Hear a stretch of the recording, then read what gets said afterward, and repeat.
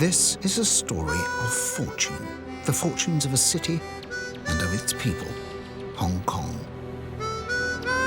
It's one of the most overcrowded, hyperactive cities on Earth. For 200 years, it's been a magnet for people seeking their fortune. Not only Western carpetbaggers, but a much greater number of Chinese people too. Hong Kong looks like a modern, almost futuristic Western city. But beneath the glittering surface are invisible cultural bonds, beliefs and practices that tie Hong Kong not to the West, but to ancient China. Over a typical 24 hours in the life of this city, I want to explore it, to feel its pulse, and to meet the people who make Hong Kong what it is today.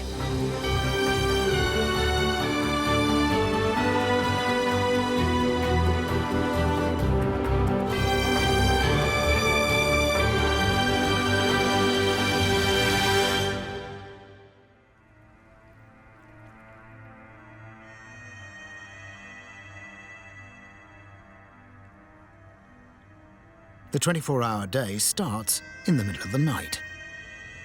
I'm on board a boat in what for me are uncharted waters, the South China Seas. This is a bit of a boyhood fantasy come true. I'm on patrol in one of the greatest harbours in the world, making my way into port with the Hong Kong Maritime Police. We're out looking for smugglers, though oddly enough, drug smuggling isn't a major problem today. It doesn't pay well enough. It's only odd in the context that it was drugs that founded this city. That was because 150 years ago, Britain had a surplus of a valuable crop we grew in India, opium. And the British government used it to trade in this part of the world. We were the world's drug dealers. So basically, the British forced the Chinese to take opium. And thousands of people in China became addicted to smoking opium. When the Chinese refused to take it anymore, we declared war on them. We sent gunboats and we won the war. And as reparation, we demanded a harbour of our own. This is what we got. Hong Kong, the fragrant harbour. Up until 12 years ago, Hong Kong still belonged to Britain. It was our gateway to the most massive market on Earth, China. But in 1997, the British left. The Mainland Chinese run the show here now. The 425 square miles of territories have been given 50 years of independent, separate development. And Hong Kong has grasped at the opportunity like a hungry shark. Despite the financial crisis, this is a town with a single-minded determination to prosper. I'm entering a city of the deal. These tropical fish like me are fresh off the boat. It may be the middle of the night, but nothing gets in the way of a sale. The shop is open. A wealthy enthusiast, Mr. So, has got out of bed and come down here to get first pickings of this haul for his private aquarium. And these are just special to you because of their appearance? Because the quality, and also some of them are very rare fish. Right. Once a year they can catch a couple, then he will call me that there's some special fish coming. If I see interest, then I ask him, just hold it for me. Right. And then before everybody comes into the shop, then if the condition is good, then I start to purchase. You see how the condition is now? Yes. Everybody very moving lively, very quickly, yeah. And they are biting each other and chasing each other. Yeah. And very good condition. So they're happy fish? Yeah, happy fish for sure. How much do these fish cost? Well, sometimes can be around 3,000 to 5,000 US. 3,000 to 5,000 US? Yeah, it's not cheap fish. No. It's expensive fish.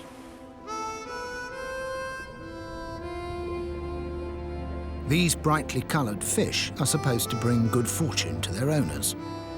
Destined for rich men's aquariums, it looks like they may end up with more living space than most of the population.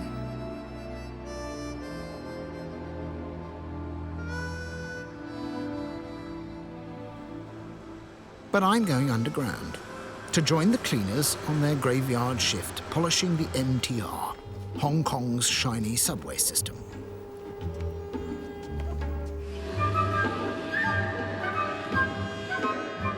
We're prepping it for the day ahead, though the day before hardly seems to have made its mark. The platform is already so gleaming you could eat a spring roll off it, though nobody does eat on this subway. Nobody litters, nobody steps out of line. It's not just the cleaners who are part of the team, so are the passengers. This is Team Hong Kong. This is also one for the Guinness Book of Records, because I am apparently the first Westerner, the first Gweilo to ever work on the cleaning team of the MTR. They usually come here to work in Jardines and make a few billion on the side. Jardines is one of the famous trading houses that make up the greater corporation of Hong Kong itself. The city's position in the world gives it a distinct advantage. While the stock exchanges in Europe and America sleep, Hong Kong is just stirring into action for a new day on the money markets. 6:30 and the city wakes like a spring. Doors were open on the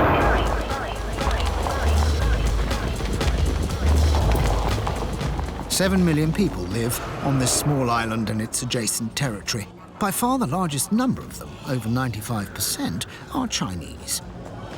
Gwelos, ghosts or devil men as it translates, that is, foreigners, make up such a small proportion of the population today that they're barely noticeable.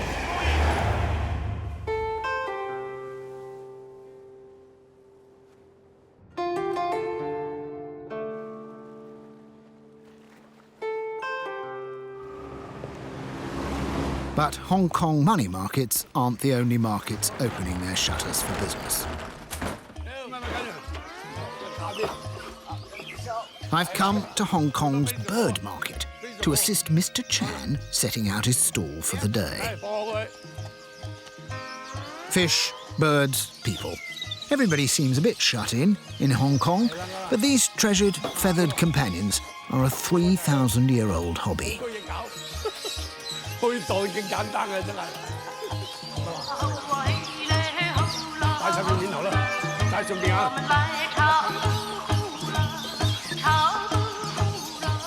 Hong Kong resident Kim has kept birds all his life. Is it dying out, the keeping of birds in Hong Kong? Do young people keep birds? Yes, but young people, they cannot afford to buy this. Yeah. For a month of grasshoppers and everything, will cost me about 800. How many grasshoppers will he eat?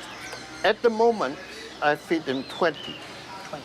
Yes, but these are soft ones. When time comes, then I have to feed them 40 a day, you know. 40 a day. It's a 40 a day habit. This is an expensive Bird to keep. More expensive than a dog. more expensive than a human. Once, a Chinese gentleman like Kim would have taken his bird to a cafe to meet or even to fight with other birds while he drank tea and talked business. There's not a lot of time for that today, but it would be quite wrong to think that Chinese culture is some sort of quaint antique. It bubbles through the middle of this modern city.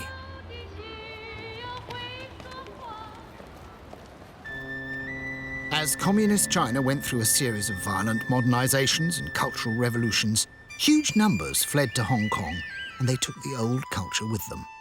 It was a massive explosion of people. Since the 1950s, the city has seized every inch of available building space. 7,653 high-rise buildings make it the most vertical city in the world. The skyline changes by the month, if not the hour. Space became so limited, they actually started making it. The government tore down some of the smaller hills and dumped them in the sea. People joke that they'll soon be able to walk from Kowloon to the island without getting their feet wet. And the tallest building in the city, the ICC, stands on some of the latest reclaimed land. Hello, my name is I walked in expecting a pass and was given a hard hat. Somewhere above me, they're still finishing the place. This was supposed to be the highest building in the world, but now, at a staggering 118 stories, they have to make do with being the 4th tallest. Welcome to the most ambitious loft conversion in the Northern Hemisphere. That's fantastic. I can see the whole of Hong Kong behind me reflected in the windows of the building. I very much like this lift. There are absolutely no options. We can't stop for haberdashery. It doesn't stop anywhere except the 100th floor, where they're still in the process of completing the building. Here we go. Oh, I see. That's just an unfinished section. Whoa!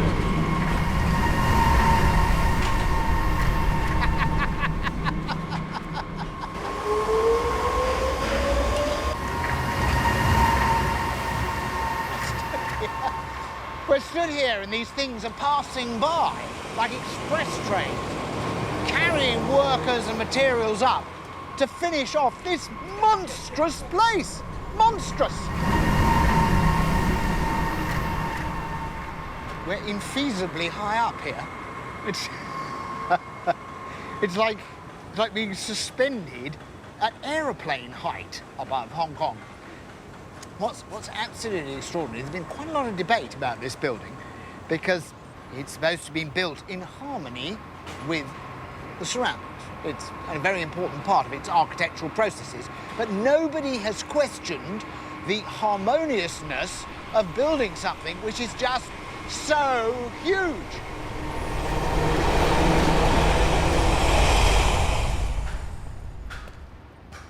Astonishingly, this building's foundations don't even reach the bedrock.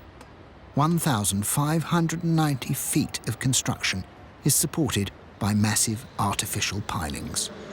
But there are other considerations too. A great mass of glass and steel which seems to speak of the utmost modernity. And yet, the construction of a lot of those buildings was actually determined not just by the highest paid architects in the world, but also by geomancers. Or Feng Shui masters, as they're known here. Theirs is the pursuit of a cosmic harmony, and it's been practiced in China for more than 3,500 years. More recently, when the architect Norman Foster submitted his design for this skyscraper, the HSBC Bank, the most expensive building project of its day, they called in a Feng Shui master who used his powers of geomancy to make sure that the building was in harmony with the mountains and the sea, the water and the wind. And the dragons, obviously. I wonder what Norman Foster thought when the master insisted that the position of the 2 longest freestanding escalators in the world had to be adjusted and the building's entrance raised up on stilts. And why? Well, for obvious reasons, which is to allow the spirits of the dragons to come through and be able to drink in the sea. In modern Hong Kong, no business can ignore the ancient practice of cosmic harmony, because if your building doesn't have good feng shui, you'll have no customers. This ship does have lots of customers. It's a thriving restaurant business. It may be concreted to dry land and may be going nowhere, but I was assured its feng shui is tip-top.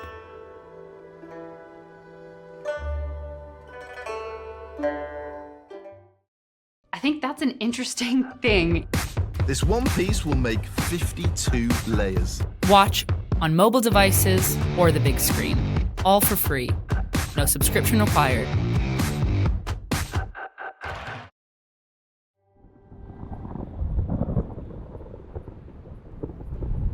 Like many things in Hong Kong, the downpour seems excessive.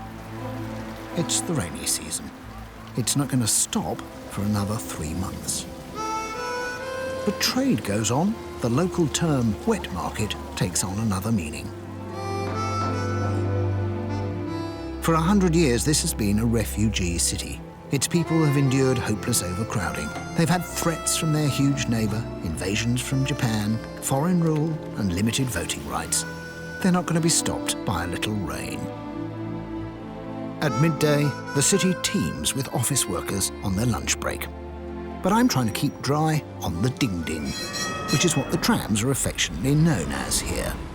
Becky Lee has recently returned from overseas. I was born in Hong Kong, and we immigrated to Canada when I was 2. Right.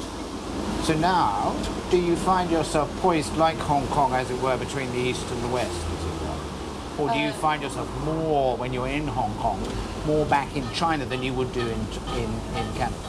They call me a banana here. Because, a banana? Yes, because I'm yellow on the outside, white on the inside. But when I'm in Canada, they consider me Chinese. Here they consider me Western. So I'm kind of like dual personality.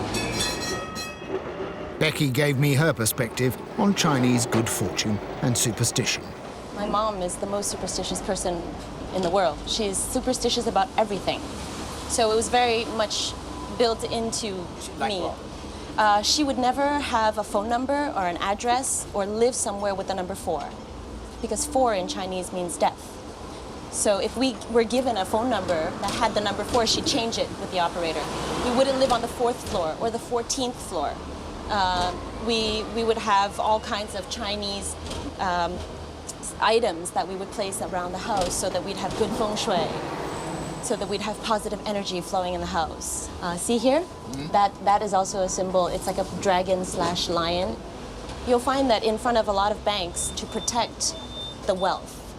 When it's Chinese New Year, you do say Happy Chinese New Year, but mostly you say, 恭喜发财, like, congratulations, hope you make money. Make more money this year. But this is not some mild hocus-pocus.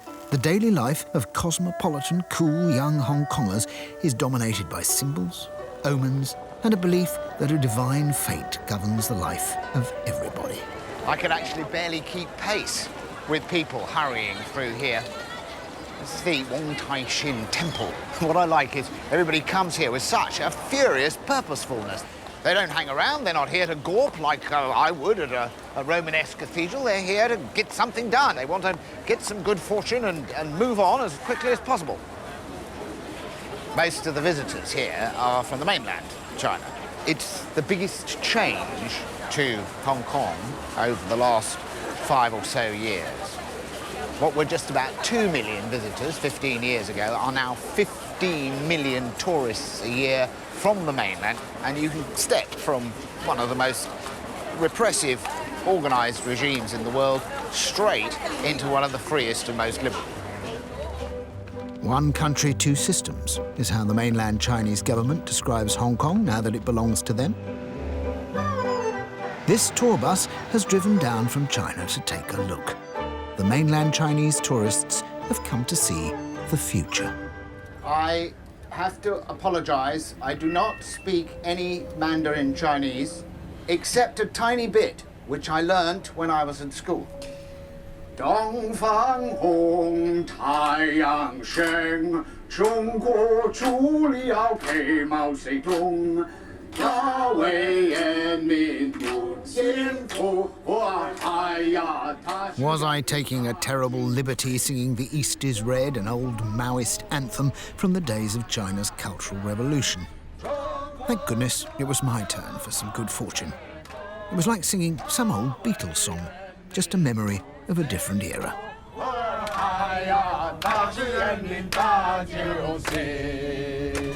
Thank you very much, ladies and gentlemen. I have to say that I have no idea what the words of the song mean.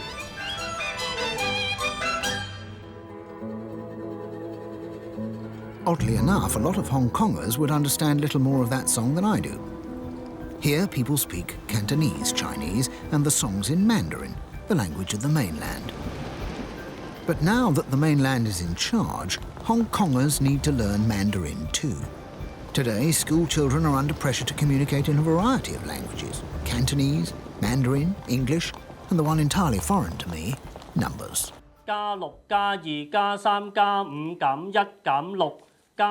Parents go to great lengths in Hong Kong to make sure that their children are given the tools to succeed in a fierce marketplace. An appetite for hard slog starts early here, and Simon Wu's maths class is no place for slackers.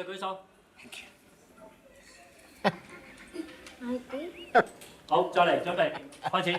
24, you're right. 嗱，呢題快啦，一嚟開始，準備，準備。11減80加23加39加97減98減70，打個答案出嚟。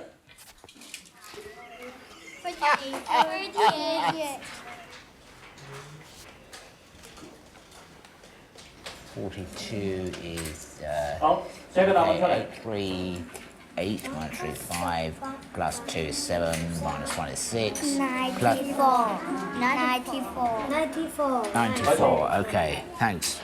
95 plus 95 is 104 minus 88 is 70 100 wait a minute. 好9 plus 寫個答案出嚟。 89. Okay, 89. Simon, the inspiring teacher who pioneered this method of mental arithmetic, has discovered what I've always known, that maths isn't my strong suit. Rescuing me from further humiliation, Simon lends me his calculator and a list of the numbers so that I can have some advantage over the class. 96減38加97減82減12，做呢個數。好，幾多？61，開始，準備。95減30減58加64減10。 No, it's absolutely no good. Even with a calculator and the numbers in front of me, I was left far behind the children who were doing the sums in their head. I want to start by saying that's like a miracle. That's an incredible thing to see. In Hong Kong schools, is there a lot of pressure for children to succeed? Yeah. The pressure very. Yes. Yeah. The parents, the pressure so Yes. very. So are these children the children of rich parents? Yeah. Some boys and children is the family. If no money to play, I will free of charge. You will do this free of charge? Yes. It's free of charge. And free of charge. Simon explains that these are not particularly gifted children. Anyone can master his method of visualizing numbers. Even I could learn. But first, the children would have to show me how the abacus works. And then it's 2, 3, 4, and then 5. 1, 2, 3, 4, 5. We start here on the third one in. Yeah. Yes. Why is that? This is cents. Yes, that's cents. This is dollars. And this is dollars. Yes. Yes, I see. The children's appetite for numbers, I now realise, was not so much out of love for maths as preparation for their future as financial whiz-kids. And here they were, learning to harness their minds like high-speed computers by using the most ancient of tools, the 5,000-year-old abacus. So you begin by doing the calculations on the abacus. And then how do you make it in your mind? Look like your head has a finger, and then you do that, and then you will have an answer to your heart. But how do you go so quickly? You look like sleepy, but you don't sleepy, and then you will see an abacus in your head. So you see it in your head? Yes. Yeah. You see the abacus in your head. A bad bout of Madonna-itis took hold. I had to repress an urge to take young Bosco home. He'd fix my tax returns in a second.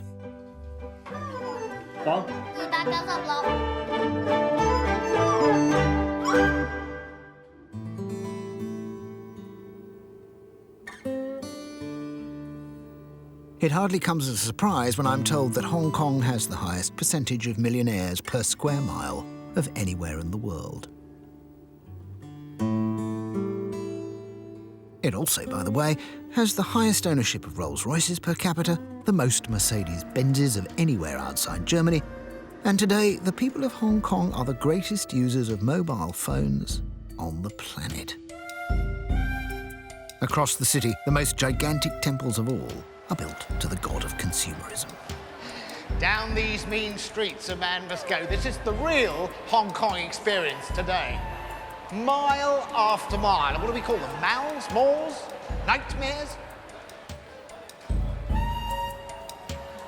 Air-conditioned marble halls, and you can't tell whether it's day or night. And nor can the shoppers, because the shops are all open until about midnight. Dunhill, Gucci, Pringle, Kilgore and French. It just goes on and on and on.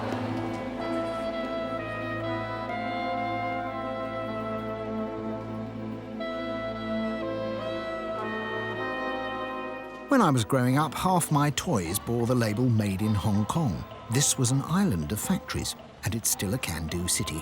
And nobody can do like Hong Kong's tailors can do. Hello. Hi, how are you? Ali says that I might be able to get a suit here. Yeah, you can.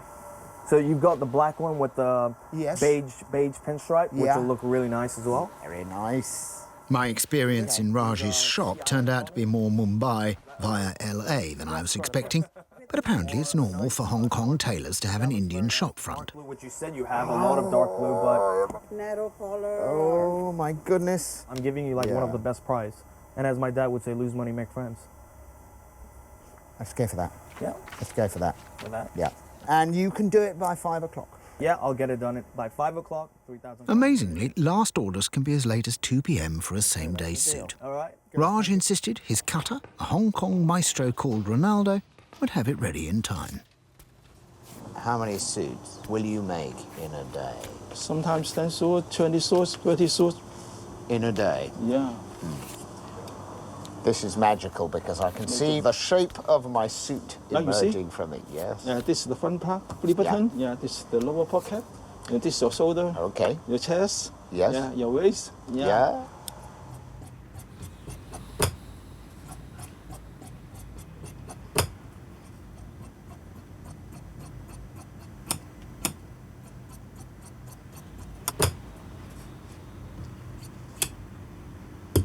Sorry.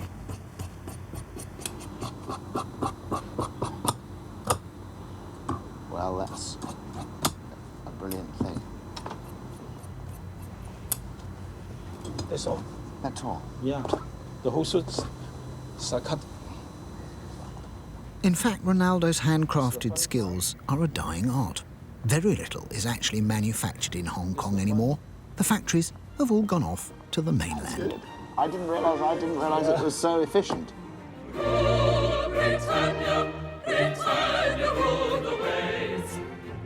On the 30th of June 1997, Prince Charles and Chris Patten waved goodbye and sailed away on the royal yacht Britannia.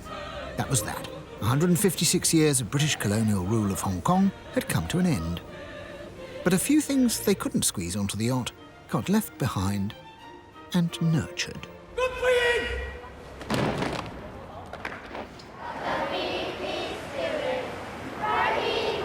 So, Bernard, everything is done in English, is it? Yeah.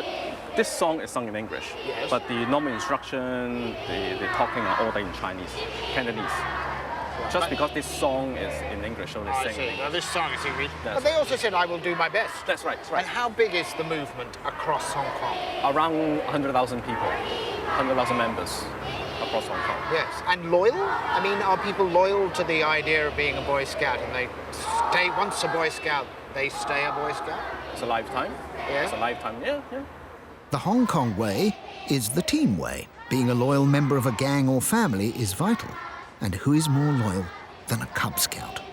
I was pleased to find out that the real draw here, though, wasn't in fact discipline or the orderly drill, but a good old water fight.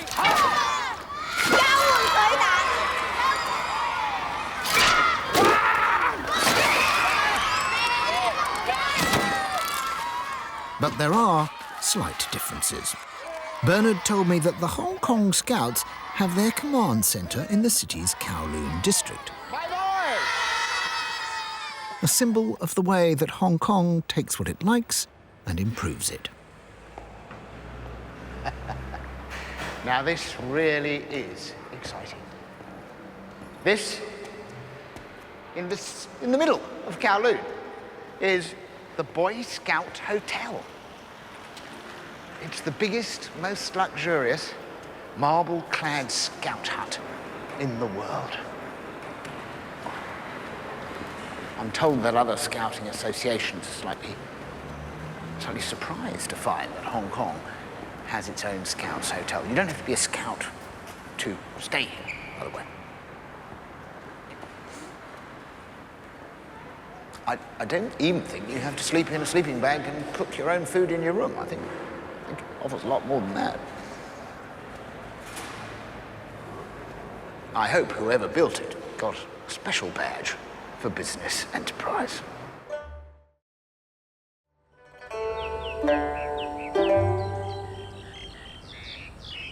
For 100 years, Western bosses lived segregated lives in lofty villas up on the peak.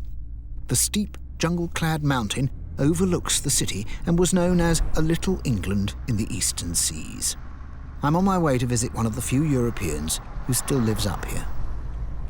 We're on the Peak Road now, making our way across the Peak Bridge, what's charmingly described in my hand-drawn map as a flyover. Well, that's the flyover done with. Flyover, my arse. So, we're going over the little bridge, down here. Sure. We come to Vivian Court. King's Court. Mount Kennet Road. You could be in Bournemouth. Here we are, number 57. Here's the garage. And a turntable. Do you think there's a turntable for turning your car around? No, it must be a water system. Wow, I think it is a turntable.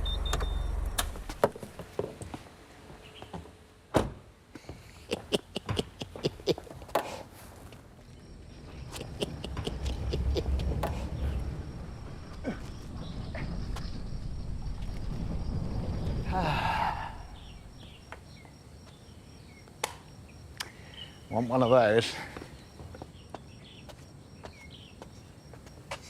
Hello, Griff. Hello. Come on down. Thanks for dropping in. Good to see you. Thank you very much for having me here. Michael Green was born in Shanghai, but has lived his adult life here in Hong Kong and has no intention of moving away. Do you think of yourself as a citizen of Hong Kong now? Do you know nobody who is not racially Chinese can? I view myself as a guest in Hong Kong. A welcome guest, a permanent guest, but not a national. Up here on the peak, where you live, this is the area where people traditionally aspired to live. In the very early days of Hong Kong, Westerners only were allowed to live on the peak. And now, of course, anyone can come.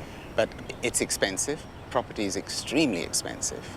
This is a city of money, is it? Yes, absolutely. It makes Hong Kong go round.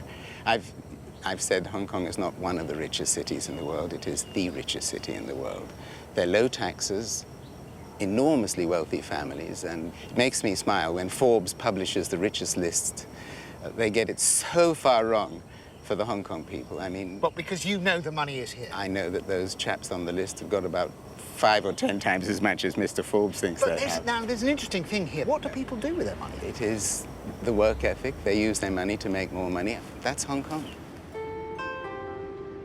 Money and wealth. The same thorny old topic up on the peak as down on the levels. Of course, you can't take it with you. But in Hong Kong, material goods can be forwarded to you in the afterlife. There's a thriving industry here in what I can only describe as supermarkets for the dead. This shop sells perfectly made paper replicas of household goods. It's a scuba gear. They're very beautiful, some of these things. And they're all items that you burn as offerings for your departed loved ones. The afterlife, it seems, is a place where consumerism still reigns. I'm sorry, I don't mean to. The cakes here look absolutely delicious. Look at the chocolate sprinkles. It's like being in a real supermarket. It's so incredibly beautifully made, this stuff, that it's difficult to believe that it's all going to go up in flames. The other thing that people are very, very fond of is a little bit of cognac. We have Hades cognac, but there's a bit of a kick on that, eh? I imagine this is mostly a solution to a lot of problems, though. Money. Have to buy a couple of skyscrapers here. Obviously, what you're trying to do is provide whatever Granny was partial to. There's no point in giving her dumplings if she never ate dumplings, or perhaps she was more fond of expensive abalone or wonderful wrapped rice. But if Granny was inclined to be a little bit, take her meals a little bit less seriously, then there's a big container. Oh, no!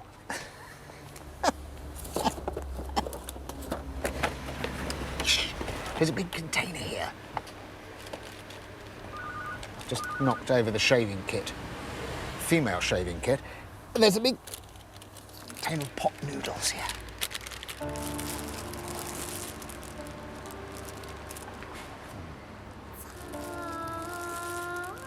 Perfect old lady's umbrella made of paper. And actually, I have to say, there is something funny here. I came and I did find it amusing, but the more you look, there's also something a lot deeper here, because it's not just about consumerism, it's about creating a picture of a character, of the things they liked, of their aspirations in life, and offering it to them.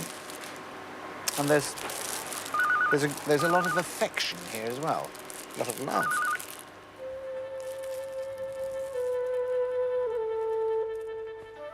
But in fact, spiritual prosperity is as vital in Hong Kong as amassing wealth, consumer goods, and making a fortune here on Earth.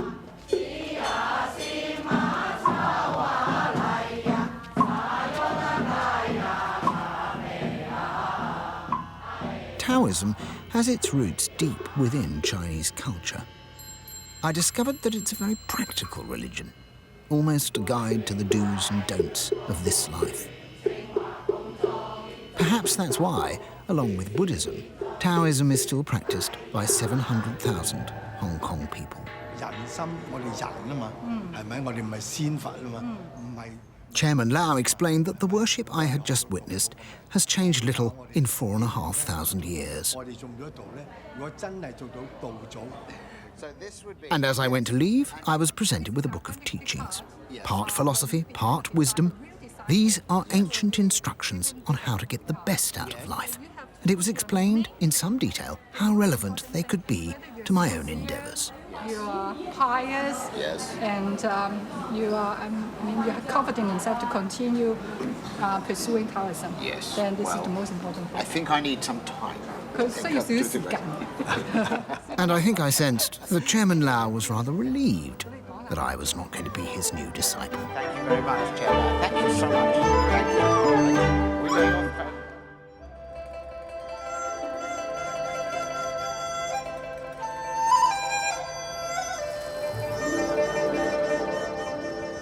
This is actually the time when the waterfront takes on this extraordinary, mystic, monochromatic quality. This wonderful blue and misty feel. And then, of course, all the lights on the buildings come on.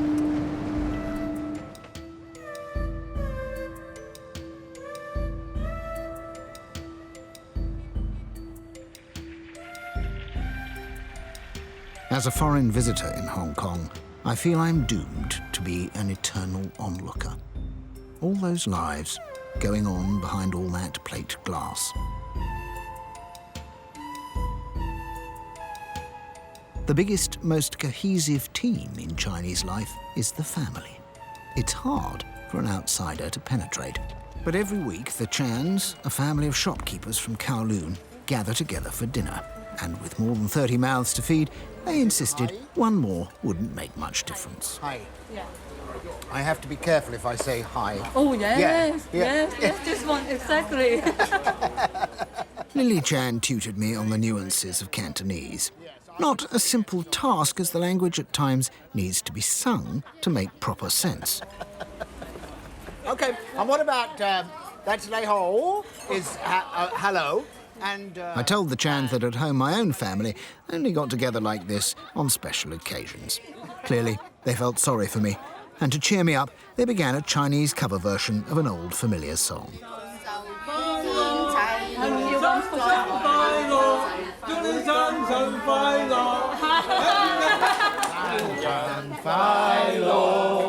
It was a privilege to join the Chans at dinner.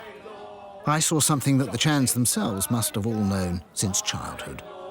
This is the security that goes hand in hand with the intimacy and loyalty of a Chinese family. There we go. It's not my birthday, but still, never mind. I can go back to London now and sing that at parties.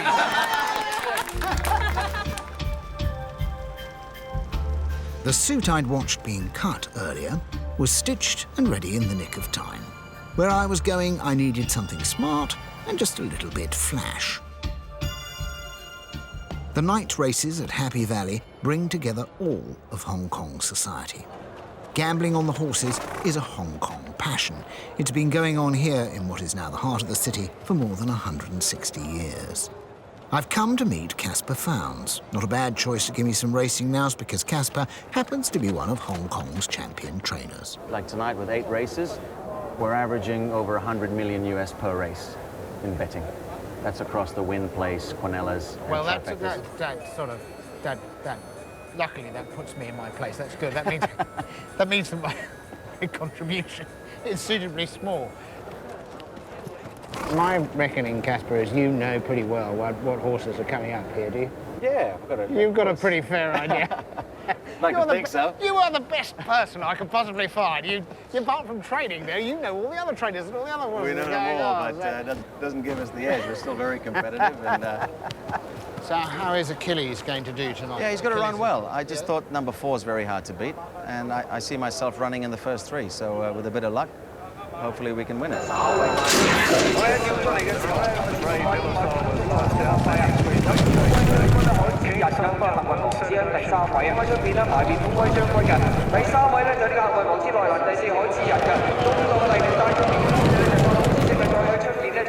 little bit further back than I wanted. I was expecting to be sort of 4th, 5th in the run. So I'm 8th. Need a bit of luck now. Is he coming through? He's coming through maybe to get 4th, but he needs a bit of luck now.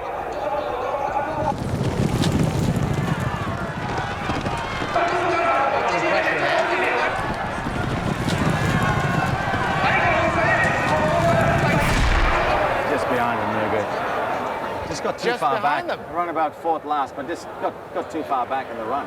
The first sort of 8, 9 runners have got within 3 lengths of the winner. It's a tightly bunched finish. But I didn't quite like that one. That's racing. No. That's racing for me all over. The experience you've gone through just then. Casper's horse may have lost, but he still had the optimism of a born insider. And he gave me the name of a dead cert running in the next race. I'm a very lucky gambler. I always lose, so I never get hooked. But armed with my tip, I left the amateur gamblers and set off to rub shoulders with the pros. Here in the betting hall, winning is a hard-determined job. The tips are so hot, they raise the room temperature. Horse 3, in race 6, $200 for a place. Great. Okay, there we are. Horse for place, $200.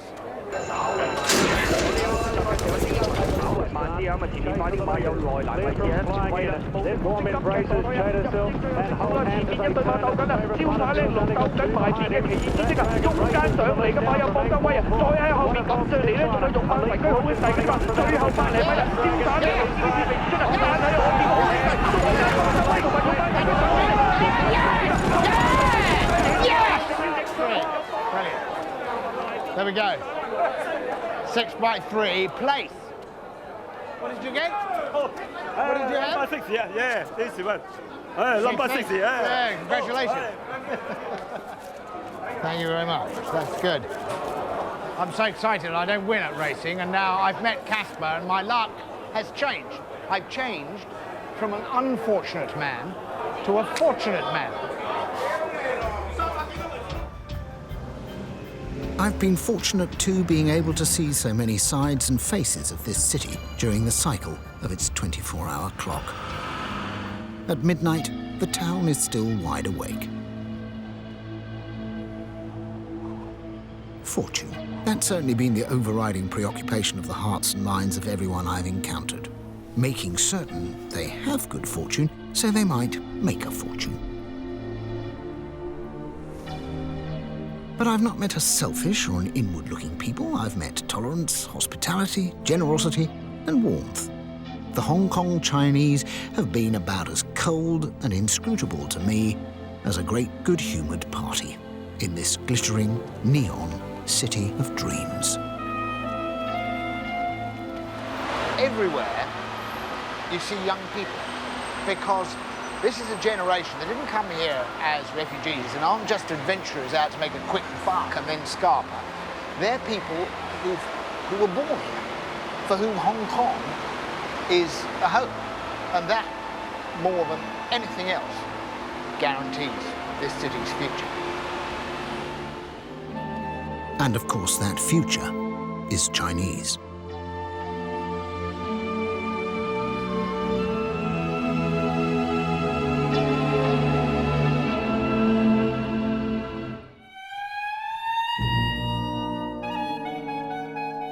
New York. Today, 8.2 million people live in this remarkable city. Over the last 100 years, a child has been born here, on average, every 4.5 minutes. What sort of a place have they arrived in?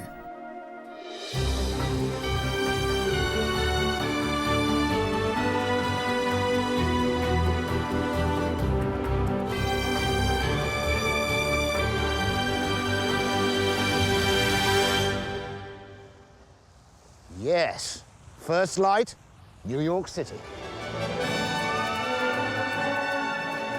Over the next 24 hours, I intend to explore this town. I want to meet its people, experience some of its astonishing culture and diversity, and try to understand what really makes New York, New York.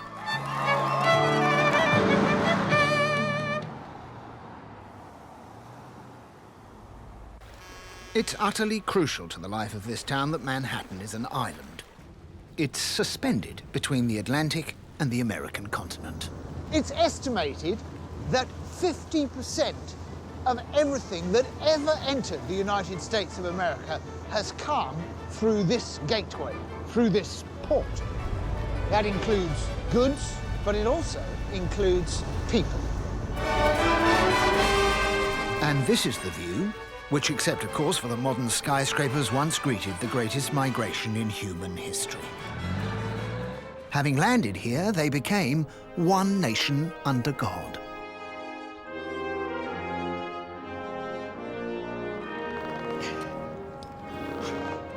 More than 15 million flags are made in the US every year. Early each morning, it's Adam Hett's job to start at the southern tip of Manhattan and hoist Old Glory across the city. Okay, we got him perfect. It's heavier than it looks. Yeah, I know that. How many flags are you responsible for, Adam? But close to 73, 74. 73 or 4 flags? From here to 14th Street. Adam, what's happening for me now? Everywhere I look, I see flags. See, look, there's another flag over there. New York has the most ethnically diverse population on the planet. There are more than 170 languages spoken in these 6 boroughs. Where are you from originally? I have no country now, all in the pieces. But where are you from? What's it? Used to be Yugoslavia. Yugoslavia? Now it's 6 countries. I come to this country a long time ago. So you're a native New Yorker now? Yeah, New Yorker, yeah. Legend has it that in 1626, the entire island of Manhattan was bought by a Dutchman from a group of Native Americans for the equivalent of just $24. Well, given that the place is now worth trillions and trillions and trillions and trillions, it was seen as rather a poor deal. But in fact, those Native Americans didn't actually own the island. The truth is, they were just passing through. And I think they rather enshrine the spirit of New York, which is to make a quick buck out of absolutely anything. Hey, baby, jump over here when you do the ooby-dooby. I just gotta be there, ooby-dooby. Over the river in Brooklyn, a family of Greek immigrants runs a thriving business, serving the very best of New York breakfasts. What can I get you? Let me go with a corned beef hash with 2 eggs. At 8 a.m., no time of day is busier for the staff here at Tom's Diner. Let me also get a chocolate egg cream. Chocolate egg cream. Sorry. Lawrence, can I give you an order? Corned beef hash, 2 eggs.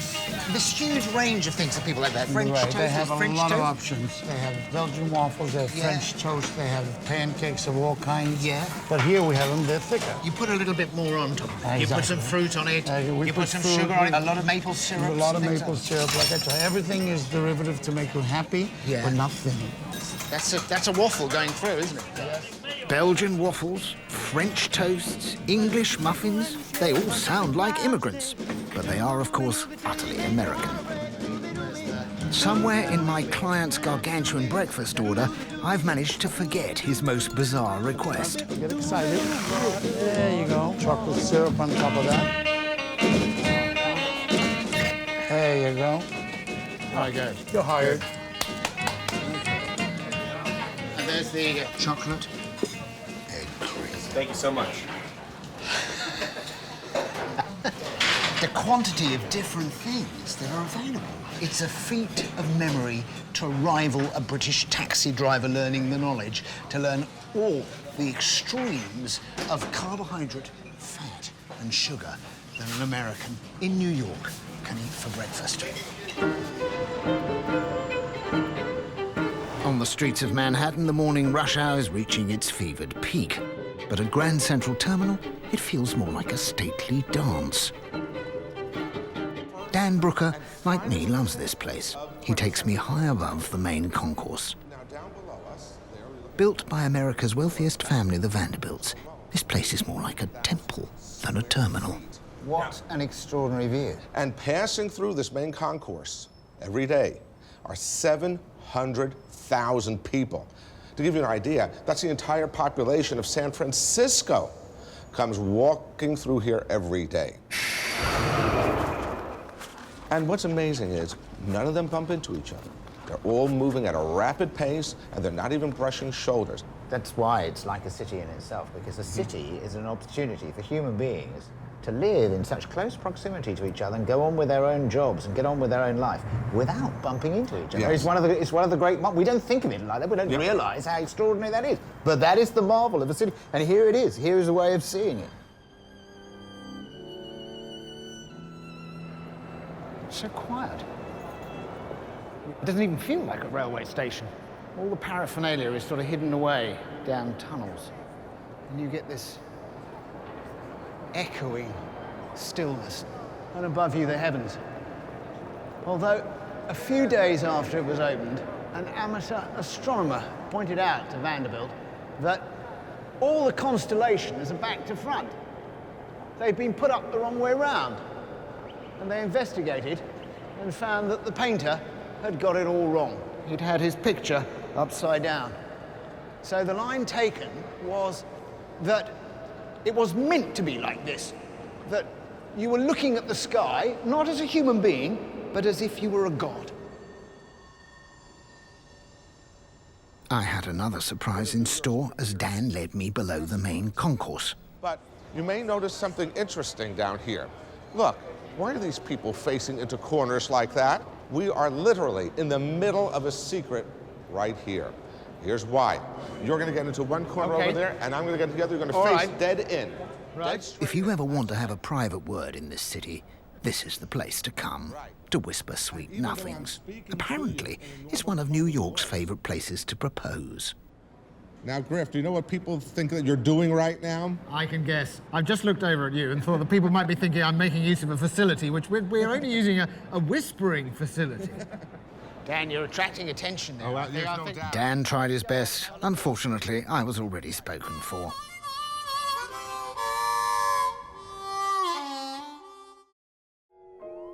During a lifetime, the average New Yorker throws away more than 600 times their own body weight. And with 8.2 million citizens, that's a lot of trash. Clearing the streets of the city is the job of New York's sanitation department. It's a highly organised operation run along paramilitary lines. Mejia. Here. Jones. Here. I'm joining the ranks of celebrity.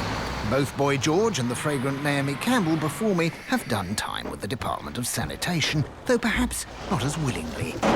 I'm going with Rob and Cyrus to clear 5 blocks on Manhattan's Upper West Side. There's some dogger's best on this. Oh, that's the best too.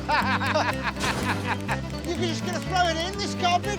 Yeah, would you like to buy it? You get on this job, a certain satisfaction about seeing it cleared, isn't there? I remember being a little kid, you know, when you see the big truck, you're like, woo, I can't wait to be a garbage man. Now, here I am. And I'm like, whoa, this is relentless. I've only been doing it for about 5 minutes. You see your muscles now. Yeah. Whoa. I now get why this city's garbage collectors are affectionately known as New York's strongest. Every day, they clear 50,000 tons of trash. Straight in there, baby. Straight in? Yes, okay. sir. Everything. Okay, I got it. Okay. There we go. That lavatory bowl is beginning a long journey. It'll be transported by barge to New Jersey, crushed and compacted, and then loaded onto a train. It will travel an astonishing 300 miles to be buried in a massive landfill site in West Virginia.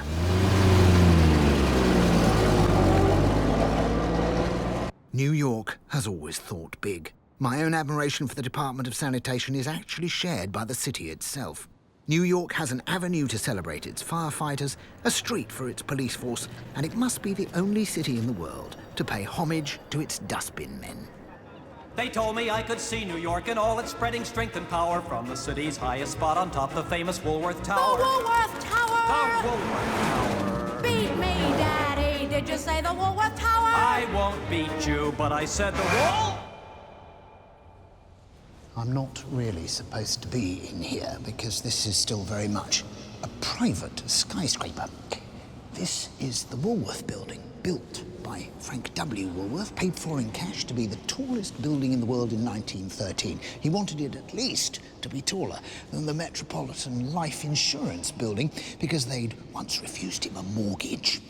And the reason it looks like a dowager's handbag is not because the place was built out of necessity, but because he wanted to show off.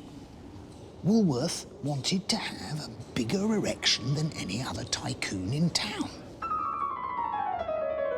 And just for a while, he did. Manhattan shot up. The city became the vertical metropolis we know today in a very few years indeed. It was not simply lack of space. High-rise was driven by high rents, towering ambitions, and most of all, enormous egos. By 1929, 2 architects, William Van Allen and H. Craig Severance, had become locked in a battle to construct the tallest building in the world.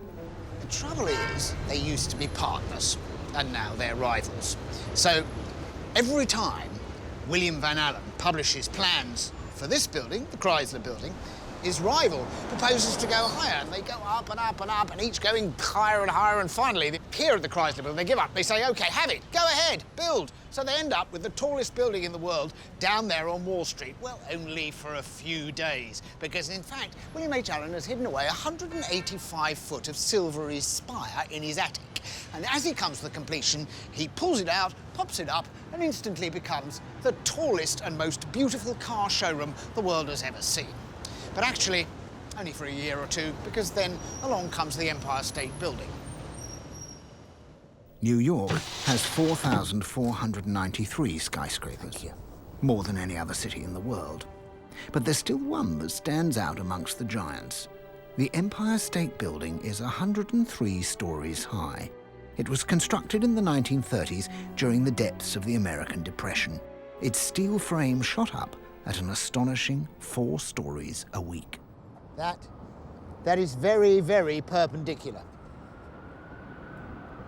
I don't suffer at all from vertigo, but every now and again you look over, and every now and again a little wave of imagination comes over you, and you just have to grip on, just to reassure yourself that that's solid.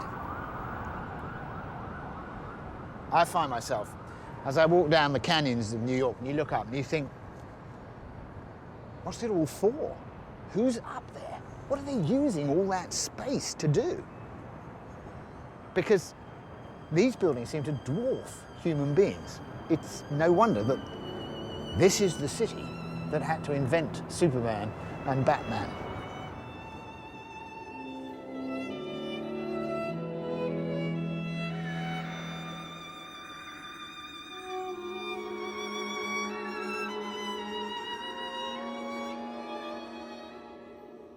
All that glass. How many barrels of Windoline does that require, I wonder? We're about 30 stories up in the air. View of the United Nations, Chrysler Building. Lovely. And below us, 30 stories of glass you've got to clean. Okay, and how many... My instructor, Brent, seems remarkably confident in my ability, given that I am a complete novice work experience Spider-Man. Don't hit the window too hard. No? Because we're cleaning them, not breaking them. Brent himself has no fear of heights at all and puts this down to his Native American roots. He tells me that his Cheyenne name translates as him that walks on ledges. Apparently, his Indian spirit has always looked after him. As for me, I come from Cardiff, where spirits are things you find in pubs. It was time to find out who would watch over me.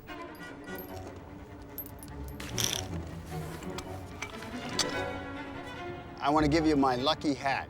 It'll keep you safe. Brent? You got it. I want all this to keep me safe, but I'll wear the hat. With 30 stories beneath me, Brent and his Ecuadorian assistant Vincent momentarily pause to consider how their safety equipment works. Hold right here. You can let go of this. You're okay. You're perfect. You're okay. I just don't feel very secure. Now, put your finger right here and play. Play. Play with this.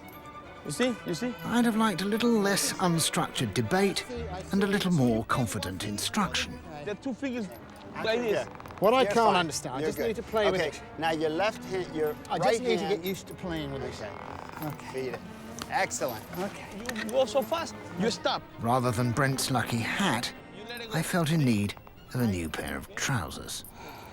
Open your legs, open. And go down, easy. I can't go on both on the foot. I have to put one on the glass. No. Put pressure on the glass. Go down. Okay, Vincent, how long have you been doing this job?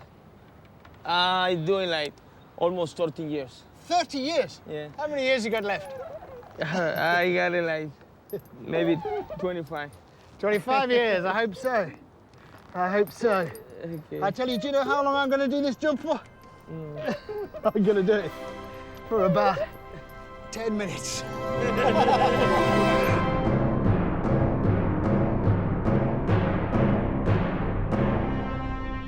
This lovely morning has now provided me with the single most terrifying experience of my life. And I'm in need of a bit of a lie down.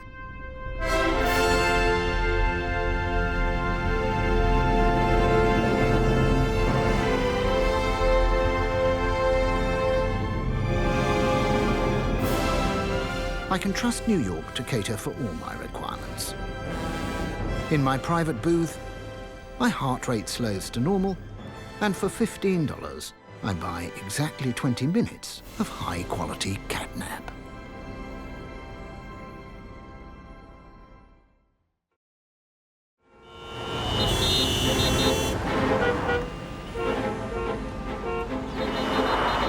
New Yorkers do like to be the first in absolutely everything.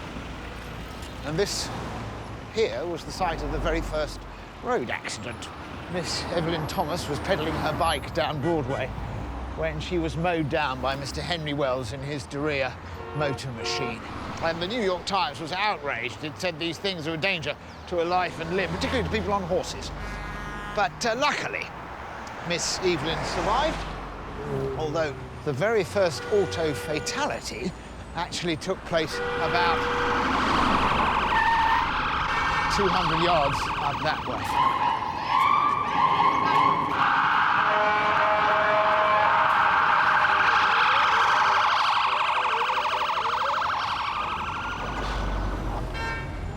At least it looks like I'm going to make it to my appointment for lunch at the Metropolitan Museum of Art. Thank you. That's my $2 hot dog. But what do you think that cart pays in rental to the city? Well, I'll tell you. That cart pays $300,000 a year for that spot. And for some reason, the cart at the other end is an extra $25,000 a year. Either way, space is expensive in New York City.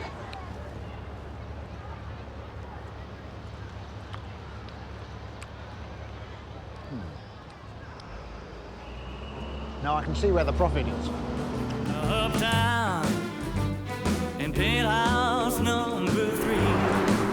Uptown, just my baby and me.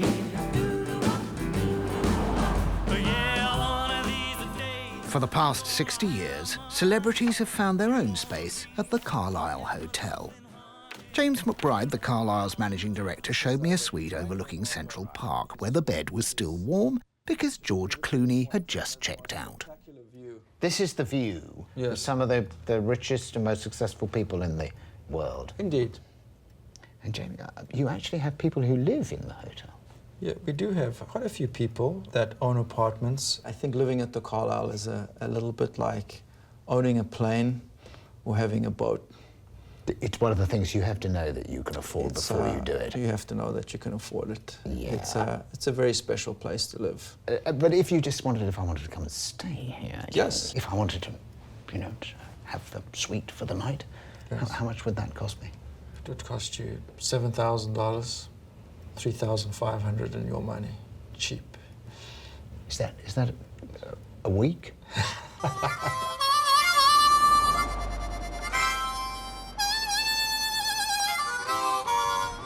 Wherever you go in New York, you can't fail to notice the iron fire escapes. But a few blocks north of the Carlisle, right on Central Park and bang in the middle of some of the most desirable property in the city, there happens to be a large, prominent building with no fire escape at all. That's for a good reason. It's a prison. I've come to meet the governor, or as he's known here, the superintendent. Superintendent Williams, Mr. Jones speaking. Hey, Mr. Jones. Nice to meet you. It's been a while. My arrival coincided with the draft of new prisoners from a high-security prison upstate. The Lincoln Correctional Facility is where these prisoners will serve out the final years of their sentences. Ladies and gentlemen, all the bags have to come in before the next door opens. Last year, 7 million people were either in American jails or passing through the US probation and parole services. Which means that 1 in every 100 adult Americans is currently incarcerated. Yet in New York, the figures for murder and violent crime are at their lowest for 45 years. All right, you can move. Espinoza, step up.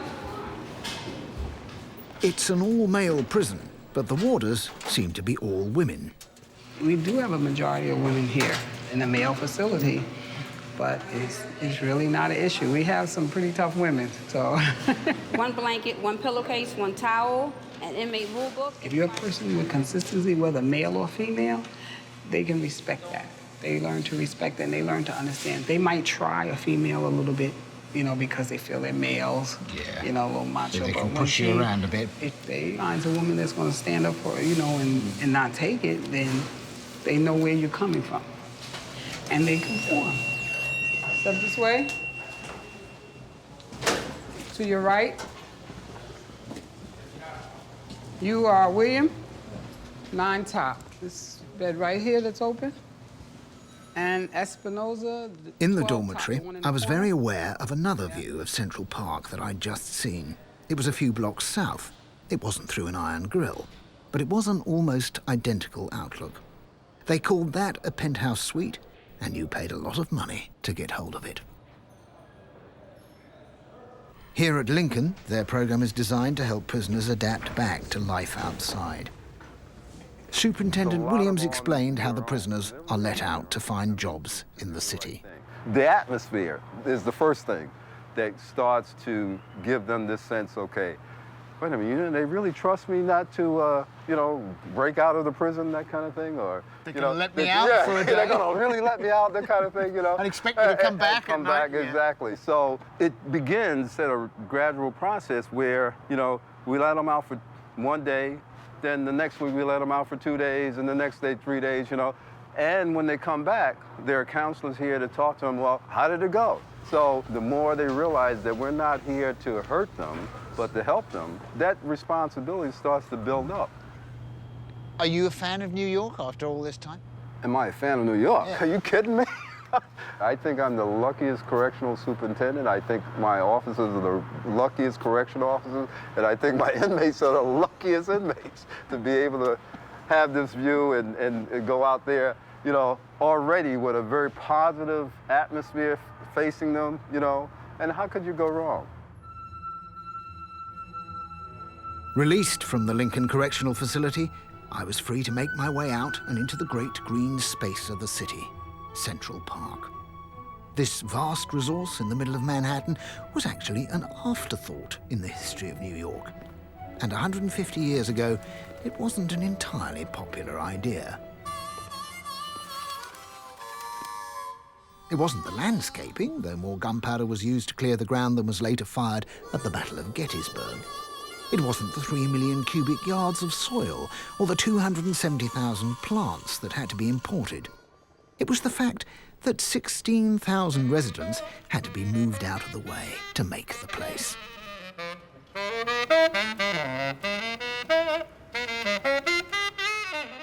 Today, 25 million people use it every year. That's an awful lot of New Yorkers looking for a place to park their arses. Fortunately, if all the benches in Central Park were put end to end, they'd make one bench, 7 miles long.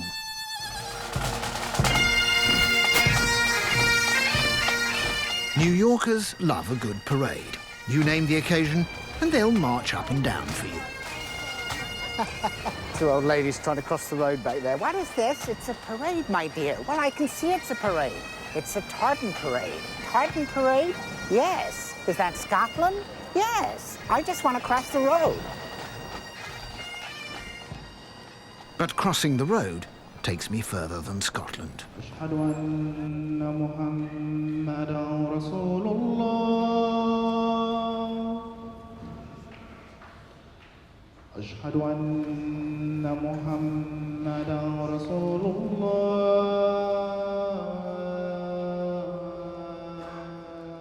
When I think of New York, I think of it at odds with Islam.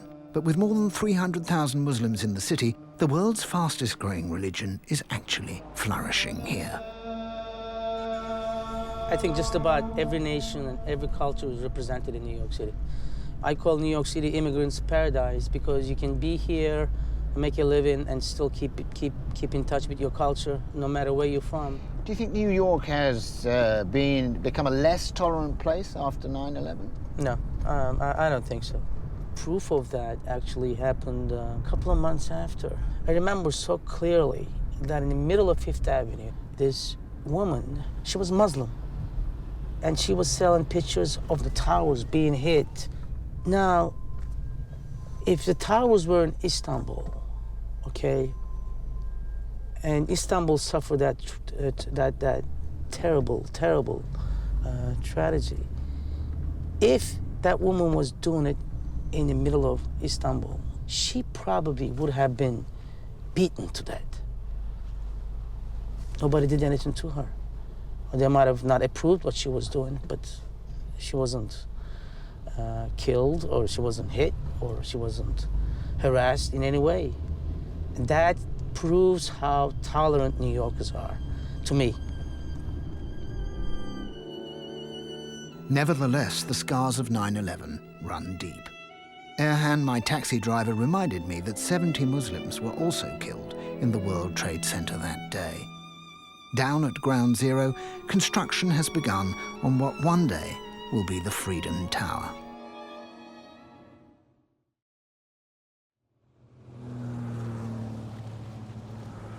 Manhattan was once a difficult place to get onto. As a result, industry stayed in the outer boroughs. Much of that has gone.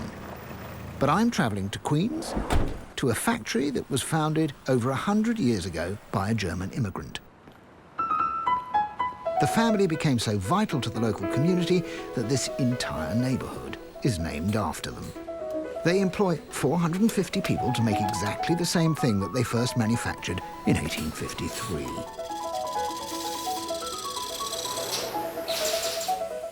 Rough blocks of timber arrive at one end of the factory. 2 years and 300 hands later, they've been transformed into a Steinway. But before each piano can pass out of the factory, it has to pass the ear of one man. He's been at Steinway 45 years, he's worked his way up from the factory floor, and Wally has become the most critical cog in the whole machine.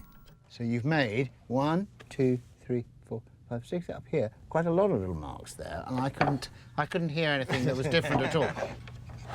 So I take the keys out, right? I put the piece of wood on the to support the hammers. And then you take the needles, and we find a note that and sits on the top of the hammer. Poke some hole. Watch my finger. That softens it up, does it? Yeah. Softens it up a bit, and therefore softens the note, the sound that's coming out. Yeah. Make it more round. Right. This piano is completely done, and I just put the icing on it. Right.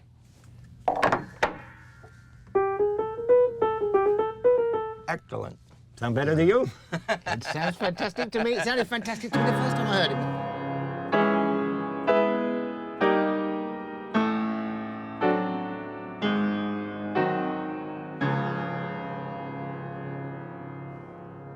And when did you learn to play the piano? 4 years ago. 4 years ago? Yeah. I can't. You've been making this sound all this time, but you haven't been able to play the piano. No. Learning the piano is a big deal to me. Is it? And you feel you've got a piano handy to practice on at least. I play all day. Not a bad job. Not a bad job. And what do we? I leave here, and piano was part of me. I put my feeling into it. My love. I love pianos.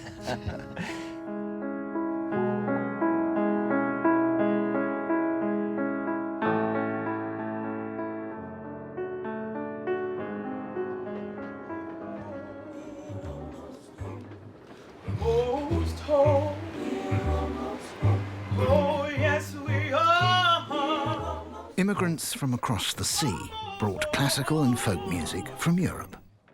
The other great sound of this city arrived as part of the largest inland migration the world has ever seen, when the black people of the southern United States moved north and brought their music with them. James Allen has invented an inspired way of raising finance for a drug rehab centre. He brought together a group of addicts to form a gospel choir here in Harlem. We think of gospel as being something that's, in England, that's associated with the southern states of America, but it's strong in New York as well. God is real in New York, not just strong, but real. So when somebody goes to church or gospel church, I've heard the phrase used, they have church. What does that mean, have church? That means that we get down. We give our emotions to God. It's not like you guys, you guys keep your emotions out. You like to control them. But when you go to church, you learn to release your emotions and get all that tenseness out. If I'm going to try and sing along with the choir, how good a singer do I have to be to sing gospel? Well, as long as you don't sing too loud, we would accept you even if you were singing a little off-key. Okay, but so I can't do the audition here in the office? No, we do it in front of the choir during rehearsal time. Okay. That's it. You got to introduce yourself to the choir. Okay. And first you introduce yourself to them. All right, well, my name is Griff. Hi. Hello, everybody.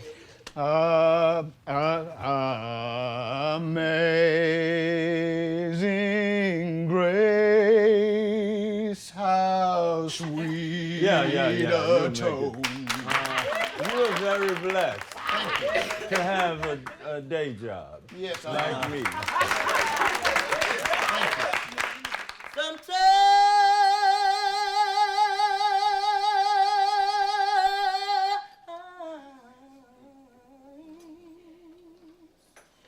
Lord, I feel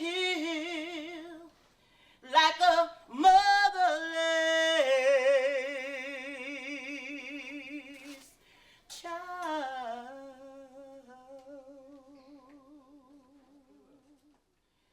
I'm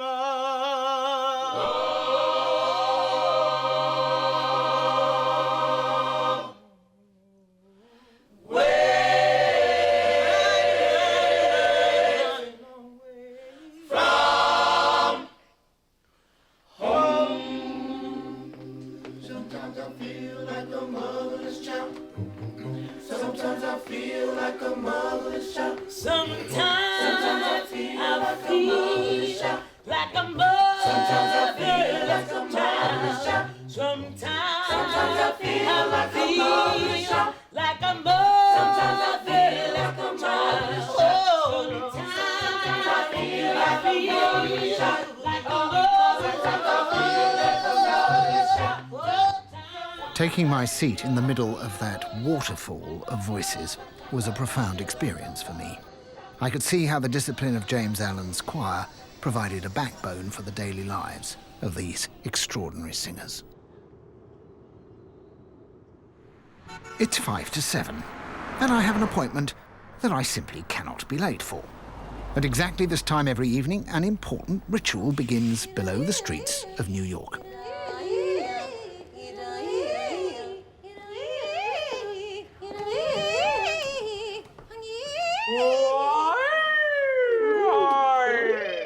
It may sound like a jungle canopy at dusk, but these are the voices of experience. It's 30 minutes to curtain up, and the Broadway cast of the hit musical comedy Xanadu is going through the same warm-up routine for the 402nd time. Oh, hey, Griff. Hi, how are you? We're good. Unnatural. That's one of the charming features of musical theater actors, because they'll be in the middle of a conversation. Oh, I saw the cutest dress today. Whee! So it kind of like resembles a Tourette syndrome, but it's really not. Can you time your whole half hour down to the last second? There's the pin curls first, which you put in which is kind of a pain in the ass. And then you do a little badinage. And then What is badinage? A little chat between the two of you, and then you carry on. I thought it was some hygienic cleansing. You're going to have to come with a glossary. I've been walking outside all day. I gotta do a badinage. And then at 15 we get dressed, and I like to be ready at 15. So then I just sit around and I usually solve the final puzzles on Wheel of Fortune. What about getting into character? Does that happen? Oh, you mean how do I mentally prepare? How do you mentally put I'm them not out that of good you? an actor. You might want to talk to somebody else. You don't go and sit on the stage cross-legged and get the spirit of the theatre. No, we practice funny faces in the mirror, though. Right. And how long does it? We get those expressions ready for the big comedy.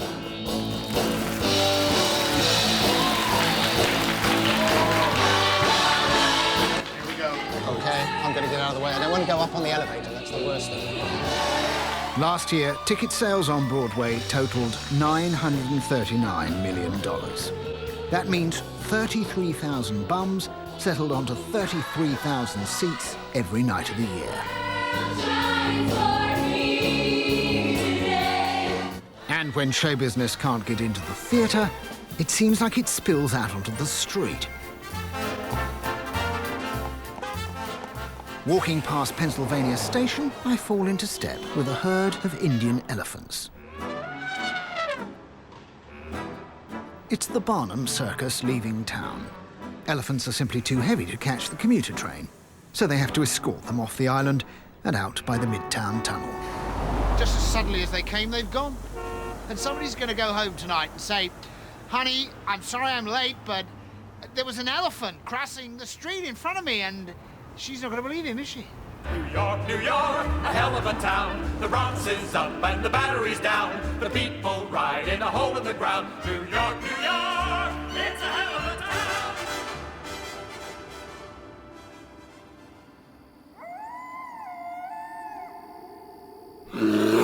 town. At the Museum of Natural History, it's long past closing time. But I've been given privileged access to the Hall of American Mammals to hunt down something extraordinary. I get a strange feeling that I'm not alone. That may be because just around the corner are 500 little girls in pajamas. What are you doing here? Sleepover for Girl Scouts. It's a sleepover for Girl Scouts. Yeah. Do you think you're really going to get much sleeping done tonight?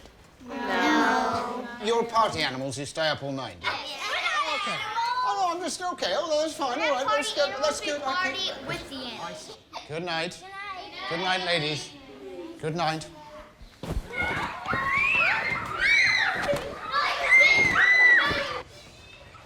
The reason that I'm here tonight is not to see the North American mammals, or indeed the North American Girl Scouts with their sleepover, but actually to have a look at this, because it's magnificent. It's a radiator. And those of you who are interested in central heating, and who isn't, might like to know that the Natural History Museum, like a lot of buildings in New York, doesn't actually have its own boiler. That's because it has access to this one. Central heating in New York really does mean central. This complex on the East River houses the most impressive array of pipework that I have ever encountered. And all this plumbing fantasy here goes to produce the steam in that pipe up there. Goes there. From this mega boiler, steam is pumped out to heat 100,000 homes and businesses. I'm inside New York's own cupboard under the stairs. And over here we have the furnace. So you see the fire in the boiler there. Steam is produced here 365 days a year, even through the hottest summer. The belly of the beast in there. The plant not only heats buildings, it's also used to power air conditioning units. Steam heat keeps 8.2 million New Yorkers cool.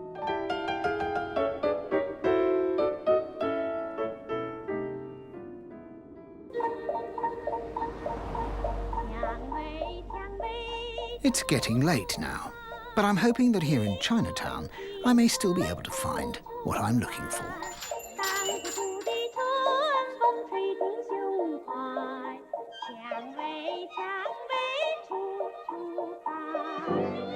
You come out, I could help you.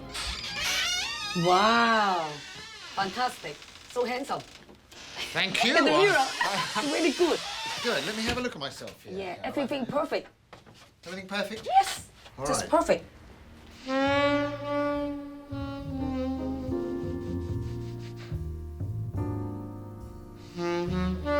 Besides Chinatown, New York has its Little Italy, its Spanish Harlem, Little India, Little Odessa, the neighborhoods where a single ethnic group predominates are so many, it's hard to keep track. It's been calculated that a third of New Yorkers were not actually born in New York. There are more Irish people living here than there are in Dublin, more Jews than Jerusalem, more Bajans than there are in Barbados. In this multiracial city, I've no doubt my own ethnic group is well represented. But I get the feeling I'll be the only Epping Welshman where I'm going now. On any weekend through the year, more than 1,000 weddings are taking place across New York. Yet curiously, here in the great melting pot, most marriages are still between couples who come from the same ethnic background. Alla and Zahn are Russian Jews. Sean would begin by placing the ring on Allah's finger. Repeat after me. Harei at mikudeshes li bitabas zu kedas Moshe v'Yisrael.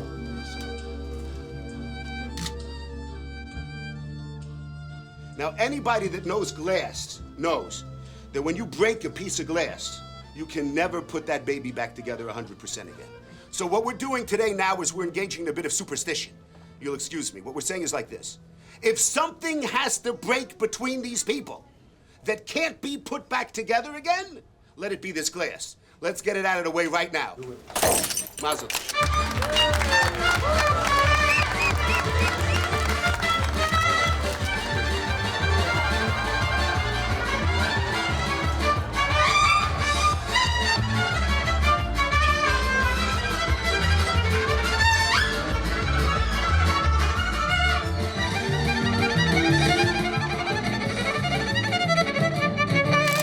Is this, by Russian standards, a big wedding or about average? It's an average size, right? But it's a typical one. Is it? Michael Smirnoff, like almost everyone here, has adopted this country. English is not his first language. Would you like to meet some people? Yeah, would you? Come on, let's go and meet some people. Yeah. Congratulations. Thank you. But how's it going so far? So far, so good. No disasters so far. Thank God. Well, this is the mother of the bride. Many congratulations. This has been a great celebration. Thank you for having us here. Thank you for coming. So now she's married? Yes. And she's out of your hands, you think? Yes. I hope your future will be good, right? What does your husband do? I don't have husband. I'm divorced. Are you divorced? It's Thank okay. you so much for having us.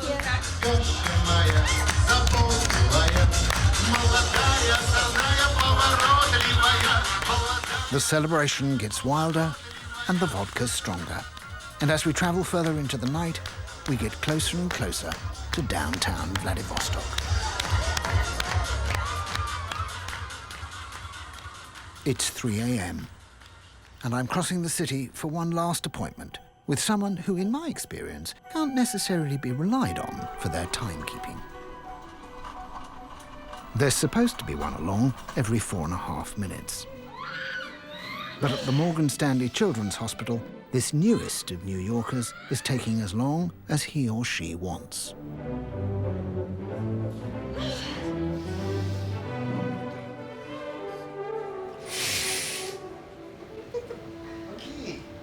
Okay. Everything's okay? Everything went all right? Good. Thank you.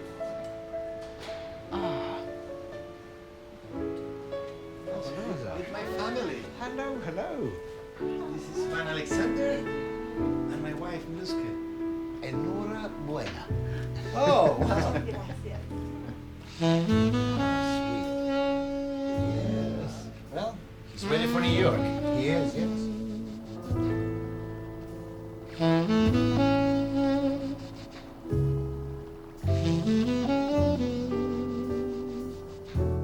Born to Peruvian parents, Ivan is the first in his family to be a native New Yorker. That's the light coming up on what's going to be the little boy's first day in this fascinating place. I wouldn't like to guess what New York will be like as he grows up in it. But I expect, like millions of others, he'll find that change and continuous invention is part of the excitement of this remarkable city.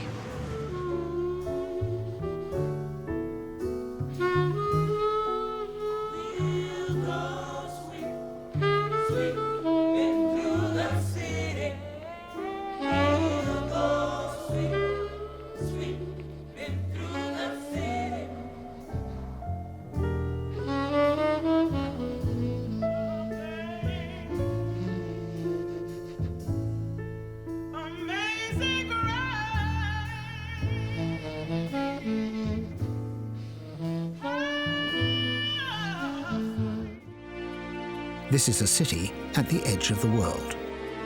Perhaps its leading edge. This is a city where people tell me they work to live. And they do live fabulously well. This is Sydney, Australia. Scattered around its harbour, it's surely one of the most beautiful locations in the world. And perhaps an odd place to stick your criminals. Yet this town was frog-marched into existence as a British penal colony scarcely 200 years ago. Has this given it an identity crisis? I intend to explore a typical 24 hours in the life of a sun-kissed, wave-lapped, down-under metropolis.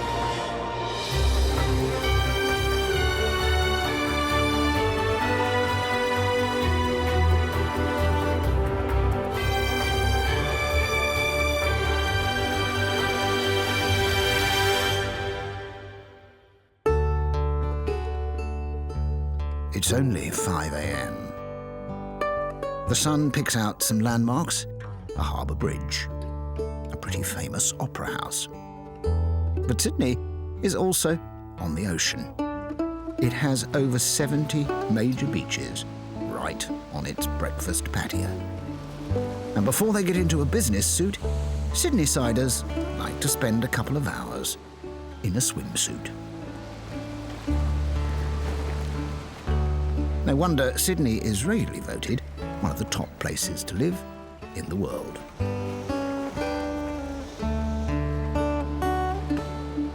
Especially if you're a shark.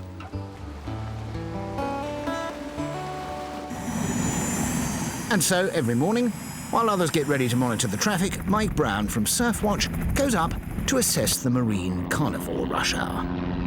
Last year, there were 5 shark attacks in Sydney waters.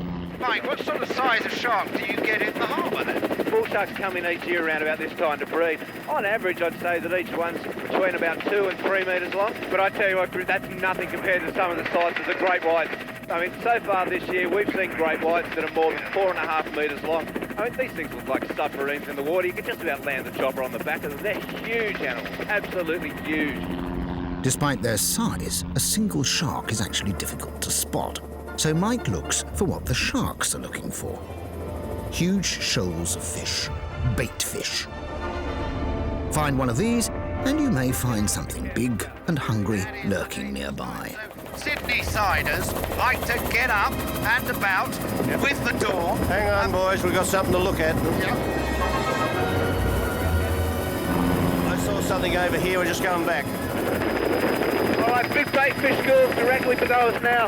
Yes, okay. I can see it. Yes, literally, like a big oval of fish. 6 miles south, we get to the famous surf beach at Bondi. Where? That's there. Great white right there. Look at him, great there. White.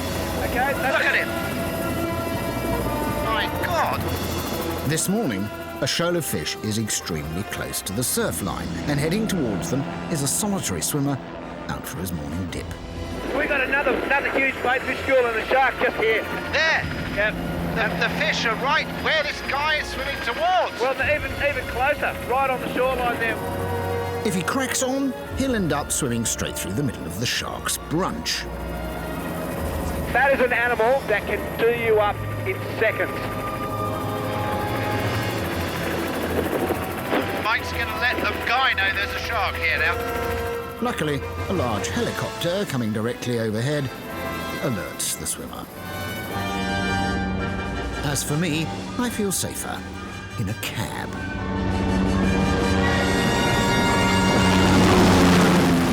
Taxi! There are hundreds of water taxis, thousands of pleasure craft, and more than a few kayaks here. The water may occasionally be a little unwelcoming, but you can't ignore it. Sydney is built on the world's largest natural harbour. There are over 300 kilometres of waterfront. But this is the astonishing first impression of Sydney. This is just a commuter point, a working ferry stop for a bus. But you come out into the essence of Sydney. It's like a little suburban paradise. 50,000 people will take a ferry today to 650 separate official suburbs of Sydney. It's all strangely familiar. It's Finchley by the sea. This is quite an eerie experience for a pom like me, because I'm now walking along a subtropical beach and cockatoos are flying overhead. But this place isn't really a costa or a corniche. It's a version of a British promenade or seafront. Somebody has actually dropped down a toilet block from Weymouth behind me. It's that municipal quality that really makes these places like a parallel universe. It's like Britain through the looking glass. Even everyday Sydney municipal amenities seem special to me. Like this pool.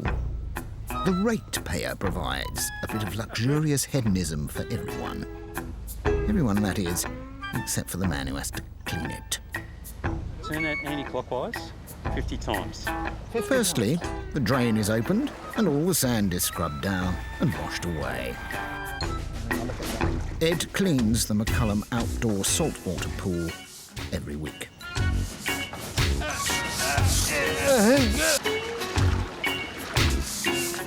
But this pool isn't exceptional. There are 150 public pools like this across town, all in pretty stunning locations. Meanwhile, I'm just about done.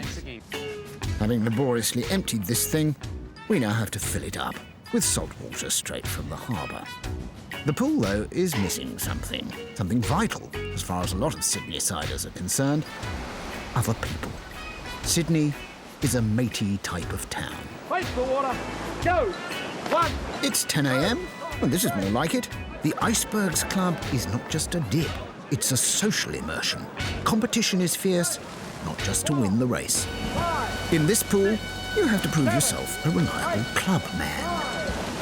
If you want to be a member here, you have to guarantee that you're going to turn up to take part in a race 3 Sundays out of 4 for 5 months during the winter season. You have to do that for 5 years in succession. Otherwise, you'll never make it as a life member of the Icebergs Club. These swimmers, remember, are not on holiday. This is everyday life. Their pool is at the edge of the famous surf beach at Bondi.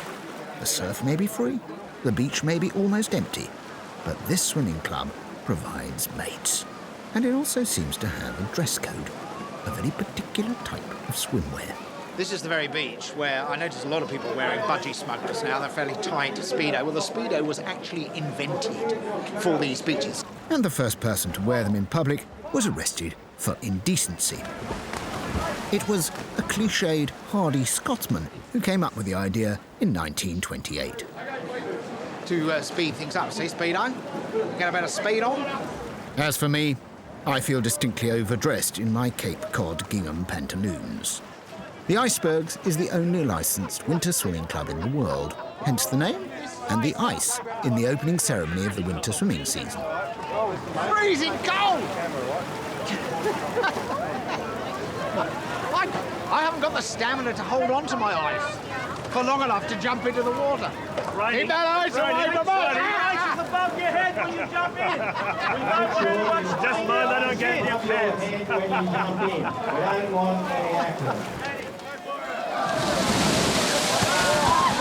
The idea is to cool down the water, ready for winter training.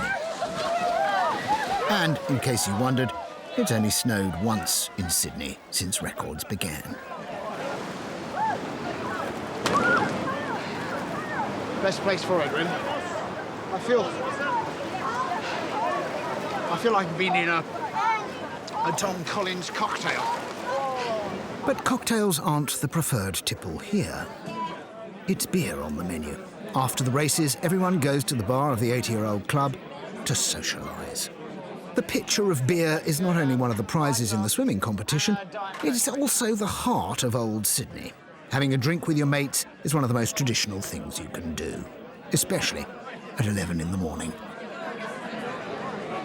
You don't serve beer in pints because it gets too warm too quickly. So you have a schooner. Or a jug. Beer and rum are actually fundamental to Sydney. They were the first currency. It was hard-working, hard-drinking men that built this suburban paradise. But I wonder, are they a dying breed? The 1 o'clock gun fires every day in Sydney on this little island fort. It's a reminder that the place was once a military-run penal colony and garrison. About 220 years ago, a man called Francis Morgan stood up here on Pinchgut Island. He was, well, he was standing on the gallows, in fact, because he was about to be hanged. And he looked out and he said, his last words, he said, "Well, you have here, indeed, a most beautiful harbour." Yes, it was beautiful. But the first settlers had other things on their minds. In the early days, this was a very hard life. There was only one water source, and all their crops failed in this strange land. Survival was touch and go. Many of the convicts brought here may not have even been criminals at all, but they were workers. They were shipped here and forced into what was essentially indentured slave labour. Sydney gained a culture of honest, ordinary, working people. And 100 years ago, they had a tough reputation. This was the most notorious street in Sydney, known as the Suez Canal. It was haunted by gangs called pushes in the 19th century. And apparently, down here was the haunt of a particularly ferocious gang of women who would jump on unwary sailors, pull out all their gold teeth and steal their clothes. Seems pretty quiet now. In fact, Sydney now has a reputation for having very little crime. This area in particular, because the rocks are no longer filled with criminals, but with tourists. Nowadays, the homicide rate is 400 times less than similar cities in America. But that slightly dodgy past has worried 20th century Sydneysiders. About 50 years ago, Sydney wanted to become that overrated thing, modern. It's been a bit of a rickety journey. Well, we're a few yards from the bridge now on the other side, and we left all that tourist stuff behind, and we come across this. All these beautiful streets, these quiet streets, still a bit inner city, but this was essentially where the Sydneysiders decided originally to establish themselves, and they built what effectively was Australia's first town. This is what they wanted for themselves, and it's just like a sort of English Georgian city. But then they became very embarrassed by it because it turned into a slum, and so in about 1960 they decided that they'd try and sell the whole thing. And they put an advertisement in the New York Times, but nobody bought it. So then 10 years later, they thought they'd knock it down and turn it into some lovely car parks. Because, you see, they were ashamed of their convict past. Luckily, the urge to look ahead amongst some people corresponded with an urge to look back amongst others. The Rocks area was saved by union action. Sydney was becoming self-conscious and sophisticated. So, where have all the tough guys gone? By repute, the hardest men of the city are the riggers on the Sydney Harbour Bridge. This lump of man-sized Meccano was built in the 1930s. Most of the steel was shipped in from Middlesbrough and needs constant maintenance. I'm helping to remove some steps for painting about 100 metres above the water. The guys on shift today are both immigrants. Joe's from Croatia, and George is a Brit from the East End of London. When the British immigrants were shipped out here on £10 tickets in the 1950s, the reality of the place often fell below their expectations, and they were called the whinging Poms. Did you find that adjusting to Australian life was difficult? No. What would be difficult about living here? I don't know. It's sunny, it's warm. Yeah. Good food. Yeah. Nice people. And you haven't turned into a whinging Pom in any way, then? You haven't done your share of Never. whinging? You ask anyone here if I ever go whinging. You don't? Do I, Joe? No. Be honest. Not at all. Well, Joe, you tell me. Well, does he whinge? No. Actually, the biggest whinger we got is an Aussie. George came here from the more confrontational parts of the East End of London. He thought he'd fit in with Sydney's legendary reputation, but it seems he was a little disappointed about one aspect. I'll tell you one thing I did notice, Griff. Yeah. When I first got here, I thought I'd go and see a rugby league game. Yeah. So I've gone into the pub and there was all South Sydney supporters all drinking in there. Yeah. A couple of minutes later, all these St George supporters come in. I thought, oh, here we go. It's all going to go off, as it would in London. Yes. But nothing. They're all going, oh, hello, Dave, how are you? All right, Mike. I thought, that's not right. Well, no, that's because that's the Sydney way of doing things, is to be matey. You call everyone mate. I met the Premier, I called him mate. I couldn't remember his name. I'm sure some of those Pom immigrants were originally lured here by the idea of sitting under the stars by a billabong. In fact, Australia is one of the most urbanised societies in the world. Everybody down under apparently wants to live downtown. The Crocodile Dundee story is increasingly becoming just that, a story. That's a cowhide leather. Cowhide, OK. And then I can go right out to kangaroo, can I? Oh, absolutely. Leather. Keep going. There's your kangaroo leather. I see kangaroo leather, and I can add a few appurtenances to this if I want to make myself even more of a sort of... The beauty with kangaroo leather is it's very malleable, so you can fold it up. Stick it in your pocket.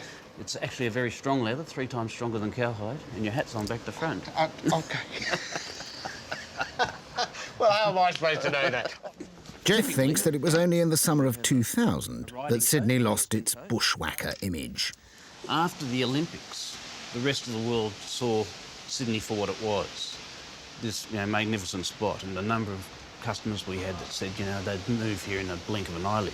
Because we were an international city, we had that cafe culture, we had the food culture, we had the wine, the beers. It wasn't just a, it was quite a sophisticated thing, which they didn't expect. But that sophistication, has that grown in the last 20 years? Oh, most definitely. In the early 80s, late 80s, we were thought to have been kangaroos hopping down the street, the last frontier. From that, we've now grown into, I think, Sydney Opera House is the most visited opera house in the world. Yes. Well, I better visit it then. It may have been the Olympics that tipped world opinion, but it all started with this place. The Sydney Opera House actually did something for city planning. It set a benchmark. It said, if you want to identify your city and give it a sort of international face, then you'd better stick up a slightly preposterous building. People said Sydney lacked culture, and this extravagant barnstormer was the remedy. It was designed to show off, to be as much an ornament to the waterside as a facility. It was started in 1950 and took nearly 20 years to complete. During that period, it went 20 times over budget, all because of those staggeringly beautiful seashell slices of dome. The building of this place really did come out of a paranoia, the paranoia of being forgotten. It says, look at us, you won't ignore us down at the other end of the world, will you? It seemed to work. With the Opera House came a growing awareness of what Sydney could be, amongst Sydneysiders themselves. It could be more than prawns, pies and barbecues, more than surf and beer, more than a good fight.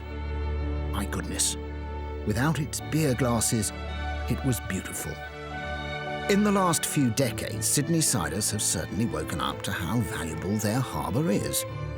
All heavy industry and docks have been moved elsewhere, although it's still so polluted that if you catch a fish here, you're advised not to eat it. Thanks mainly to the harbour, this city is now climbing the charts as the most expensive place to live in the world. It's currently 15th. 10 years ago, it wasn't even in the top 100. These are the rich eastern suburbs. But there's tons of it. Miles and miles of winding lanes going out onto the headlands. And they go out onto the headlands. I can't get down to the waterside because the waterside is someone's back garden. I've never seen anywhere quite so neatly kept. This isn't just sort of manicured lawns, these are micro-manicured lawns. There's somebody coming out here with nail scissors and cutting these hedges. It's like walking through the set of Desperate Housewives. And those desperate housewives aren't swigging beer, they're sipping coffee. A little bit in to start with. It's lunchtime downtown. I'm not only working as an ochre barista, I'm not only doing so in top-flight modern architecture, I'm at a fashion show in Australian Fashion Week. Though, this being Sydney, it's for a new range of swimwear. These are the high heels and hairdos of a new international Pacific Rim Sydney, one that designer Anna thinks would love to be a fashion name across the world. Sydney is amazing because it has the beach and the city, which is so great about it. But I don't know if it's, you know, it can compete on a fashion level. Really? with It's the rest not of the world. there yet? On a swimwear level, yeah, I think we're at the top. Is Fashion Week here now an important week, not just for Sydney, but for world fashion yet? You kind of appreciate the angle that Sydney fashion is coming from and Australian fashion is coming from, then it's definitely worthy. So, and I have one last question to ask you. Can I get you any coffee of any kind? No, I'm fine. We're feeling very You're all right. buzzed. Yeah. Thank God for that, because I'm not sure I'm very good. I can do these. You look like you're quite good behind the bar. Oh, good. Yeah, you're selling the story. Yeah. Oh, good. And I'm dressed as fashionably as a barista could be. Just a little apron or something. Yeah, I think so. Yeah.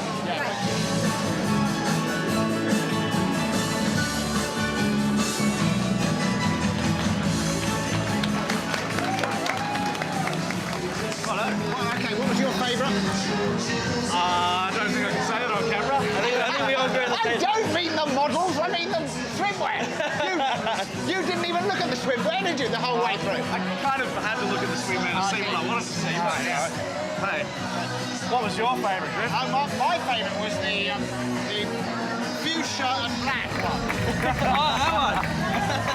I think probably that sense of isolation, that sense of almost paranoia that Sydney's had, has now completely disappeared, and it's a sort of world-ranking city, a really glamorous place. But I wonder whether, because it's now become so expensive to live here in a way, people are going to be working so hard to keep up with the Joneses, they aren't going to have any time to enjoy themselves anymore. But they certainly intend to try, and to taste what the world has to offer. Sydney is rapidly absorbing culture from every other country on the globe. 1,000 new immigrants come to this city every week. I'm at a ceremony that happens most days at 3 p.m. There's a 6-month waiting list to become a citizen. Claudine was born in Singapore and moved to Sydney a year ago. She's decided to take up Australian citizenship so she can stay here permanently. Until the 1970s, Australia had a white-only immigration policy. But since then, it's welcomed people from over 250 nations. So would those taking the oath under God please stand now?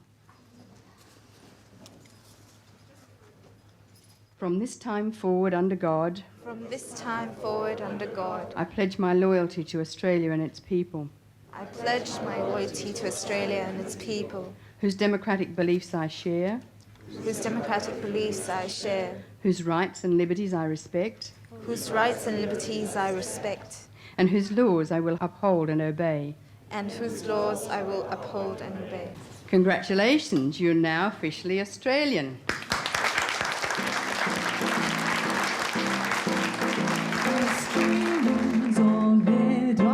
Xu Chen and Xiao Guan San.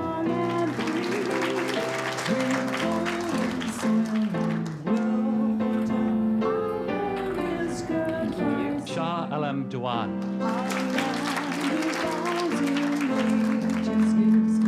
What have they given you? What have they given you? Official Australian Vegemite. And Now, I've never had Vegemite. That's like Marmite, isn't it? It's have like you? Marmite, yeah. Have you had it before? I have. Do you like it? Yes. Should I just say that? course, why Because Alongside the free Framlingham cakes and the meat pies are a series of questions designed to reinforce authentic Australian culture. Like my bridge-building friend, it was the premiership test that stymied me. Okay, who's the head of the Australian government? The current head of the Australian government? Yes. Or the overall head of the Australian government? The current head. The current head, do they mean Rudd? Yes. Yes, Prime Minister What's his first name? Harold, Johnny, Mikey. It's more Australian. than that. Is it? Yeah. Gerald? No, what is an Australian? Kevin, of course. Kevin. Yes, Kevin Rudd. I'm sorry, yes, I should have known that. I've heard enough about him in the newspapers on the way here.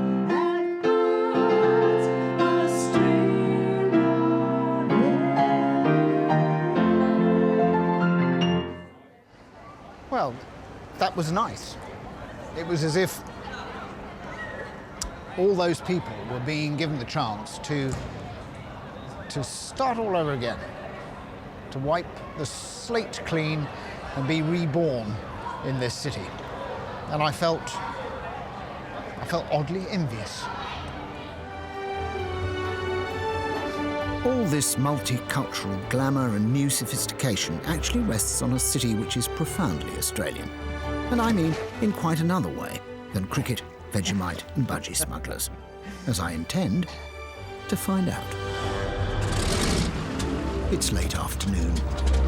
I'm taking off from Sydney's oldest airport. This was where the first flying boats arrived and ushered in a modern age of easy travel. But I'm setting off to encounter something that predates history. An original lost world that lies beneath this metropolis. I'm heading north to encounter the real Australia. The edge of the city comes with a suddenness that takes your breath away. Having gone north and followed the city up along the coast, we've come in on the Hawkesbury River and we sort of rejoin the outer northwestern suburbs after having traversed a great empty space of wilderness. Incredible. These are the national parks, which make up 30% of the metropolitan area.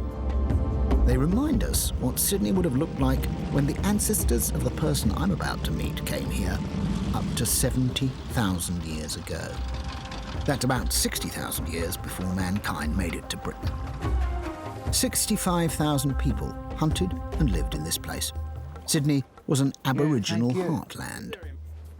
But the white men brought in chickenpox, which nearly wiped out Australia's indigenous people, and now they make up less than 2% of the population.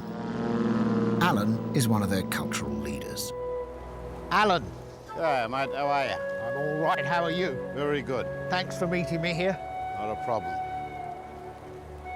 Welcome to your country, Aboriginal land. What I've come to see on the edge of these northern suburbs is a sacred site of 7,000-year-old Aboriginal art. It's a men's site. We forbid our Aboriginal women from coming out here. And urban Sydney is full of Aboriginal sites of significance to the Aboriginal. Biggest Indigenous art gallery of any city in the world.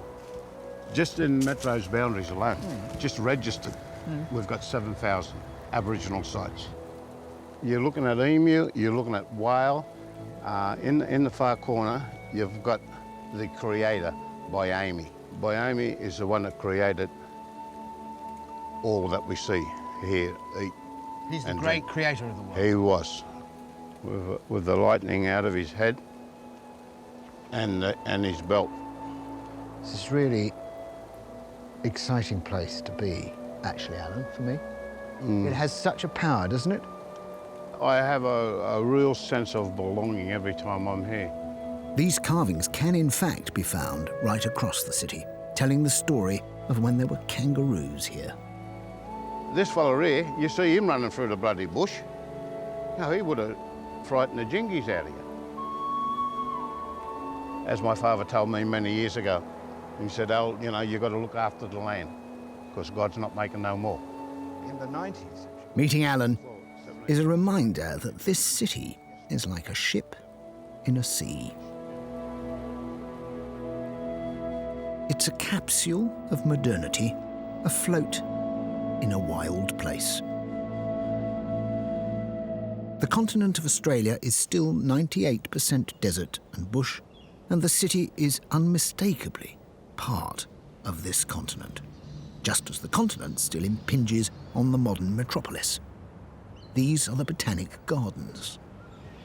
About this time in the evening, you can walk out from a perfectly recognisable 20th century city into a perfectly recognisable 19th century park, and there are the coconuts in the tree, except that about this time of night, the coconuts wake up.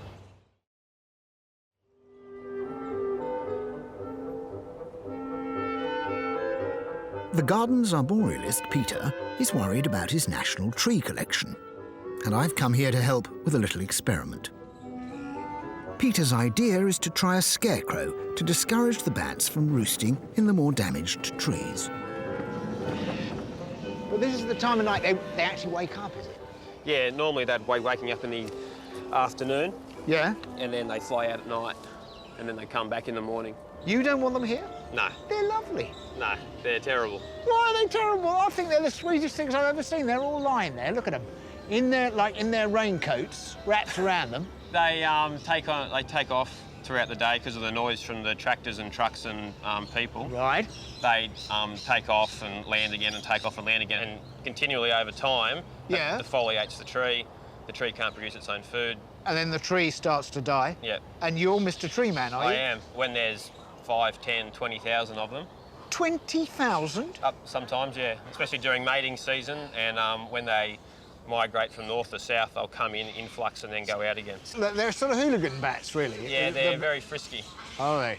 Yes. When they wake up, these things, because the way I see it, they're a fruit bat, right? Yeah. Presumably they wake up and the first thing they do is get themselves upright and have a shit. That's why I've got my hat on. I haven't got a hat! Well, you can hide somewhere. All right. So what do? We so switch if you it on? flick that switch, yeah, then we'll see how successful this is. Flying foxes are the largest species of bat, with wingspans of 1 metre. Big enough, it seems, not to be easily frightened. They haven't really taken off. Nope, not a flicker. It's just that old scarecrow again. Yeah. We hope to see the bats fly away and leave Sydney for good. But they're just lying there thinking, not that thing again. Yeah, they've seen it before. Yeah.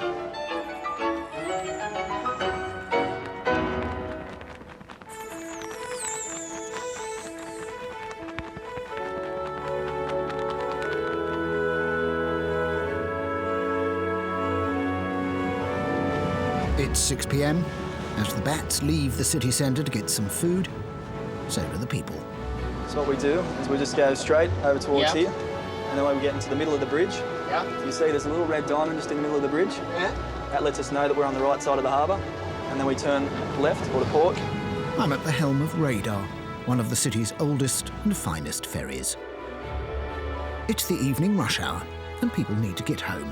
Most will head towards the setting sun, because that's where most people live. And it's there in the west that I'm told I'll find the real heart of this city. The city centre of Sydney might glitter like so many others, but the geographical centre, the real centre, the actual middle of this place, is 20 miles to the west. These are the great western suburbs of Sydney, 40 miles of quarter-acre plots. At night, this can be a quiet place, so people come to Returned and Services League clubs. RSLs, I've been told, are just like a British Legion, except this is a parallel universe. They may have a minute's silence every day for fallen comrades, but upstairs they also have Las Vegas. There are hundreds of these clubs across the city, and nearly everyone in Sydney belongs to one.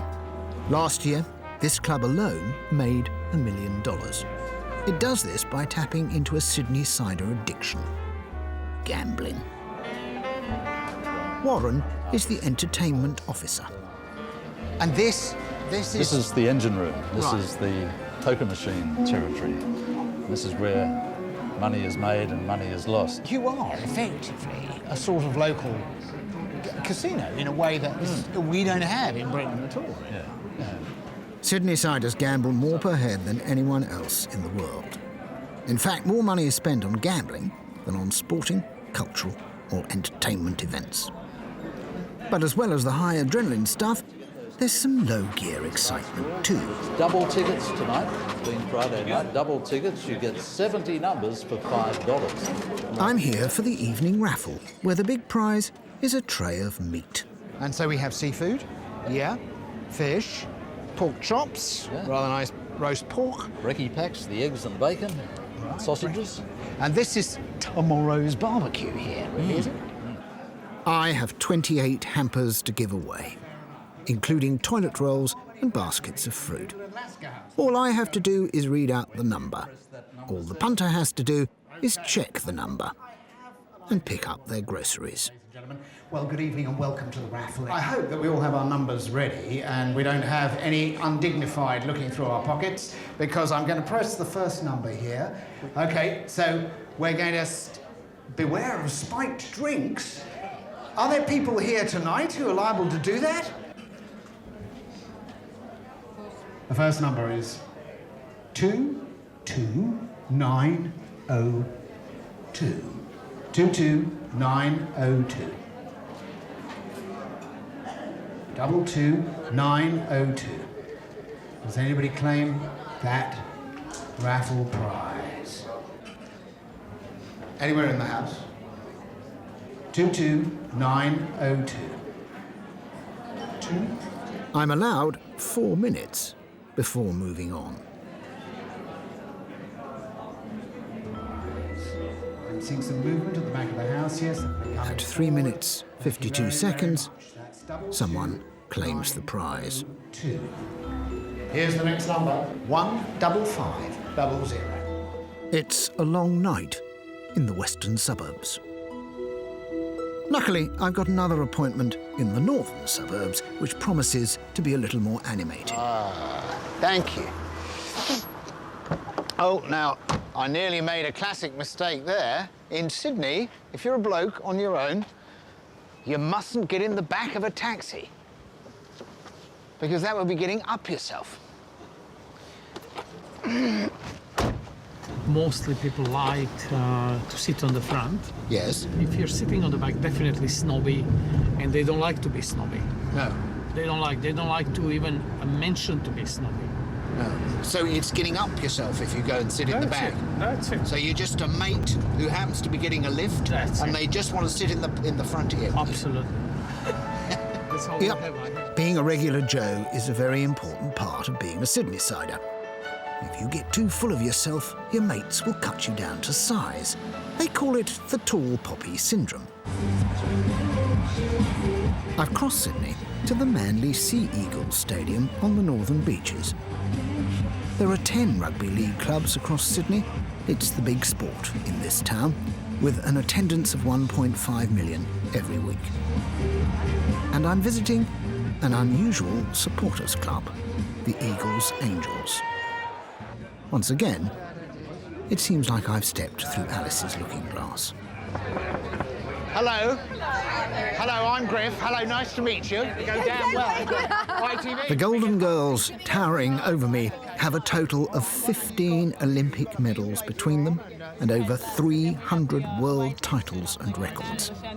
But they value their friends above their achievements, and it's clear they love their northern suburbs. I think what we talk about is about life, and people try to work and they work hard because they want to have the best house and they want to have, the best clothes and the best car. But I think on the northern beaches, we work, but we want to enjoy our life at the same time too. Yeah. And we will give up on things, that material things, to be able to have that. We're very close with our mates. Every weekend we've got a gang over for a barbecue. There's sausages, there's kids galore playing in the pool. And it's very, very sad to tell you this, but even in the middle of the winter, the kids are in the pool. Yeah. So we have this lifestyle that is very much centred around the kids and our mates. Can I tell you how incredibly valuable mates are? 3 years ago, my husband was diagnosed with a terrible cancer. These guys, they got together and raised $500,000 to pay for his treatment to go to America and have clinical treatment, which saved his life. I have experienced firsthand how incredibly committed to mates we are here in Oz. But before the match is half done, I have to move on again for another suburban experience, and this time it's an emergency. At this time of night, Sydney streets are quiet. People go to bed early so they can get up early. But some people weren't getting any sleep at all. It could well be bandicoots at this time of the year. In the Wyres Wildlife Rescue Headquarters, calls come in from all over town, from poor Sydney-siders having trouble with invasions from native animals. Well, if you had have told me before I joined Wyres that there were snakes all over Sydney, I would have laughed. But there are. And people don't believe it, People say, but there's not snakes in the eastern suburbs. There's snakes. You mean the eastern suburbs are too posh to have snakes? Exactly. I've joined Barry to help rescue these creatures from these people and to take them back to the bush. Snakes, possums and bandicoots are a common nocturnal problem all over Sydney. But tonight a call has come in from a girls' college in the centre of town. It's now the middle of the night, but Catherine and Eugenie are too scared to go to bed. Please do not enter. Owl inside. I was on my bed and I heard like all this flapping and squawking outside, and there's like these massive crows chasing this owl, and I'm like, crazy birds, what are they doing? Whoa. And it flies straight past my face. So it's the crows that are to blame? Yeah, crows chasing it. And now it's my job to chase it out. I need to ask you, Barry, is the idea that you're going to try and capture it by hand and put it in here, or are you going to try and put this over the top? I'm going to try and net it. I don't think you'll be able to catch it by hand. All right, so do you want to do that, or do you want me to do that? That's up to you. I think OK. I'm going to have a go, then. All right, just as long as we don't hurt it, that's all. All right. Oh, there he is. I have to say that he looks particularly suspicious of us having come in here. There's absolutely no doubt he thinks not the man with the net. Not the man with the net. They've sent the man with the net to get me. OK. Is it all right if I stand on your bed? Yeah. Under the circumstances, yeah. Okay. Oh. That's all right. That's all right. Very slow. But he's not going to fly into it, is he? No.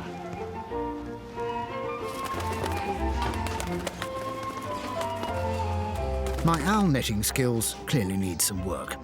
So to stop the bird getting too distressed, I leave it to the expert.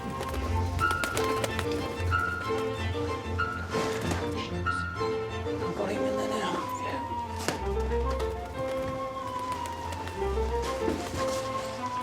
Look at the top. Okay, we got him. Ladies and gentlemen.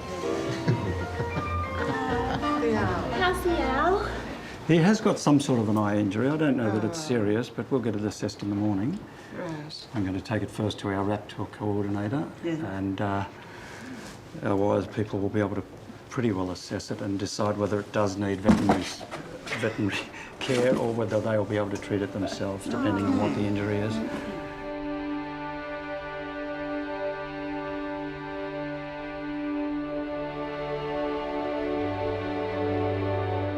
The first settlers must have found this an unsettling place. A strange landscape at the other end of the world, filled with weird creatures. In 200 years, this city has grown up quickly. I take a last look over it from Macquarie's lighthouse. Built in 1818, it was the first in Australia. I can see the dawn coming up now on Brighton down there. Putney over there and Mortlake. On Epping, which is over there. And right over there on Liverpool. All those incredible familiar names. But of course, if I turn this way, then the nearest land is 7,000 miles in that direction and about 1,500 miles in that direction if I wanted to go to New Zealand, which is, I suppose, as far away as anywhere from anywhere else. Sydney was incredibly isolated for 200 years. And perhaps that's the reason that the people who were living here wanted to make themselves at home. They wanted these things to be cosy and homely. And perhaps it's only in the last 20 years that they could allow themselves to be a little bit more exotic.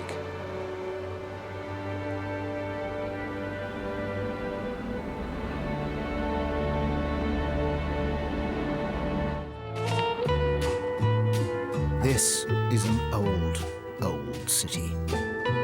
Rome was already a teeming metropolis of over 1 million people when London and Paris were mere villages. But how do today's Romans live with 3,000 years of history right on their doorsteps? Today, the ancient ruins of the Roman Empire, and the mad jumble of the Middle Ages and the holy mysteries of Catholic Rome coexist with the relatively new Rome. Rome, the capital of the Italian people. And to find out how this extraordinary layer cake works, I'm going to experience a typical 24 hours in the life of this city and its people.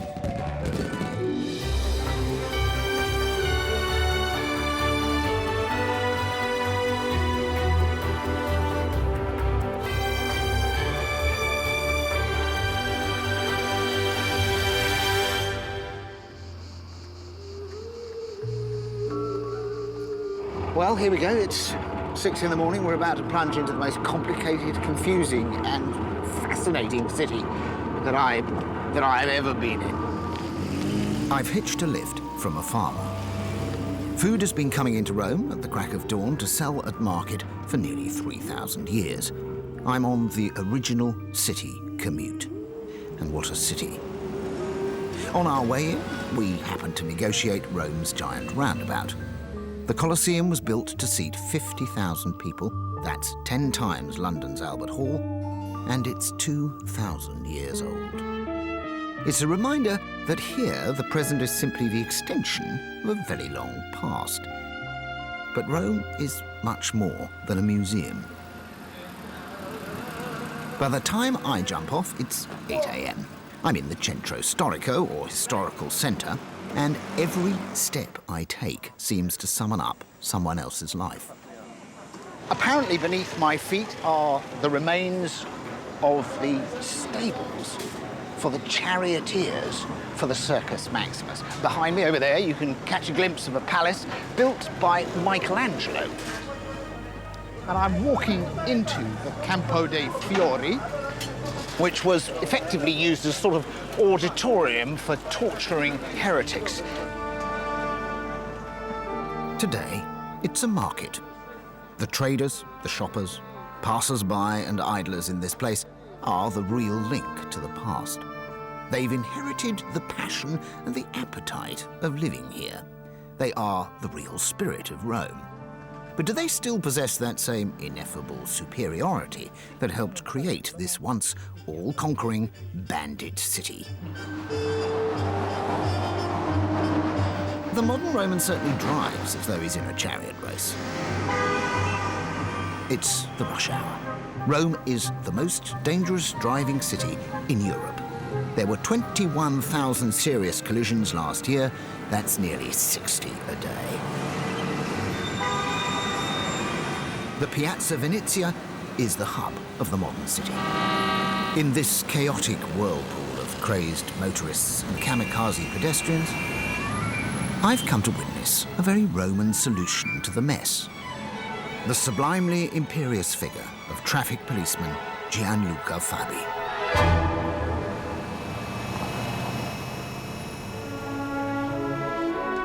Here is Roman majesty, authority, and grace, and trumpets, and whistles.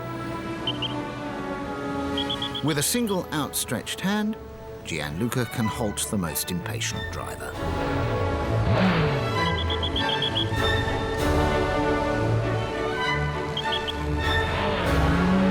It's all done with what I'm going to discover is a very Roman sense of correctness, of being just so.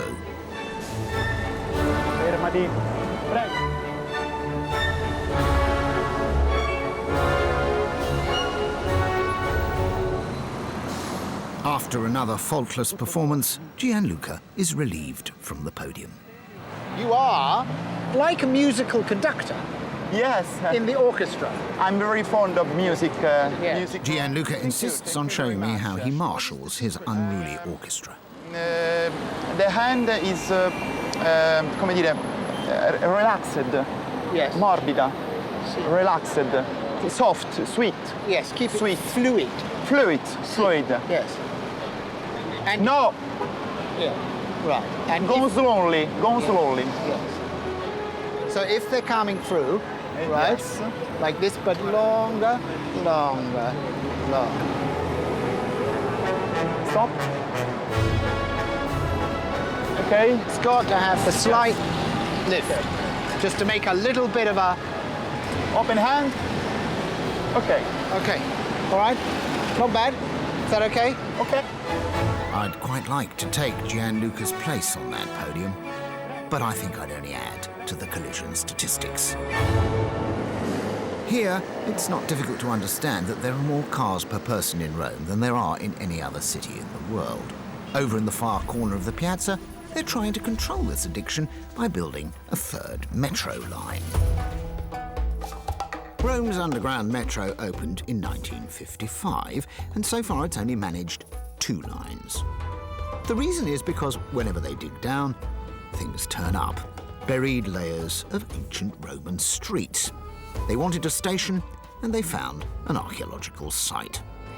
These modern-looking walls are actually 2,000 years old. It was an auditorium. The metro tunnel is already down there somewhere. The problem is getting to it. 30 stations are planned. 10 of them have been halted by major finds like this one. This is a base of a statue. As far as archaeologist Giovanni Ricci is concerned, the metro will have to wait. What's down here is far more impressive than what's on the surface, and Giovanni is like a little boy in a sweet shop. Come through here. This is very good. This is great. Look at this. Look. Imagine if you were just digging around and you suddenly found this. This is the original floor, the original Roman floor, marble floor. And if you carried on digging, which you don't allowed to, underneath the oratorio, then just more and more and more and more. Yeah. It's endless. So, could I take a piece of this home? No. If you do, yeah, maybe you go to a little holiday. So the Romans want their new metro system, but they also want to preserve their fantastic ancient artifacts. And when they discover things, it's not like we do in Britain, a sort of couple of old bricks, you know, Tony Robinson has an orgasm. It's nothing like that. They discover a vast complex of buildings and steps, bits of marble, pottery, monuments, you name it. It's just an archaeologist's dream. Even if it's a nightmare for the metro builders. And in the meantime, the madness keeps growing. Because a little madness is part of the Roman way. It's called furbo. I need breakfast. This is where the real Romans go. They're mad about coffee, too. Could I have a double espresso? Double espresso. The counter is always crowded because the coffee is not just good, it's served correctly. This is an essential pit stop in the Roman day. And you drink your coffee standing up. It's not a lingering drink, so it's not for hanging around with your computer. There are absolutely no seats whatsoever. This demanding, almost severe ritual is duplicated in 1,000 bars across the city. Romans wanted so, and just so. Coffee was originally seen as Satan's drink. The Pope frowned on it until he tried it. Now it's one of the essential pillars of the city. Coffee any other way would be a sin. I'm rather conscious that I've lingered over my coffee perhaps a little too long. At least 3 people who are standing here have had coffee and gone, and I'm supposed to be in a hurry. I better get on my way. Grazie. I have an appointment with a man who's going to show me Rome's plumbing. It's 11 in the morning and already 30 degrees. Thankfully, in Rome, there seems to be a fountain on every street corner. Cool, clear water, even though drinking it is an acquired skill.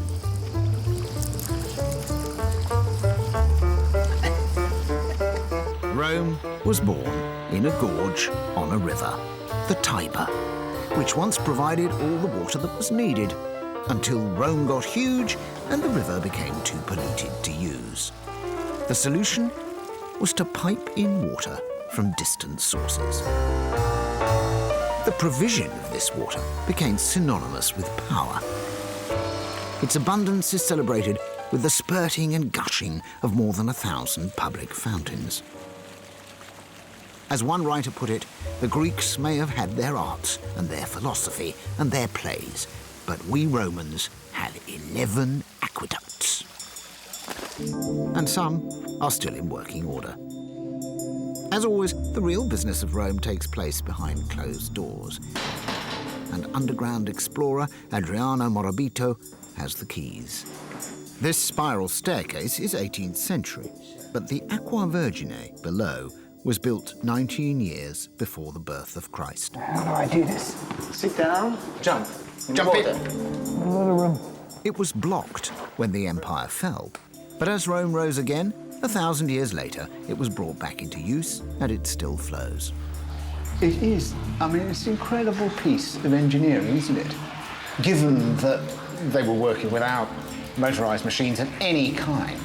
And only by looking at these things and exploring these, you understand what was the peak that was reached by the Romans and the Roman Empire.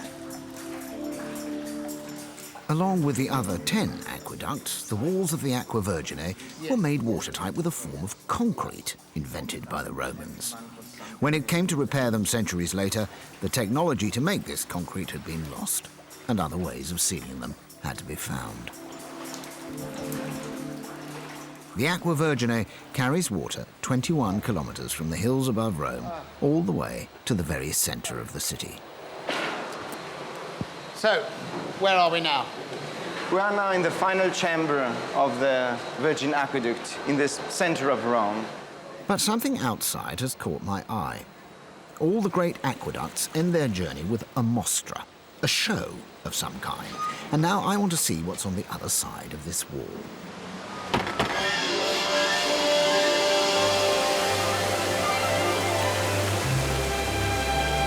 Well, there we are.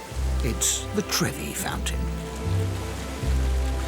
3 coins in the fountain. Paying a tribute to the water is actually as old as Rome's 7 hills. They once threw 6 nice, clean old men into the river. That became a coin in a fountain, and now, thanks to Hollywood, 3 coins. Today, the fountain is awash with money. I've arrived as the water board is on one of its regular clean-ups. The ancient Romans were right. Water is wealth, and they're cashing up. It reminds me of Las Vegas. It makes about 80,000 euros a month. And the lucky winner is the Italian Red Cross.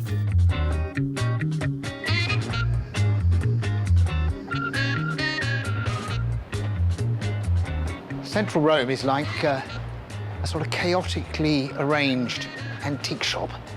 It's full of treasures, but it's very, very confusing. It's easy to get completely lost. And getting lost is one of the best things you can do. Within minutes, I stumble across the Via de Cestari, a whole street of shops you can only find in Rome, catering for a very specific type of customer. If you're a chap in the Catholic Church, then you're encouraged to dress up. But if you're a woman, then something sober is obviously called for. Oh, that's great. Look at that. That's everything for a portable mass here, so that you can go off and minister wherever you are in the world and carry it in a little suitcase. If you've ever wondered what a priest carries in that briefcase, this may be the answer. This one, the deluxe version, even has 2 battery-operated candles.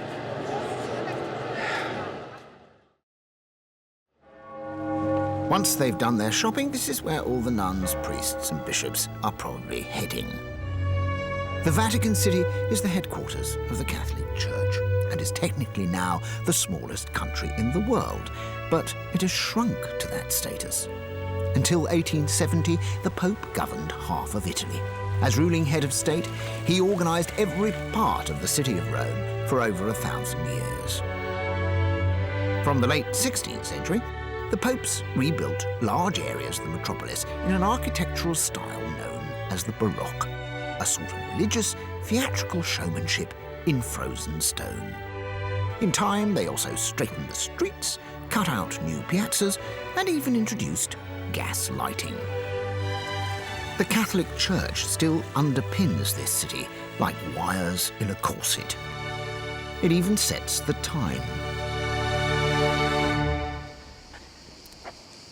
I'm on the Janiculum Hill now with what must be the most perfect view of Rome, but I'm not actually here to see that. I'm here to see the monster. And apparently he's due to come out any second. The monster is a howitzer cannon. In ancient Rome, a day lasted 12 hours, regardless of how long daylight lasted. When the popes came along, they too wanted to be the timekeeper, so they set the clock. The army still carry out their edict. And that's midday, according to the Vatican.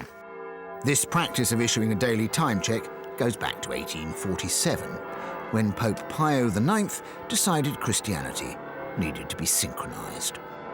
Having broadcast the time to the city, this is the sound of Rome's 900 or so churches responding.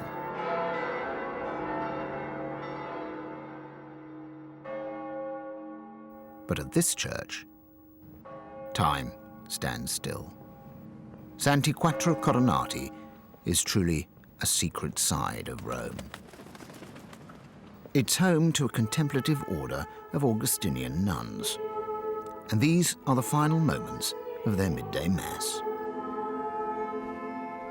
Aside from prayer and worship, these nuns spend their lives in complete and utter silence. This is the mysterious and otherworldly side of the Roman Catholic presence.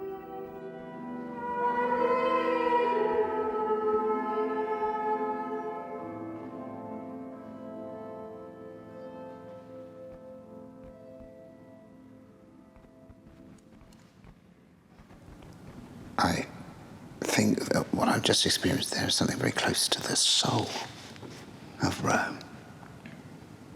Very, very beautiful. Very, very old in its tradition. And witnessed, well, by just me and one other person at the back of the church.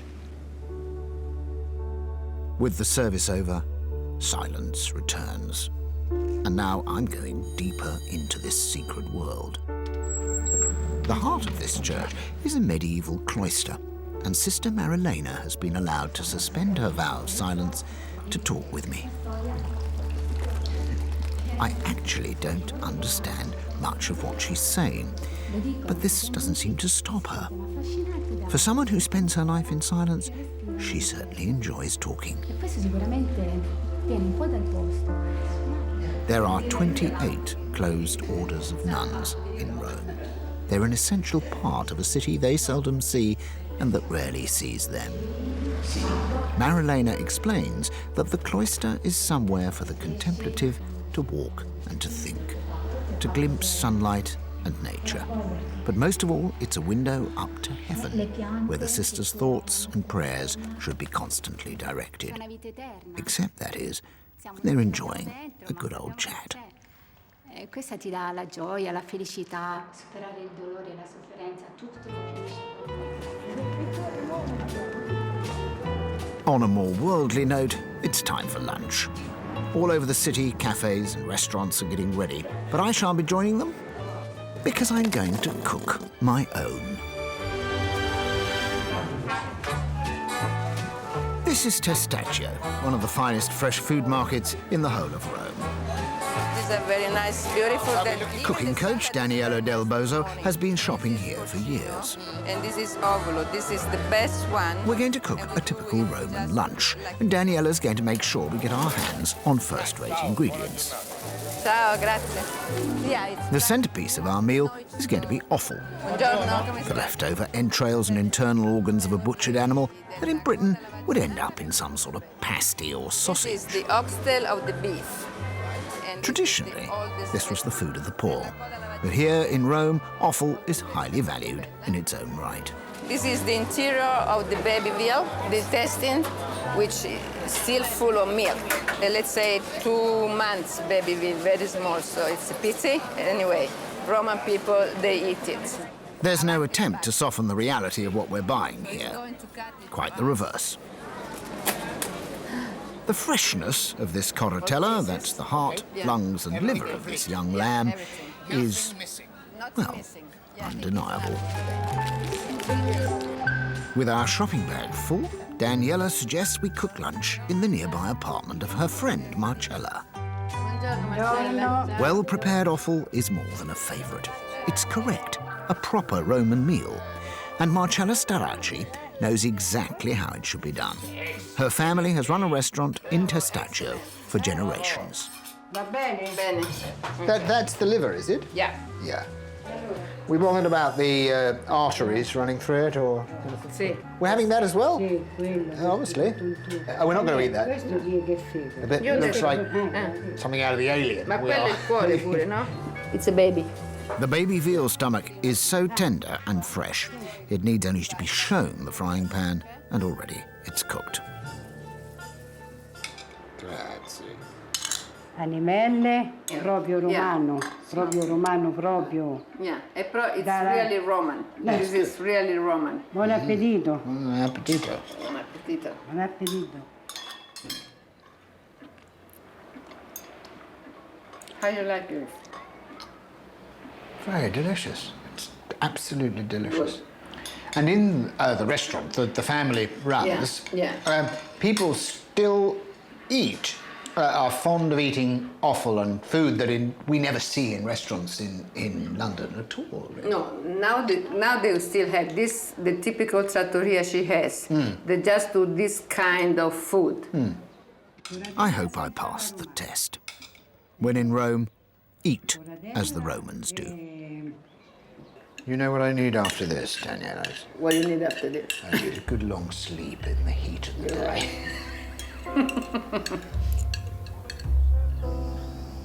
It's after lunch that Rome reveals itself as a true southern city. For some, a siesta is the only way to get through the day.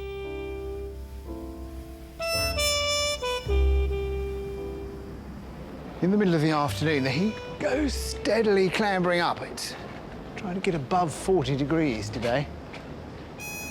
And there's still a stampede of tourists charging up and down between the major sites, but the rest of Rome just shuts up shop.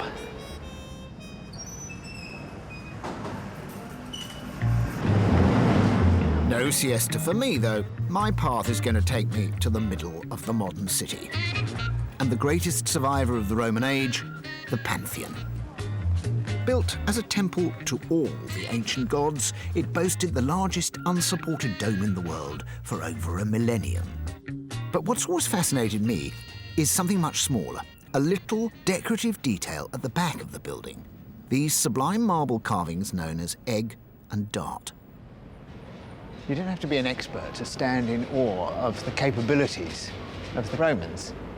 Each of the eggs on that cornice is so deep. It's carved right in. Imagine doing that not just once, but hundreds and hundreds and hundreds of times without making a mistake. Rome is still a city of craftsmen, and I've come to see two of the best. Daniele? Buongiorno, buongiorno. The De Tomasi family have been running their marble studio for generations. Godfredi and Daniele are going to let me loose on a bit of work to see if I can see how difficult it is. I'm their latest apprentice. I'm going to help Daniele finish off a classic frieze of egg and dart. And I mean finish off in the best sense of the word.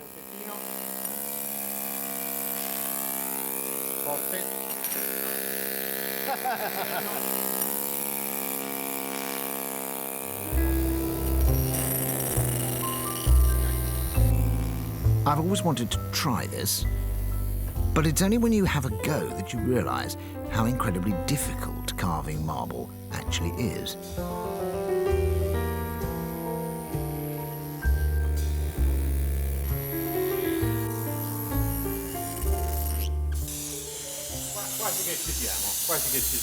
Okay. Now, can you tell which one I did? See, I quite like that. There's one with character there. Perhaps a little bit more rough-hewn than the others, but you can see the character of the person who's working on that. The elemental symbolism behind the egg of life and the dart of death takes you back to the very origins of Rome. This was a city, not a country, a fighting town that took over the rest of the world, and its rulers knew it. That's why they built massive show-off theatres, huge circuses, and ever bigger temples on their home patch. Ostentatious decoration is deep in the soul of Rome. Every later ruler envied those emperors, and the last major figure to do so was fascist dictator Benito Mussolini. Like those before him, Mussolini wanted to impose his own personality on this city. Begun in 1935, Esposizione Universale Roma, or EUR, was Mussolini's attempt to emulate the grandeur and dignity of ancient Rome some 8 kilometres to the south. If you look hard enough, you can spot direct references to the ancient city. The floating roof of the Palazzo dei Congressi is a nod to the Pantheon's famous dome. And the Palazzo della Civiltà Italiana is more commonly known as the Square Colosseum, for obvious reasons.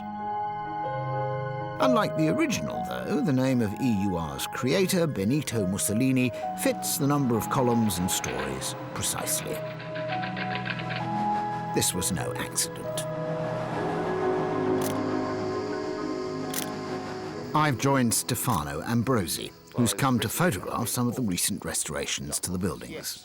Mussolini loved the idea of having the empire back, So like in a good old time. He wanted to make the big imperial statement. As far as he was concerned, ancient Rome should never have gone away. Absolutely. But Mussolini fell from grace before his fantasy Rome was ever completed. And like so many before him who tried to clean up this city, Mussolini came to a sticky end. Back in the ancient Forum, it's 4 p.m. Mussolini wanted to tidy up this place too. He ran a road through the middle of it to try and restore its grandeur, except that it was never that ordered to begin with. Even at its height, 2,000 years ago, Rome was already full of the ruins and detritus of 500 years of history. At that point, along came someone with plans to control the traffic and rebuild derelict buildings. What happened next is quite a famous story. About 2,053 years ago, on the morning of the 15th of March, 44 BC, a man left his new house just over there on the other side of the Forum and got into a litter because he was feeling slightly unwell and was carried along here to his death. His name was Julius Caesar. Julius Caesar was due to appear at the Senate that day, but was tricked into stopping off here at the Theatre of Pompey, now a permanent archaeological site in the middle of the bustling city. Within the hour, he would be dead. So this giant wall here was the back of an enormous theatre. And it was right in here that Caesar was assassinated. Shakespeare got it wrong. He wasn't killed in the Forum. He was killed here at a meeting of the Senate. One of the reasons that they assassinated Julius Caesar was not just that he wanted to make himself dictator, but when he was dictator, he intended to tidy up this city. And anybody who wants to sort out Rome,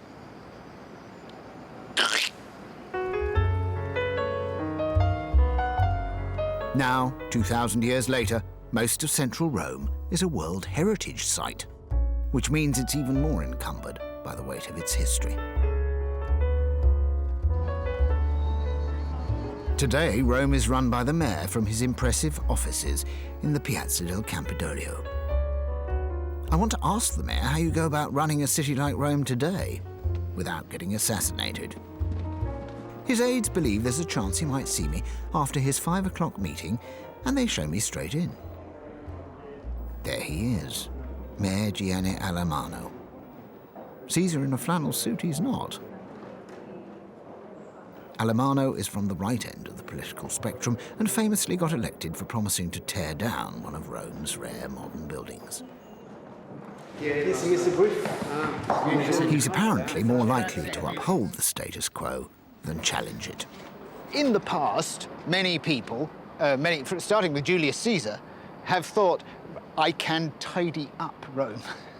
I can organize Rome. Is that a good idea?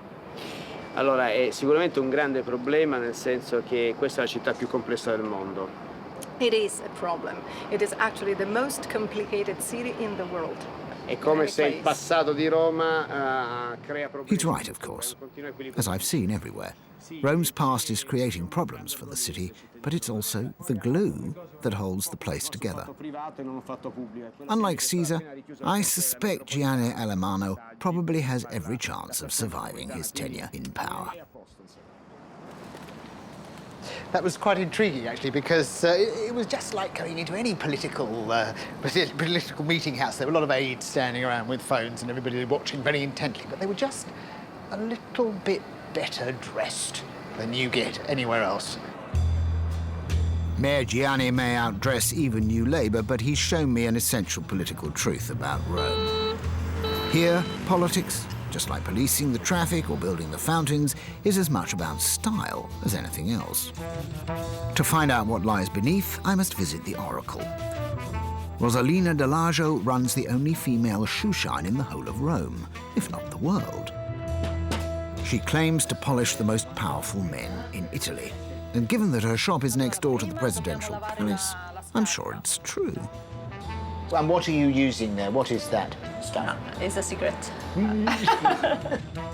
OK. Well, I'm not as attractive as Rosalina, but by taking the left shoe, I'm hoping it'll give her the opportunity to chat and maybe be a little indiscreet. And do you talk with your client about his worries and his concerns and his day? And so you are also a mama to your clients, are you? No, the daughter. They prefer daughter, do they? They're the papa. Yeah, I see. Do you hear secrets? Many secrets. Many secrets? Yes. So, it must all remain a secret, even the recipe for shoe polish. This is definitely shinier. A little bit. Rome is a deeply conservative city, and you can't easily infiltrate its traditions. I do know, though, that where I'm going next, shiny shoes count for nothing.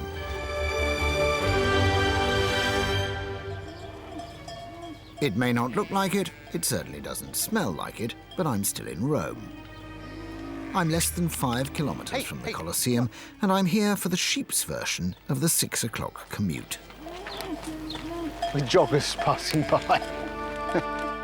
After the fall of the Roman Empire in 476 AD, the population of this town plummeted from over 1 million to just 20,000 people. During the medieval era, cows grazed in the Forum. Vast tracts close to the city became established as agricultural land. To this day, farms like this one at Caffarella Park infuse the city with a rustic feel. Nearly 40% of the municipality of Rome is actually proper farming land. I mean, I don't just mean like city farms for kids to go along and hug a sheep. I mean, actual farm. And now we've got to get on with milking this farm's 1,200 sheep. Now the whole thing comes back. The whole thing comes back. They have to walk back. OK. Getting the suckers onto the right bit of the sheep seems to be the major challenge. Okay. Okay.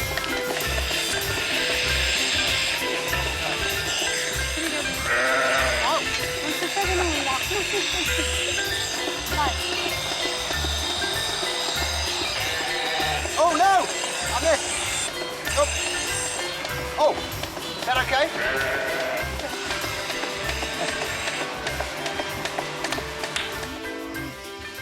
The sheep provide around 400 litres of milk a day, and the Riccioni family turn it all into delicious pecorino cheese. It's not a gimmick. The cheese is so good, it's all sold locally, just as it would have been 500 years ago. It is very delicious. Very lovely. Before I leave, I'm introduced to an old Roman gesture by Mama.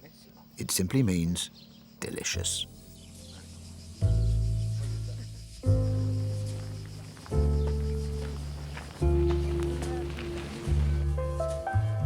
In the centre of the city, it's 7:30 in the evening, and the working day has come to an end.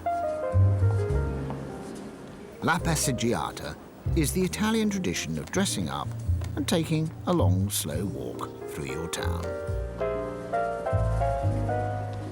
Having someone to gossip with is an essential part of the process, and I've met up with Cecilia Martini. This time of night, people come out, it's cool again, and they like to walk around. Yes, that's the pleasure at the end of the day. It's a question of seeing people. Yes, seeing places and people as well. You're going to I want Cecilia to tell me about the Romans. We are more stylish, I think. But you like things to be just so. Yes, as they have to be. In what area? So if I had a coffee just now, you said, you mustn't have a cappuccino. No, it's too late. Cappuccino is milk. Milk is for breakfast. I see. You would never order a cappuccino after a meal or in the middle of the afternoon. If you do it, you're not a Roman. You're not a Roman? No. Okay. You are a Roman yourself. Yes. Okay. Almost. Almost? What do you mean by that? Because my father is Roman from 7 generations. That makes a true Roman. So you have to be, in order to be a proper Roman, yes, 7 generations of living in Rome. Exactly. And now you're no longer 7 generations? No, because my mom is from Tuscany. When you walk, you tell me if I leave Cecilia and her tainted Roman blood and carry on upriver. I've got a date with another lady, and this one has got to be dressed just so, too.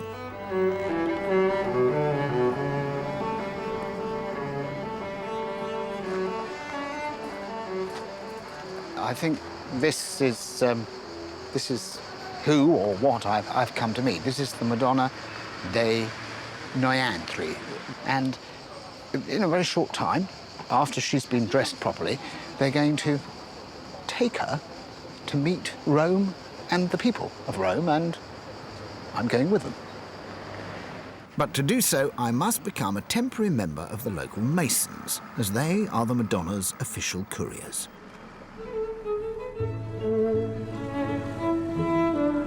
"500 years ago, the Madonna was discovered inside a wooden box washed up on the shores of the Tiber. The fishermen who found her took this to be a miracle, and from that moment on, the statue has been honoured every year with a ritual procession. As we get further downstream, it becomes clear how big and important an event this really is. The crowds get larger, the shouts of Viva Maria get louder, and ever more flowers are tossed into the water. By the time we reach Trastevere, it looks like the whole of Rome is looking down on us. We pause for a moment, seemingly to wait for the sun to set on this superb city.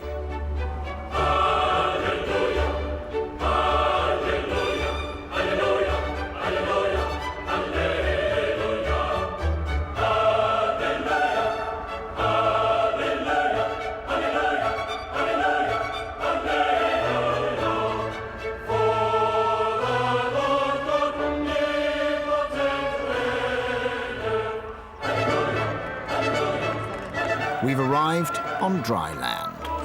Now it's time to take the Madonna back to her people here in Trastevere.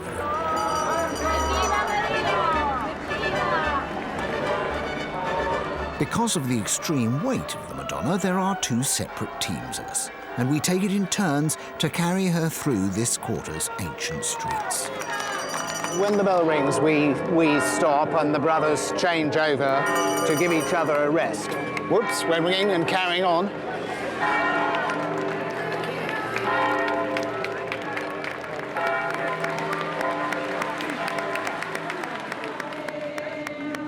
Even more striking than the spectacle of it all is the emotion on people's faces as the Madonna passes them by. People step forward as you're holding the Madonna and come forward to touch the hem of her garment.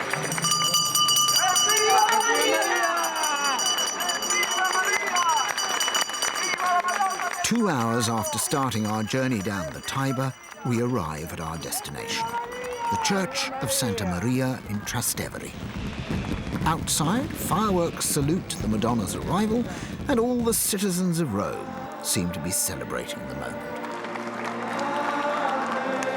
Back inside, after a few prayers and some team photos, we're all allowed to resume our lives. We ended here in one of the most beautiful, one of the oldest churches in Rome, in order to take part in something which was, in its own way, miraculous and extraordinary because of the strength of belief that you find here amongst the people who take part in it.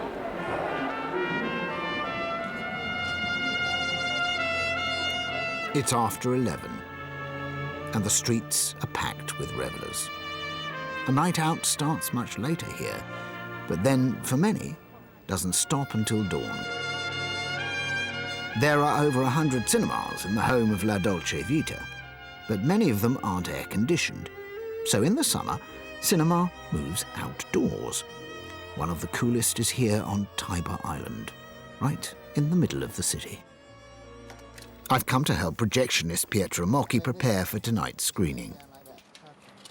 Reminds me of doing my father's shows in my house, you know, when I was a kid. Well, it's 11:30, time to start up the projector. But the film will have a tough job competing with all the spectacle around me. In the middle of the night, Rome is wide awake. It won't start calming down until around 2 in the morning. And then I can finally experience one of the most quintessential of all Roman pastime.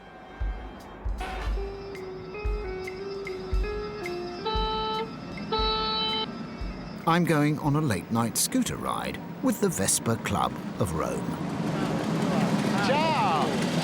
Flavio! How are you? I'm very good. How are you? Okay, fine, thank you. This is all my group. This is... Yes. The club! Roma, the club. How beautiful! Salute!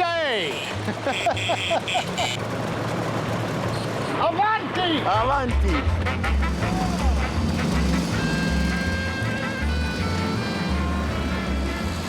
When, in 1946, company owner Enrico Piaggio first clapped eyes on his newly designed vehicle, he cried, "Sembra una Vespa!" It looks like a wasp. 60 years and 16 million Vespas later, it's still the best way of getting around this city.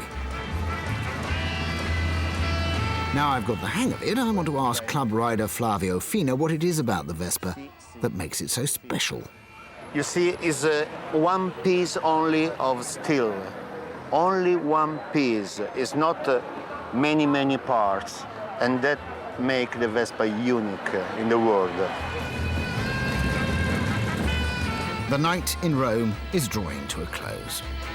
There's time for a final ride past the city's great landmarks before making my way out past the colossal overground aqueducts where we started just 24 hours ago.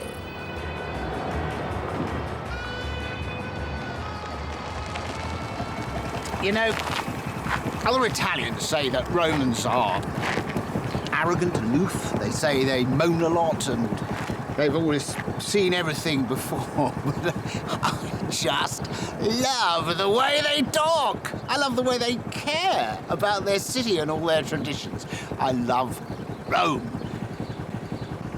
I think you could live here for 10 years and still only scratch the surface of this eternally fascinating town. Well, that's 24 hours. By the year 2010, half the people of the world will live in cities. The centre of this one is probably the most influential there has ever been, but it's no bigger than the whole of London's parks put together. Ah, yes. It's Paris. Small, intense, but full of flavour. What are the ingredients of this astonishing creation?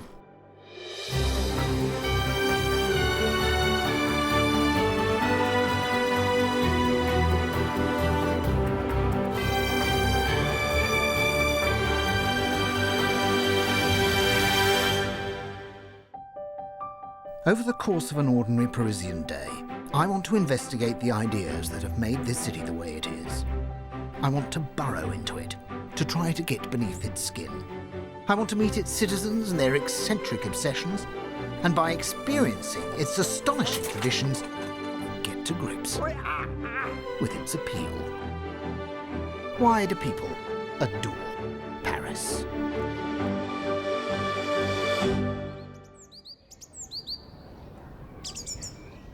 And I think I'd better start at first light here in the Place de la Concorde.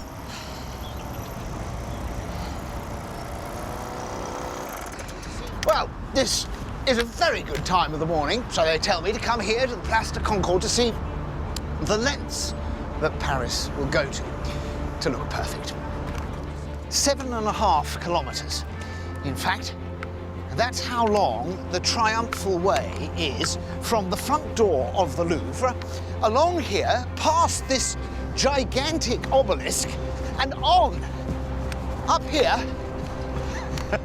for another 4 kilometres, on, up the Champs-Élysées there, to the top of the hill, through, straight through, the middle of the Arc de Triomphe there. What a magnificent triumphal way, and it would be perfection, except that this arch, the brand new square one at La Défense, is not in line with the others. For some reason, it was built off-centre. The architects, the state, the people of Paris wanted perfection. But there's always one awkward bugger who refuses to conform, so the rest of them will have something to talk about.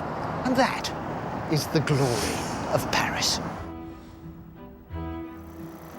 Paris has probably had more ardent admirers than any other place on earth.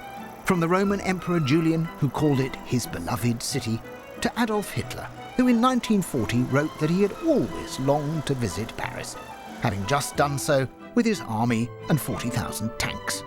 It was considered too beautiful to bomb and survived the Second World War intact when many other places were razed to the ground. Paris is exquisite in scale and content. It has over 40,000 public monuments.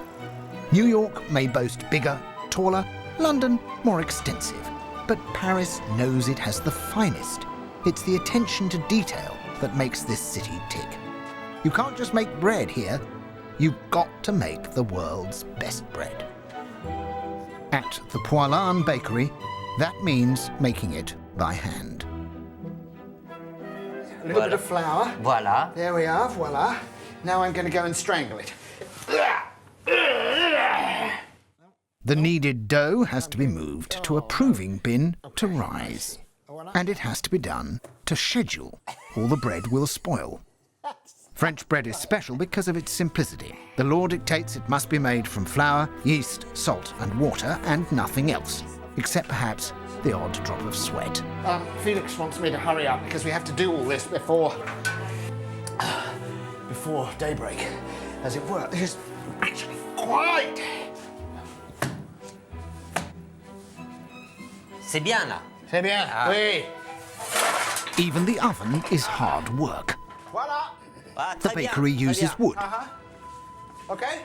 The flames have to reach 300 degrees centigrade. One more. We're not making baguettes. They were a Viennese invention. We're making traditional French country bread. Round, slightly tough, and beyond compare. In this city, 70% of the bread is made by hand. In Britain, 3%. It's just continuous physical action. It's hard work making bread. With no preservatives in it, fresh bread has to be collected twice a day, so Parisians have to work to get hold of the stuff as well. You queue for good bread in Paris. Luckily, there's a bread shop on average every 100 metres. Lack of bread was a cause of the French Revolution, so I hope I've made enough for this lot.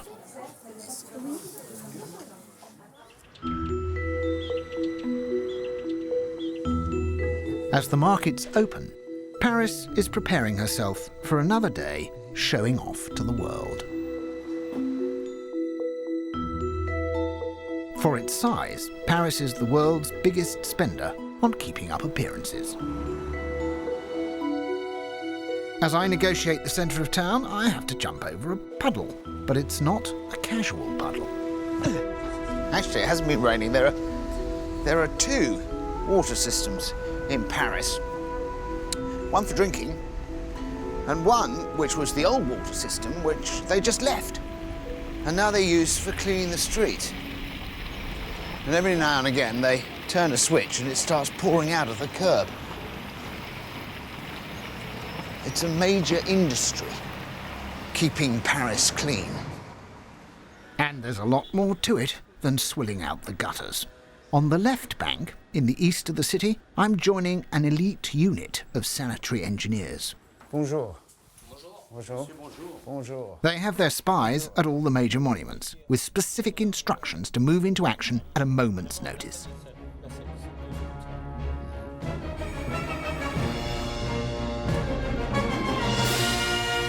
This is the Crack Graffiti Eradication Squad de Paris. It's been estimated that graffiti artists hit 300,000 square metres of Paris surface every year. 40% of the houses have been tagged, and in 2004 there was a concerted campaign to write advertising kills on every single billboard in the city. We skirt the Pantheon and rush past Notre Dame to get down to the banks of the Seine to find our offending daub. Some years ago, Parisian politicians needed to debate whether graffiti was an eyesore or a form of free expression. They decided any graffiti should be removed immediately from all monuments. And the other priorities are politics, which have to go like that, and racism. No racism. So the rest of the graffiti, if you're in the mind to come and decorate Paris, you could get away art, it would stay for a bit longer, but those things, we have to be here straight off. Michel starts up the machine, and I get to grips with the blaster. How very utterly satisfying this is. I'll get one of these for where I live in London.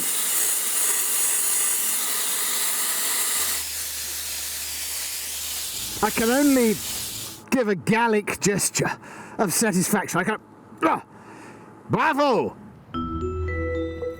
It's now 7:30, and I take to the river going west. I don't want to be late for school, and I'm heading to the world's tallest classroom. The River Seine is the reason why the city of Paris is here. 200 years ago, Paris was the second biggest port in France. It's still one of the biggest river ports in the world, but somehow manages to be a little more alluring than Felixstowe docks. It's rush hour for the 3 million students who live here. I'm joining a school trip to the premier étage. The Eiffel Tower dominates this town, as indeed it was meant to. It was built in 1889 to convincingly demonstrate that France was the top of her class. They are afraid of fall. I know, me too. Today, Madame Bertrand will teach her pupils from Lyon the significance of the world's largest Meccano model, with special reference to its 2.5 million rivets. What Madame is probably not going to tell them is that all the intellectuals, all the writers, absolutely hated this tower when it went up. Guy de Maupassant, the novelist, used to come here and have lunch every day. And when he was asked why, he said, because having lunch here, it's the only place in Paris that I can't see the damn thing. But it didn't stay unpopular for long. 10 years after it was built, 50 million visitors, or 1/5 of the whole population of Europe, came to the 1900 World Fair to have a look at the thing. It has remained the world's most visited attraction ever since. The Petit Palais, the Grand Palais, the Musée d'Orsay and the Trocadero were also all built for these mammoth expositions, and all have stayed to adorn the city. They were meant to demonstrate not just that France was perfect at food, wine and fashion, but also that France was perfect at science, manufacturing and engineering. For all its obvious visibility, the real wonder of this place is hidden away out of sight. 120 years ago, the lift mechanism was hailed as a miracle of French engineering. Incredibly, it's still faithfully lifting and lowering, and I've been invited to keep it lubricated. Once a week, a special grease has to be applied to the mechanism while it's still moving. It's boiling hot and it smells incredible, and that's because it's molten mutton fat, and it gets everywhere. You just get the impression that sooner or later somebody's going to slip on the mutton grease and into the machinery. Dearie me.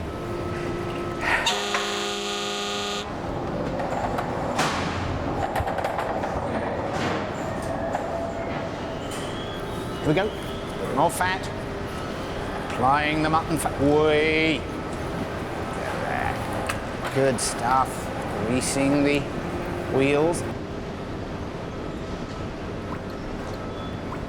No doubt, if I was a proper Frenchman, what I'd do now is take a big scoop of that, spread it on a piece of bread and have it for my lunch. The tower was meant to be temporary, but stuck around as a symbol of French pride in their engineering prowess. It also came to symbolise French pride in their military prowess. During the First World War, the Germans came to within 50 miles of Paris, and the Eiffel Tower was used as a giant lookout post to direct the French troops, who were ferried to the battle in Parisian taxis. This had two results. First of all, it made Parisian taxi drivers rather rich because, well, 50 miles is a long way and they charged the full fare. And secondly, it turned the Eiffel Tower into a monument of victory.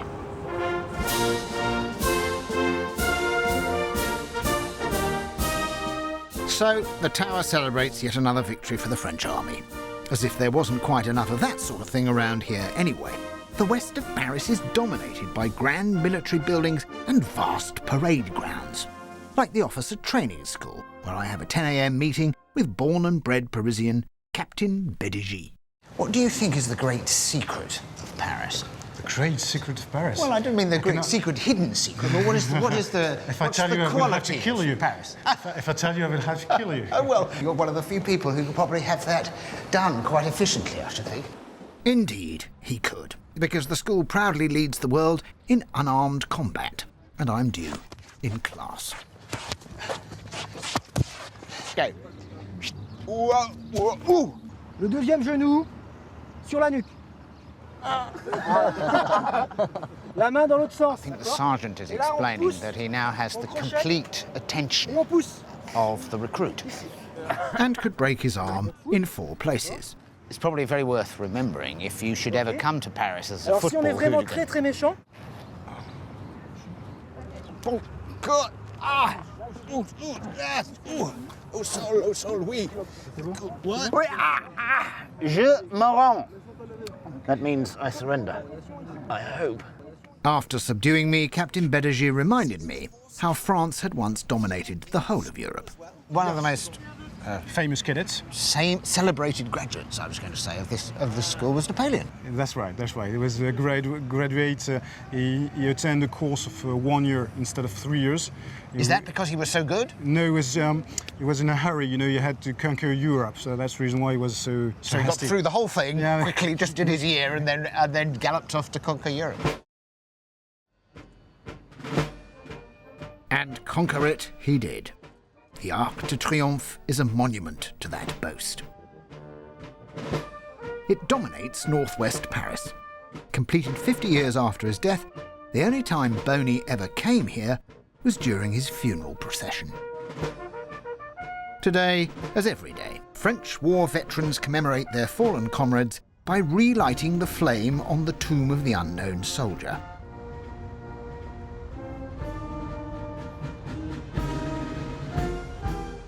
This eternal fire has been alight since 1920.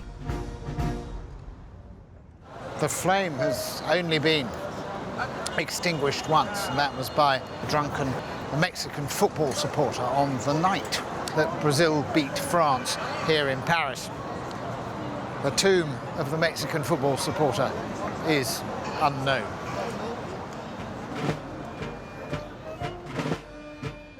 Army manoeuvres are why Paris has one of the most magnificent layouts of any city in the world, and the Arc de Triomphe is the perfect place to appreciate it.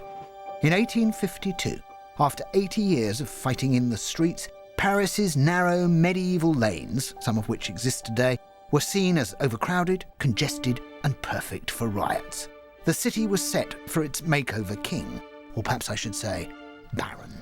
Now here we are, this is what I'm looking for, because this is the name, houseman, of the baron, who essentially completely and utterly transformed Paris into what we think of it as being today. And working for his boss, Napoleon III, what he essentially did was bash a series of enormous streets right the way through the middle of Paris, called boulevards. They were designed to get cavalry troops straight to the heart of any future trouble from Paris citizens.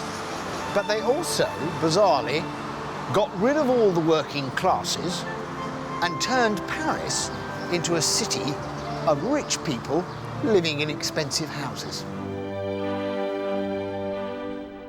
This essentially made inner city Paris into one big Kensington and Chelsea. Even today, Paris is the richest city in Europe. To service the wealthy, it's stuffed with expensive shops and natty boutiques. If you know your way, you can virtually cross the centre of the city via these hidden passages. They were built to stop the rich from getting wet. Naturally, Paris is thick with beauty salons, and I've met up with a natural Parisian redhead for her 12 o'clock appointment. Here we are, this is Vane, who's named after a Tahitian maiden, and she's an apricot-coloured Ganesh, a poodle. She's here for a cut and blow dry. I'm here to assist.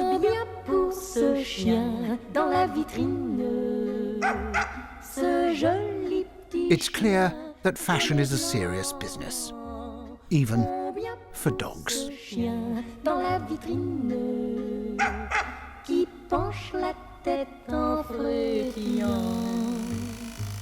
Je dois m'en aller en Italie en laissant tout Into the bath. Ooh. Voila. un chien lui tient. She's taken on a different sort of demeanour now.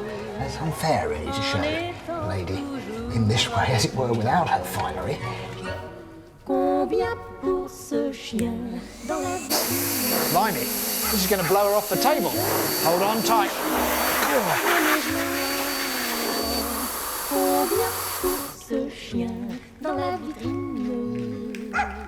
qui me regarde. Oh, my dog! Yes! Dog dinner, oui! Oui! Good? Oui! Allez, allez! Bon. Il y a des Yes. voleurs de cœur. Au revoir! 75 euros later, I'm ready to walk my poodle about a bit. And walking about a bit really is a Parisian obsession. Baron Haussmann may have developed the boulevard, but he didn't invent it. That happened 100 years earlier, when King Louis XIV, the Sun King, knocked down the city walls to show how sunny he was. The walkways he made in their place were called boulevards, after the Dutch word for walls. And they created another side effect. The Parisians started parading about. In fact, they liked parading about so much that they had to have lots of extra places made for doing it, like the Tuileries Gardens here. Outside drawing rooms, not really parks, places for walking up and down. And of course, if you walk up and down like that in front of lots of people, you have to look good. So fashion became extremely important.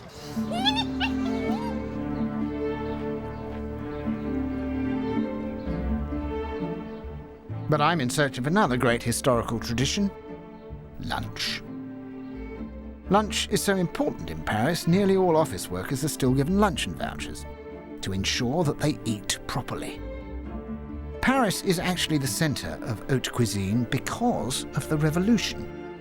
When the palaces closed, their chefs opened a recent invention called the restaurant. The Grand Vefort actually dates from before that time. Hello, Griff. How are you? I'm all right. It's been here since 1760.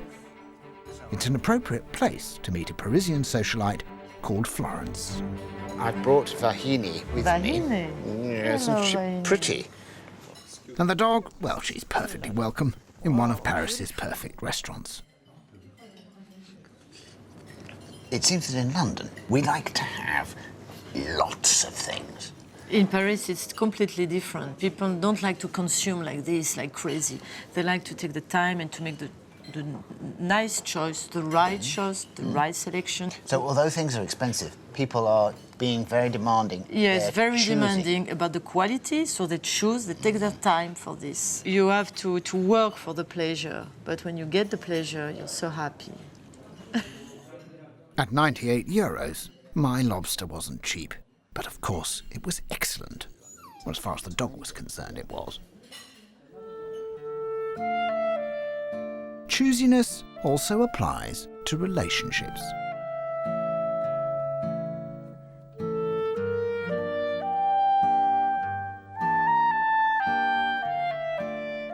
Paris is known as the City of Love, but in reality, it has the highest proportion of singles in any city in Europe.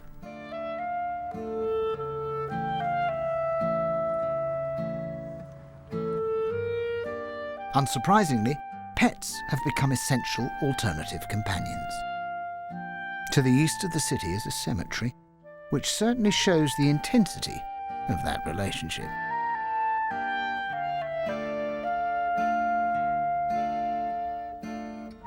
To my prince, who left me with a great sadness. And now it's not very well tended, unfortunately, the grave. I wonder whether ta petite maman Louisiane has gone to the great walkies in the sky. But I don't think that, you see, I didn't think the Parisians were sentimental about animals. I thought that they sort of ate everything. Yeah, but not their pets. Pull yourself together. While in Paris, many visitors like to pay their respects at the grave of Jim Morrison, the late lead singer of The Doors. But in fact, he wasn't the only American star to end his days here.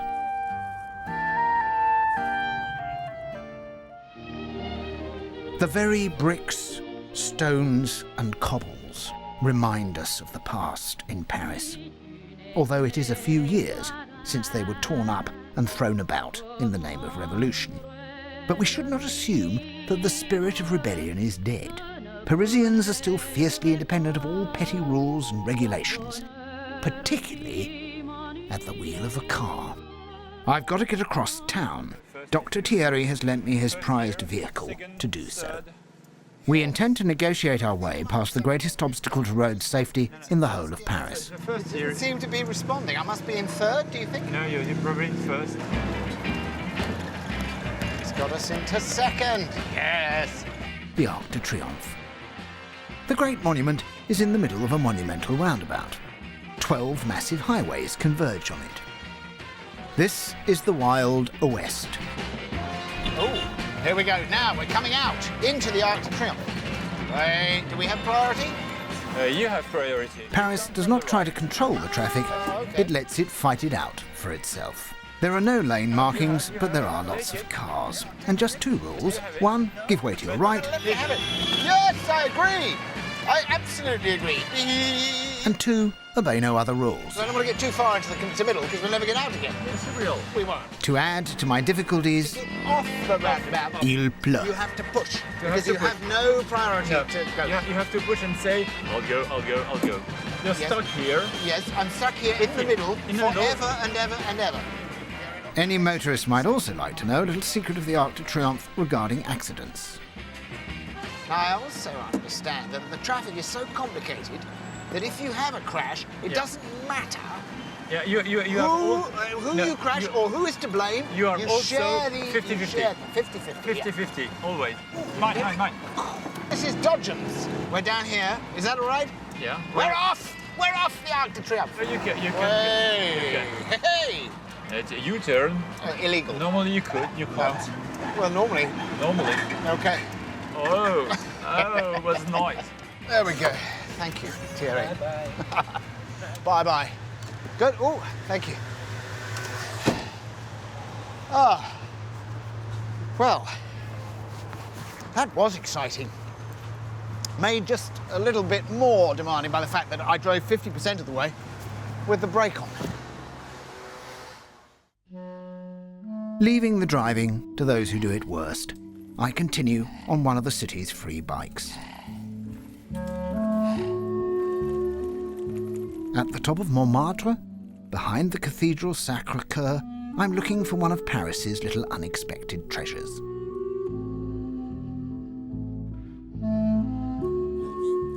This area used to be the largest wine-making region in France.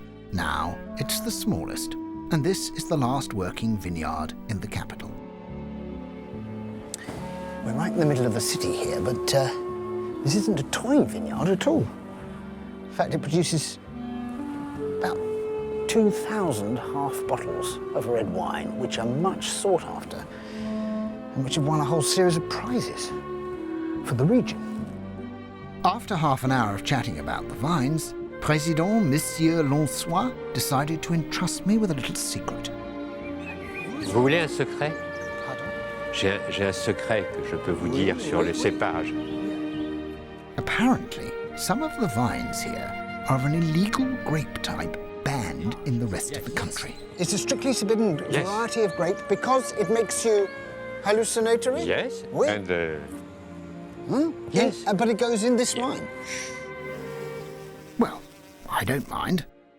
And neither does this bee, as it makes its round of Paris's exceptional outdoor spaces, flying from the vineyard of Montmartre to the flowers of the botanical gardens,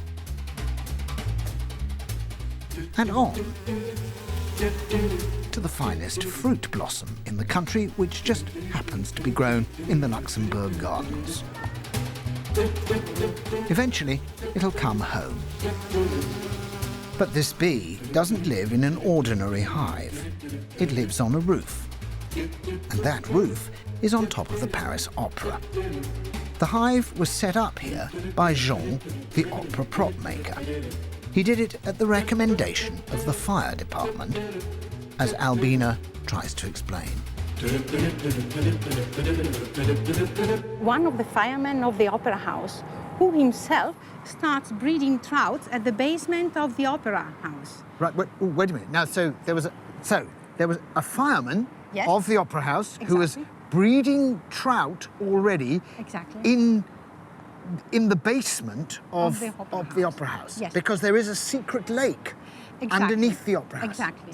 So what makes it so good? If you go to the French countryside, you don't find exactly the same quality of honey because of the pesticides that they use. I see. So how wonderful. So this is not just a sort of crazy hobby, having the bees on the roof of the Opera House. It actually produces the very finest honey in France. Absolutely. Lovely honey, vicious bees.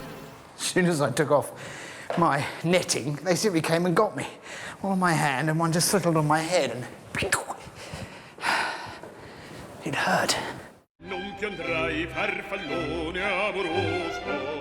The Opera House was designed by Charles Garnier, using a mishmash of exotic architectural details. When he was asked by the Emperor's wife what style it was supposed to be, he hesitated and in a moment of inspiration named it after her husband. The style Napoleon III is now everywhere in Paris and part of architectural history.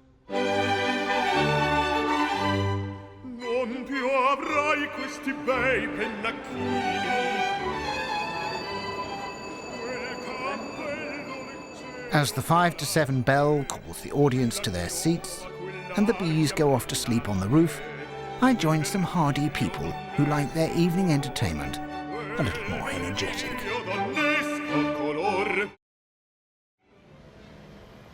These Parisians are lining up to skate across Paris, and so I hope am I, though I've never inline skated further than the edge of the curb. It's still the rush hour, but in Paris they close the streets for this every Friday evening. As it happens, tonight is Wednesday. My new companions head straight into the traffic, and I head straight into a bus.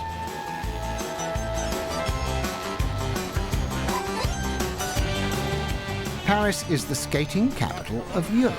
Some of these rambles attract up to 24,000 people.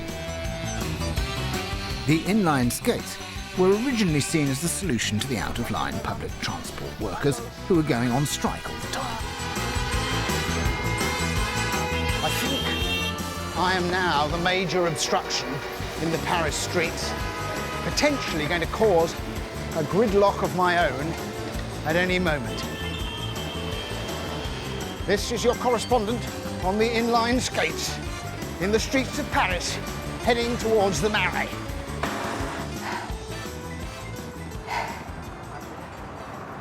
A sweat bucket. Most of it pure fear. That was the most dangerous thing I have ever done in my life.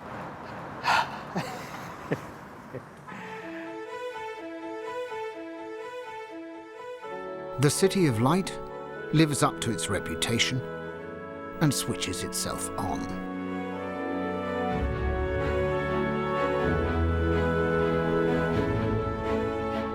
"80,000 tourists will have enjoyed its pleasures today. 25,000 of them will have pondered the smile of the Mona Lisa at the Louvre, the world's largest and busiest museum. And now many of them are pondering the menu du jour. It may be approaching midnight, but the brasserie was invented to satisfy the desire to eat good food no matter what time of day or night. Last orders here at Beaufingé are at 1 a.m, but you can stay until you finish. They won't throw you out, however long you linger over your coffee. Hi. Bonsoir. Bienvenue. Hi. It's your first day here? Yeah. So just to close the restaurant? Yeah, just to help in any way I can. Yeah.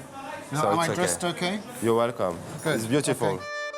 There are 120,000 waiters at work in Paris.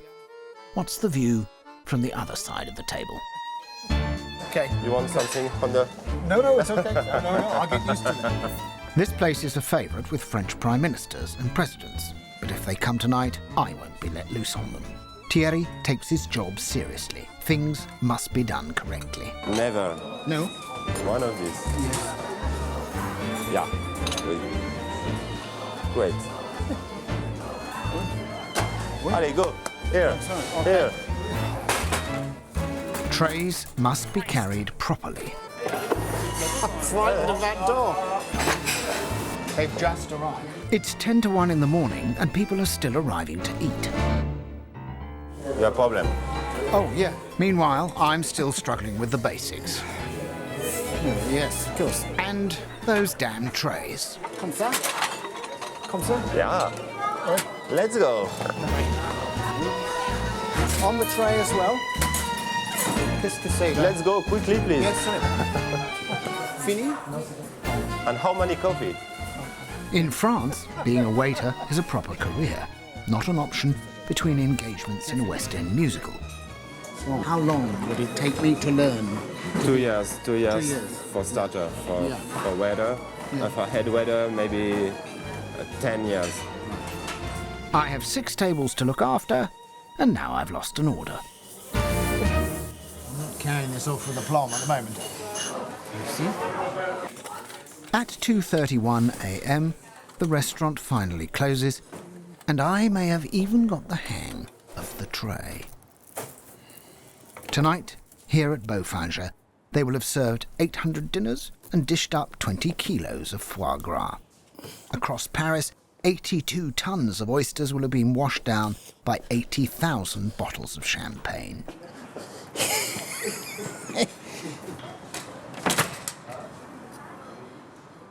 As for me, I'm feeling a little exhausted.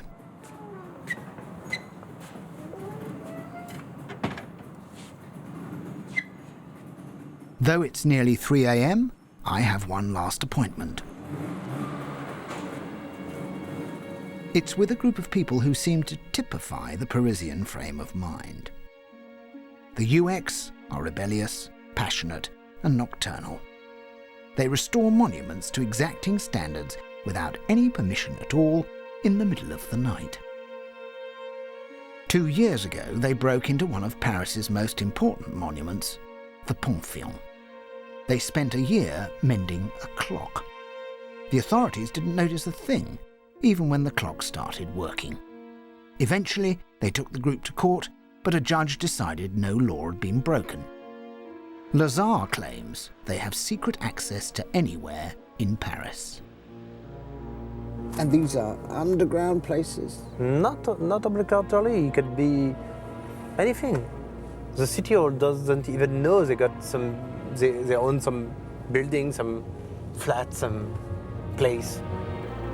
Tonight, they're taking me to look at their latest baby.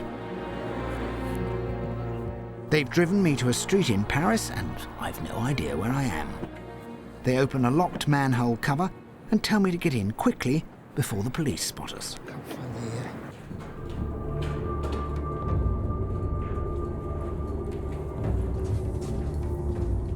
We descend into a tunnel deep underground. Lazare doesn't want the authorities to know what he's doing, so there are certain things we were not allowed to film. Suddenly we hear music. Perhaps this connects to a nightclub or something. It's possible, isn't it? There's obviously a lot of power required here for buses. Okay. Okay. We're passing a venue, and in order not to be discovered, we're told to continue in silence. 15 minutes later, and we reach what we're looking for. It's a hole. Yeah, it's an interconnection or between two different networks. Right. And I have to go down it, do I? Sure you do. The break in the floor is where two tunnel systems meet. Good, slowly good. It will take us into a much deeper and older system of passageways.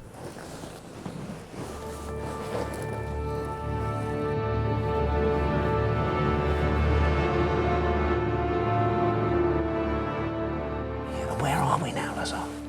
We are in the last ancient original quarry under Paris.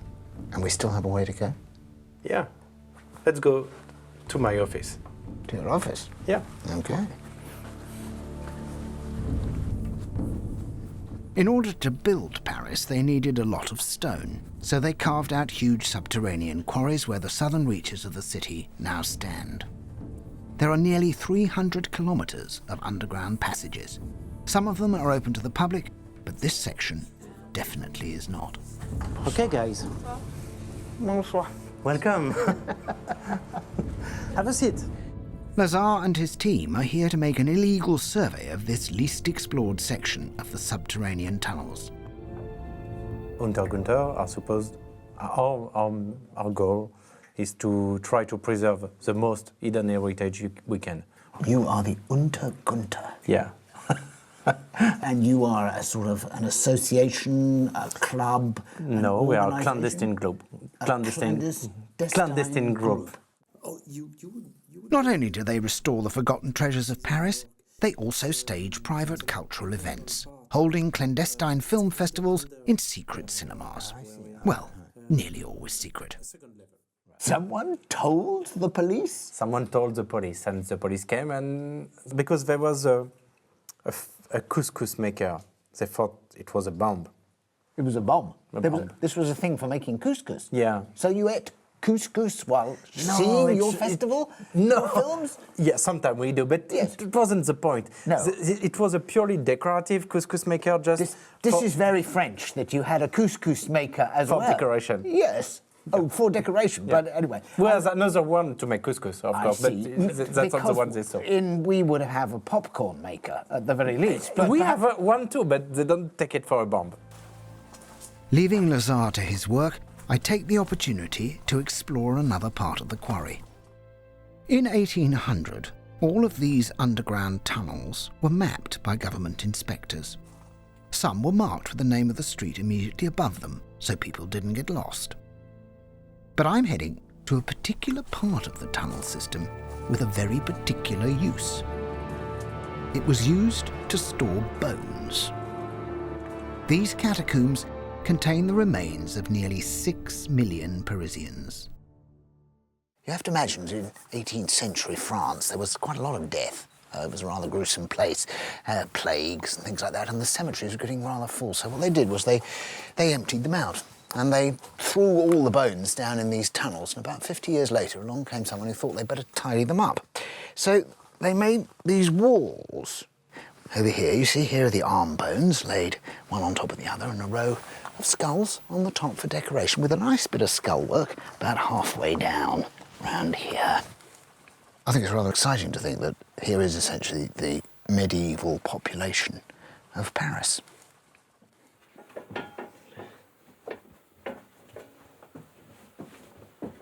We've been exploring this city for nearly 24 hours. Lazar offers to take me to watch the dawn come up.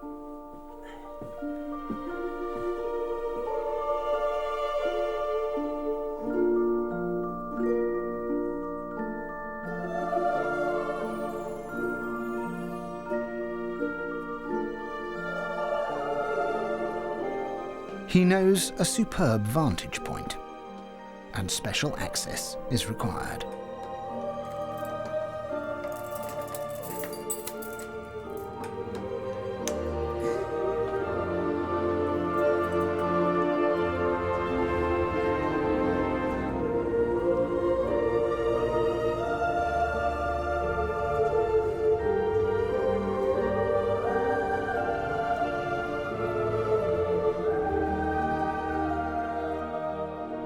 We're at the top of an 11th century Gothic masterpiece. 250 years ago, Notre Dame Cathedral was so badly damaged, it was sold for scrap. But the author Victor Hugo wrote The Hunchback of Notre Dame in order to draw attention to its plight, and the great church was saved and ultimately restored. Today, she takes her place at the head of a legion of great Parisian buildings. In a city her citizens are justly proud of, a city striving for perfection and even in its showier moments achieving a sort of fairy tale majesty.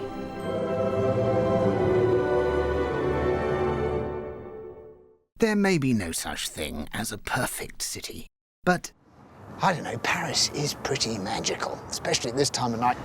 And what I love about the place, what I've really discovered is the way that people really do put so much discipline and effort and work into the quality of life. Even the rebels put their back into it.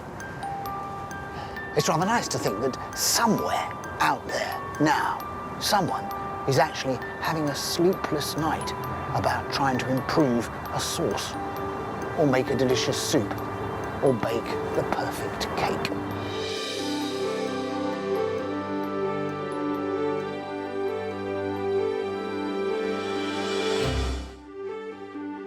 By the year 2010, half the population of the planet will live in cities.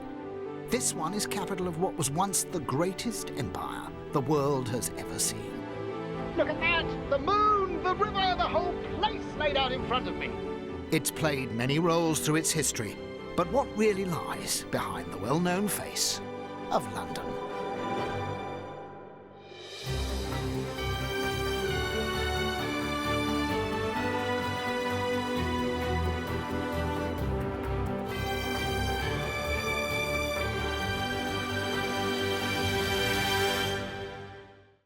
During the course of a typical 24 hours, I intend to try and get an overview of this extraordinary place. I want to discover how history still courses through its streets. I want to get immersed in its living traditions. And by meeting her people, I want to understand why they love the great and sprawling metropolis that is London town.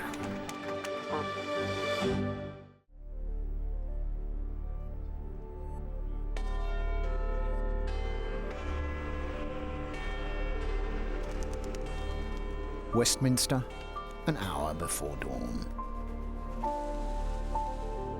You never know what you're going to find in a big city. The bigger they are, the more you turn up the unexpected. And London is a monster. It's 4 in the morning, and I'm in the middle of a city of 7.5 million people.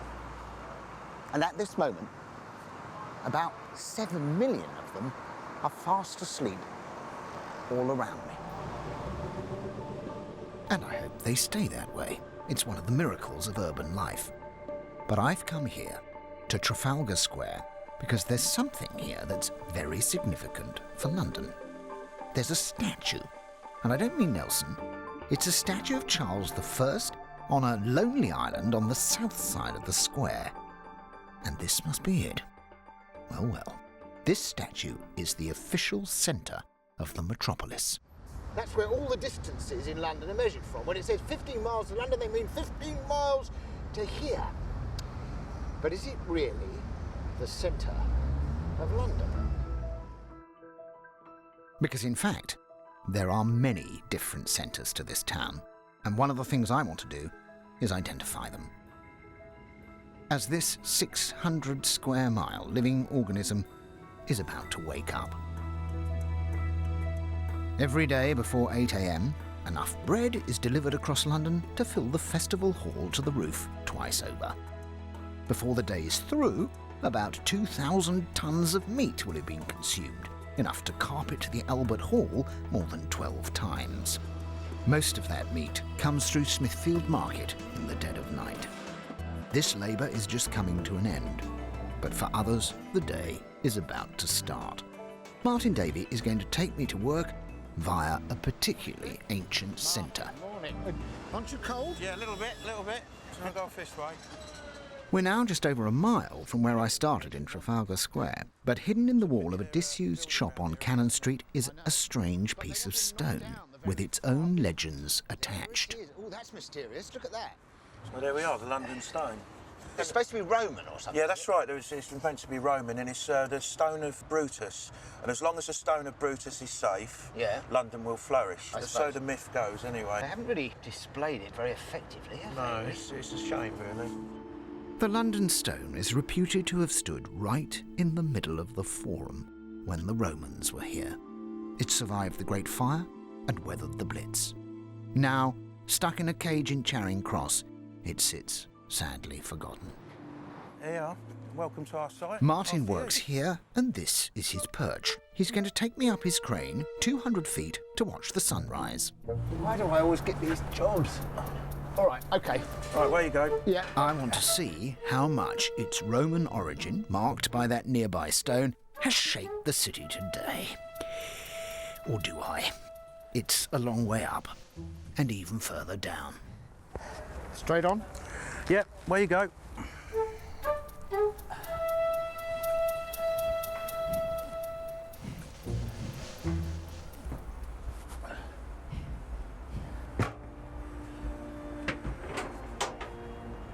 It's fantastic. Incredible view, isn't it? Got Tower Bridge over there. Yeah, oh, those are the two towers. And then yeah. Canary Wharf, see coming through the mist? Yeah. London looks incredible. From up here. It's just incredible. A fantastic city, isn't it? Just gently engage the dead man, make sure it's down. Yeah. So there you go, you're moving. You're now a crane driver. 2,000 years of history, and this town just can't stop growing. In the 1 square mile surrounding this crane, there are currently 88 construction sites. We're about as close as we can be to the centre of the original city of London, Londinium. Essentially, the entire structure of London is based upon that Roman settlement. Because every time they added more roads, they went out in a sort of concentric circle. And London grew like the most enormous spider's web. And we still follow that complicated pattern started by the Romans. It's a recipe for chaos. Sort of walking out over space. What are we now? We're about 7:30. It's just starting. Look, they're all ready to go to work. Just about now, everybody over there decides they want to be over there, everybody over there decides they want to be over there, and everybody over there wants to be over there. And one of the biggest rush hours in the world commences. 25 million separate journeys every day.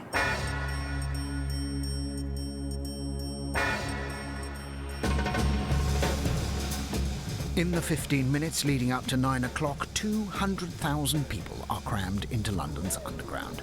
8,000 buses ferry people around London's 2,000 miles of streets. In fact, just to earn a living, the average commuter travels the equivalent of 2.5 times around the planet. I've got to get to my next appointment. Luckily, I know a shortcut that used to be crammed with traffic, but which today is virtually empty. It's called the Thames. Welcome on board. Thank you very much. One hand at all times, please. Yep. The Port of London Authority patrols 24 hours a day. They're there to keep the tidal river safe. Wonderful. And to give me a jolly. You like the river, don't you? I love it. I just think it's just the most fantastic way. And we think it's because of the river that London's here. Yes. At one time, the Thames would have been crammed with trading ships from all over the world. The fortunes of this town and this country were founded here. Now, it's a deserted avenue of water. It's quite impossible, actually, to come into London now and to see that vision. Not feel like, not feel like Admiral Nelson, making your way up the Thames. I feel like I should if it was an old sort of, an old film with Jack Hawkins in now, there'd be a sort of dum-dum, dum-da-da-da-da-dum playing, just to give us a little bit of a sort of fillip, just to lift us up.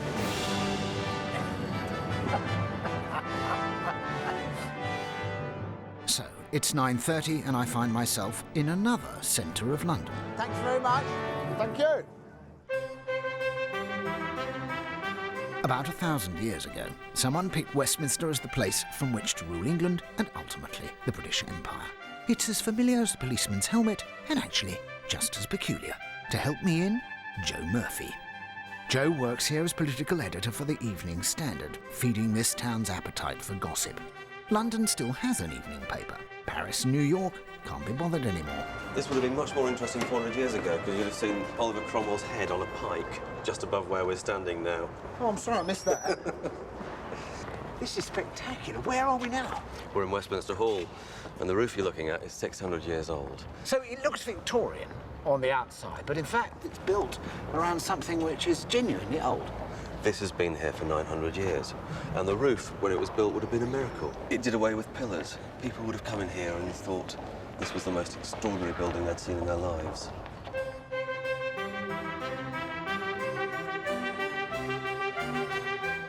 And it's still pretty eye-popping.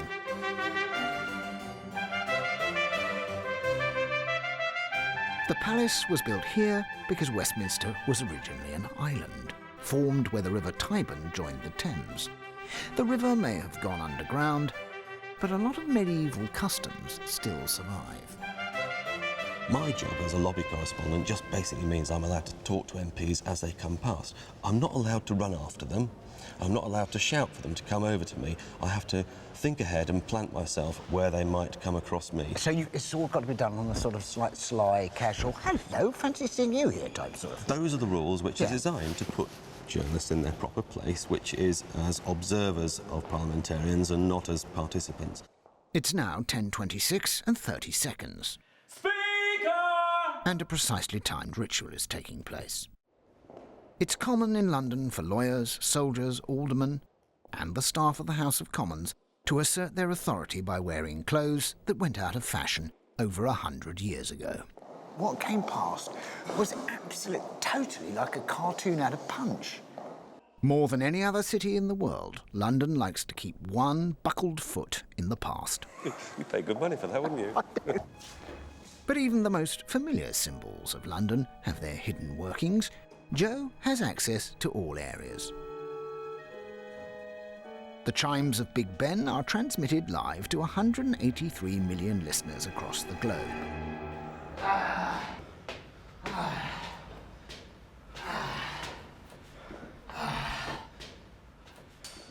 It's rather disconcerting to find that the mechanism is not much more technically advanced than a clockwork mouse.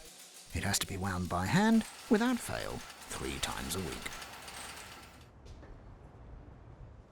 I said when I arrived here that this was the centre of London. So what is the centre that we see from here? You're seeing a collection of palaces, banqueting houses, turned into a seat of power. Even a house. Our Prime Minister lives in an ordinary terraced house, but he is surrounded by all sorts of other higgledy-piggledy accommodation. No.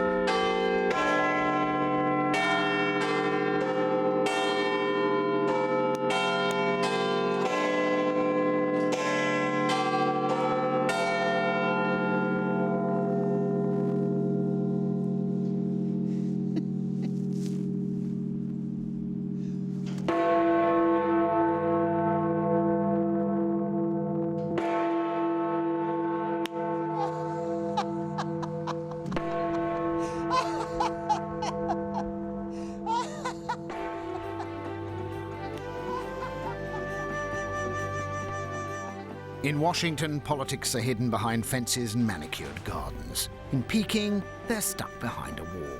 Here, government is a spectator sport. Ministers, secretaries, and all their underlings scuttle about this town just like the rest of us. A few yards up the street, I can move seamlessly into yet another centre. And this one is royal. The kings and queens of Britain have a long history of swanning about their capital city. London today still owes a lot to that, particularly in its green spaces. This whole St James's Park was once the private property of the king. Charles II used to stroll about with his mistresses here, and if it was hot, they'd go for a quick dip in the canal. I suppose by then they got rid of the crocodiles. James I liked to keep 2 crocodiles here, although we can still see the pelicans, which were a gift from the Russian ambassador in 1664. Obviously not the same pelicans, just their descendants. And not the same royal family either, just their descendants. This entire area was once reserved for royal deer hunting. It's these ex-private grounds that now form London's parks. Nearly 8,000 acres of open land. They help earn London's official classification as a forest. Anyone can still take a horse into Hyde Park, even if, like me, they can't actually ride the thing. Personally, I'd feel happier with a handbrake and some indicators, but I'm told it's a great form of exercise.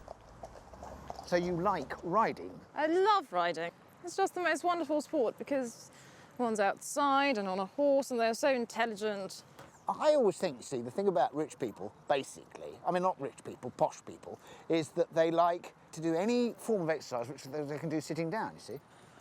They like to do it if they're on a horse, or possibly a little bit of yachting. But you see, this is civilised exercise. Is it? Yes. And riding here on Rotten Row is a perfect example of how the whims of royalty have shaped London. Here, King William III at the end of the 17th century. This is the earliest lit street in the world. Yes, that's correct. When William built the road, it's the first lamp-lit road in the world, and he employed a man to light them at night and put them out again in the morning. Now, what we've got coming towards Oncoming traffic here is astounding. Whose royal carriage is that, Prince Philip? That's the Only Queen. the Queens are allowed on here. Morning, gentlemen. Morning. And there's another one on the other side of the park, over Oh, there. You'll sometimes have half a dozen out here in the Really? morning. And Yeah, there's look, London. look, you've got them. Look at that. How fantastic. There are still about 300 horses in London, nearly all of which are used for decoration. In Edwardian times, there were 200,000, and they all worked. Residents then were concerned that the city would drown in the 480,000 gallons of urine and 2,000 tons of manure they produced daily. Though by then, London was really defined by a horse of a different hue, an iron one. I'm looking for number 21, Westminster Road. I think that must be it. Well, that's all that remains of what's probably the most bizarre railway station in London, because that was a railway station for the dead. The Necropolis Railway was opened in 1847 after a terrible cholera outbreak, and it was used simply to ship coffins to Surrey by railway. And it lasted for nearly 100 years as a terminal in more senses than one. The railway age saw a transformation of Victorian London. In 50 years, it tripled in size. We still make daily use of the marvels of that age, especially the hidden ones. Perhaps the most spectacular achievements of those Victorian engineers are not London's railway stations, but something that we don't see every day. Something beneath our feet. This is part of the Victorian sewerage system. There are over 42,000 miles of sewers underneath London. What I find impressive is why the Victorians designed them in the first place. They built this incredible system of drains almost as soon as they knew that all the diseases which were killing their city were caused by water, by foul water. But the excavation of subterranean London didn't stop there. Okay. How's that feel? All right, that's not bad. So let's see how it... That's I it. see. Yeah? All right. Steady away. Yeah, I We're in understand. business. In addition to the sewers, there are some 300 miles of tunnel, and that's just for the London transport system. This is one of their ventilation shafts. I'm coming down through the London clay now. But some tunnels are secret.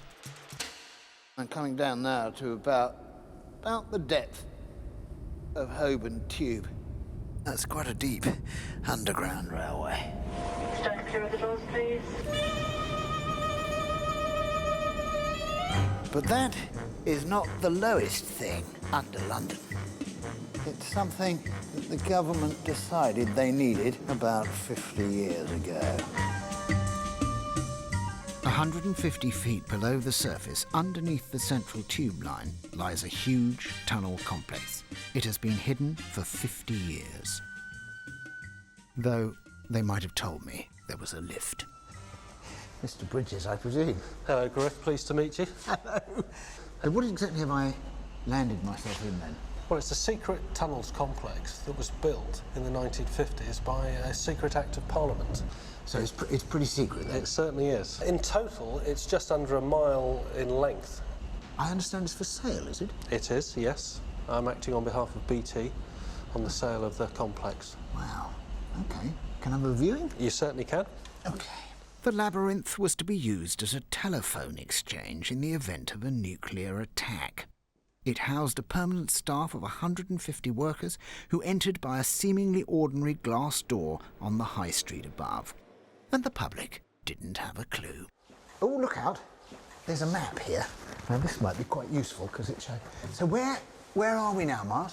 We're in this 3rd Avenue, and there's 4 avenues, all of this size and scale. And then there are 2 longer avenues, which are 450 metres in total. But this is only a little bit of it? Potentially.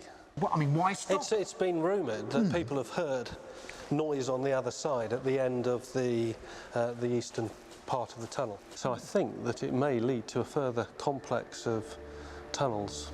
Of which we know nothing. With no views, no car parking, no en-suites, it's a difficult gaff to sell. Beyond the obvious storage potential, what would you do with it? 65,000 square feet on the surface would have a price in the region of £52 million. But down here, we're entering into unknown estate agent territory. Maybe I could make an offer, knock through, and have a very convenient shortcut to work. Ladies and gentlemen, the Victoria line is closed. District, Hammersmith City, and Metropolitan lines are partially closed.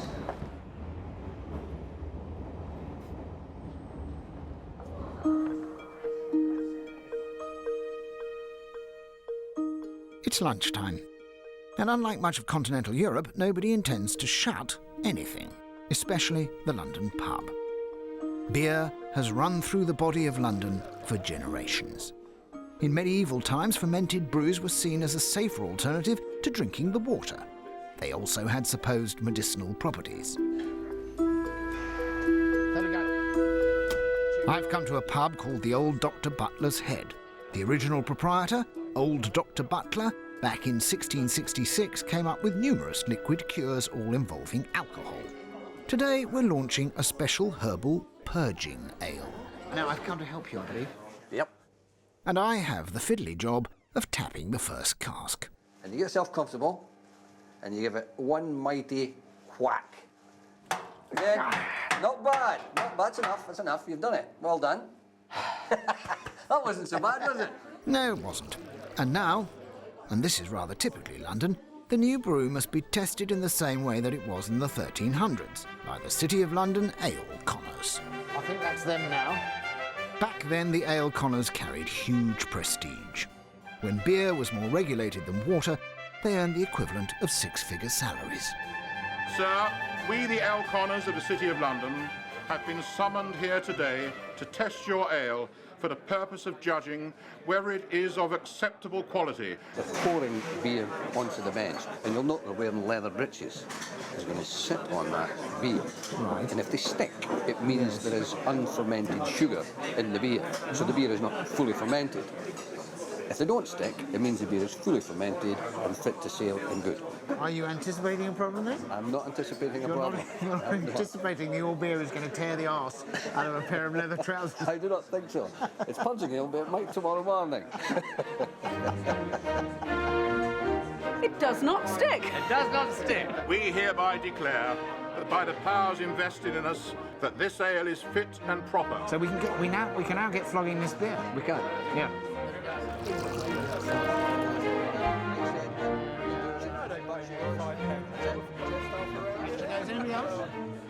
God save the Queen.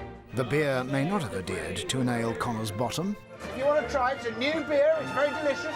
but London does like to stick to its old traditions. It's now 2 o'clock, and I'm on my way to yet another centre of London, St James's.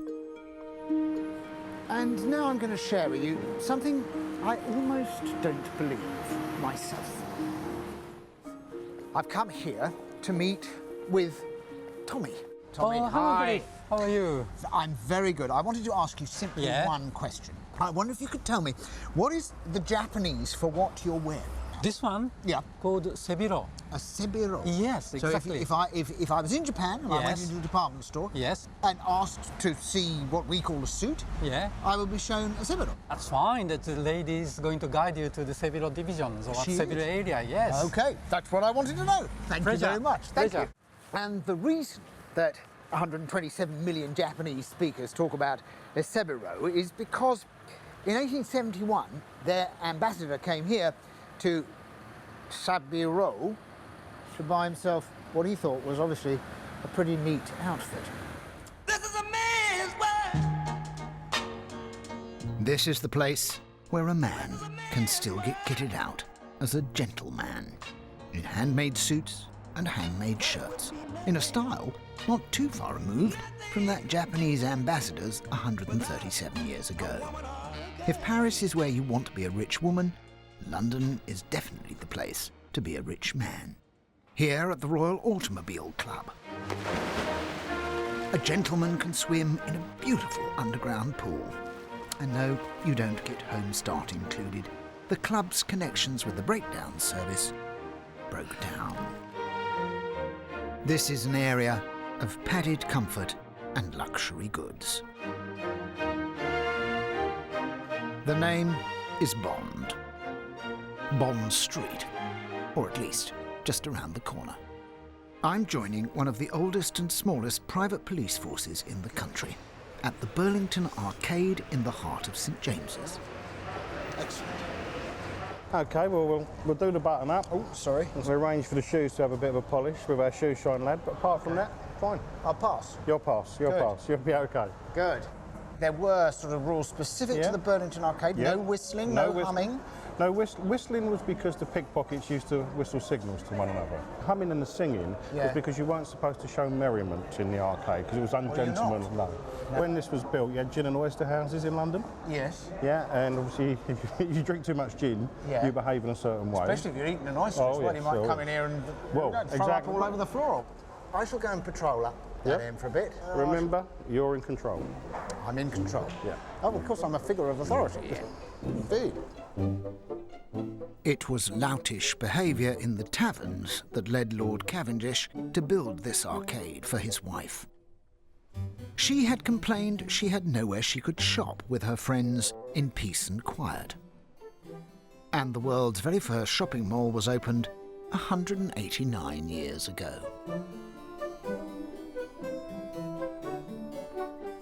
I'm not quite sure. It's like playing a role, and I'm not sure how to play it. I don't know what to do.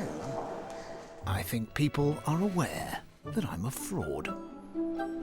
I honestly think one of the real problems is that everybody in the Burlington Arcade is fantastically well behaved. So far, I've seen somebody picking their nose, but I didn't know whether I was supposed to do something about that. Still, eventually, I found my level. Along 2 blocks, and turn right.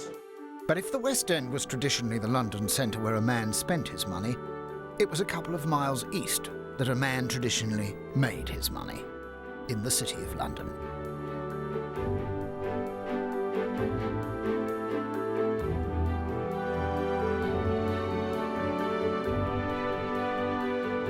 This is where I started the day up a crane and where the Romans founded this city. But it's also the place where most of our modern banking and financial systems were invented and developed. One of the reasons for the gigantic success of the City of London is this combination of the very, very old with the brand new. Quite literally here, because this rather magnificent 18th century jewel box of a room is actually hidden away in one of the most exciting modern buildings in the entire city. It's Lloyd's of London. More than a magnificent showpiece of architecture, it's a money-making machine.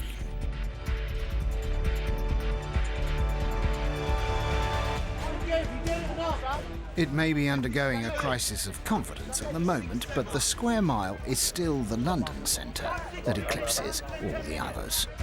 Like it or not, the rest of London sits in its shade. Broker Dave Peters from the firm Tullet-Prebon is going to talk me in.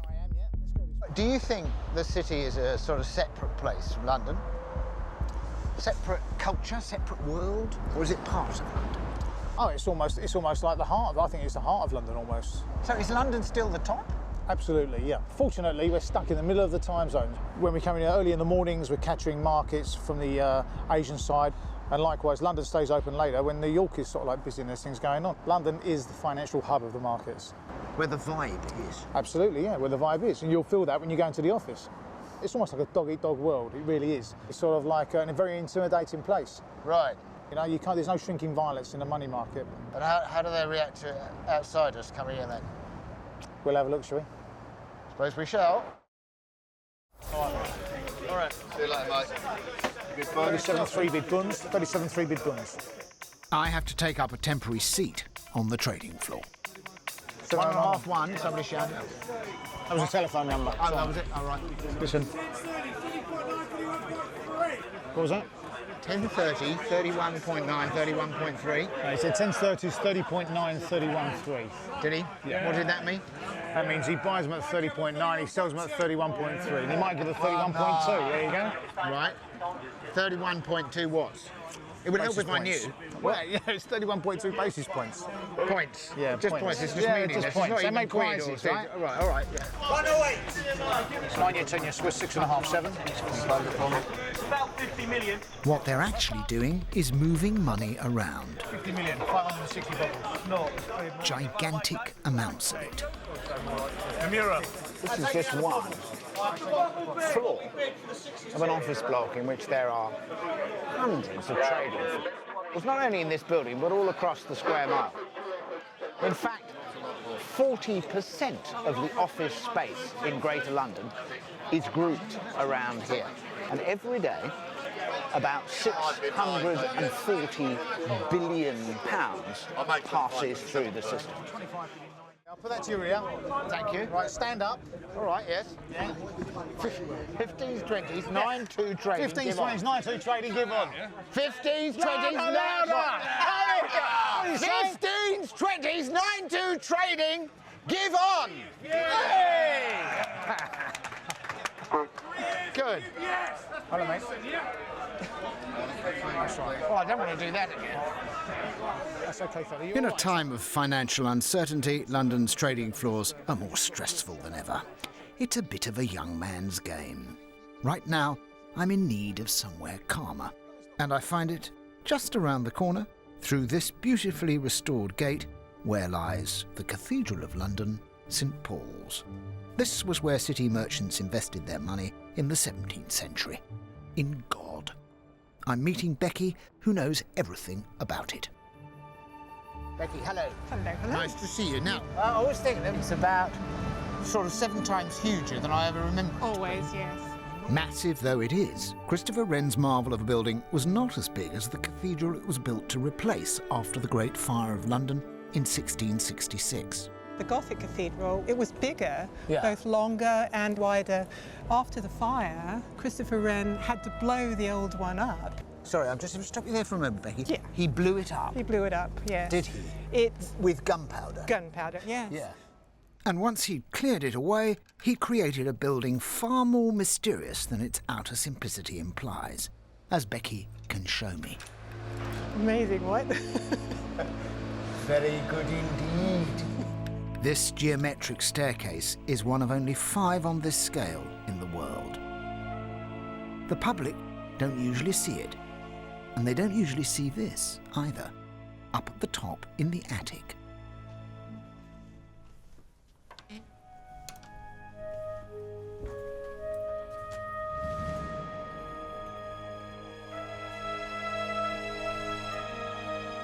Only clergymen and visiting historians ever use this library. Some repository of wisdom. It's a little casket hidden away from the roaring marketplace outside. And there are other treasures beyond the famous St. Paul's, tucked away in the surrounding streets. because Wren built a further 51 churches.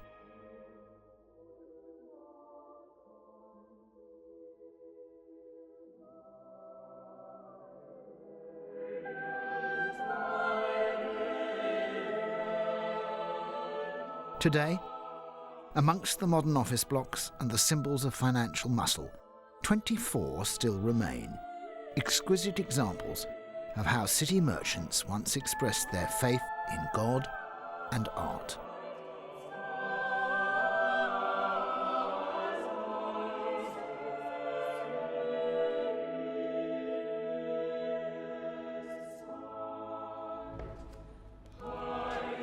I'm here to help summon the Evensong faithful to one of them. Okay. What happened there? You didn't let go. I didn't let go? No, you have to let go of the sally, otherwise it'll take your hands up to the ceiling. It did? Yeah. It pulled my back right out as well. Are you all right? Yes.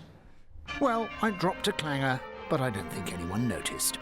As the bells ring out, 350,000 workers have already rushed home.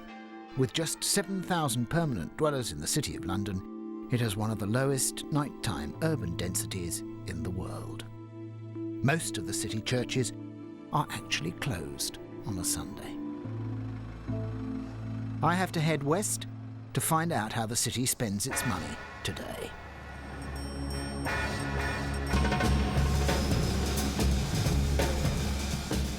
Every night, over 35,000 people pay a lot of money to see a London show. But I'm going somewhere where the punters are far more extravagant than that.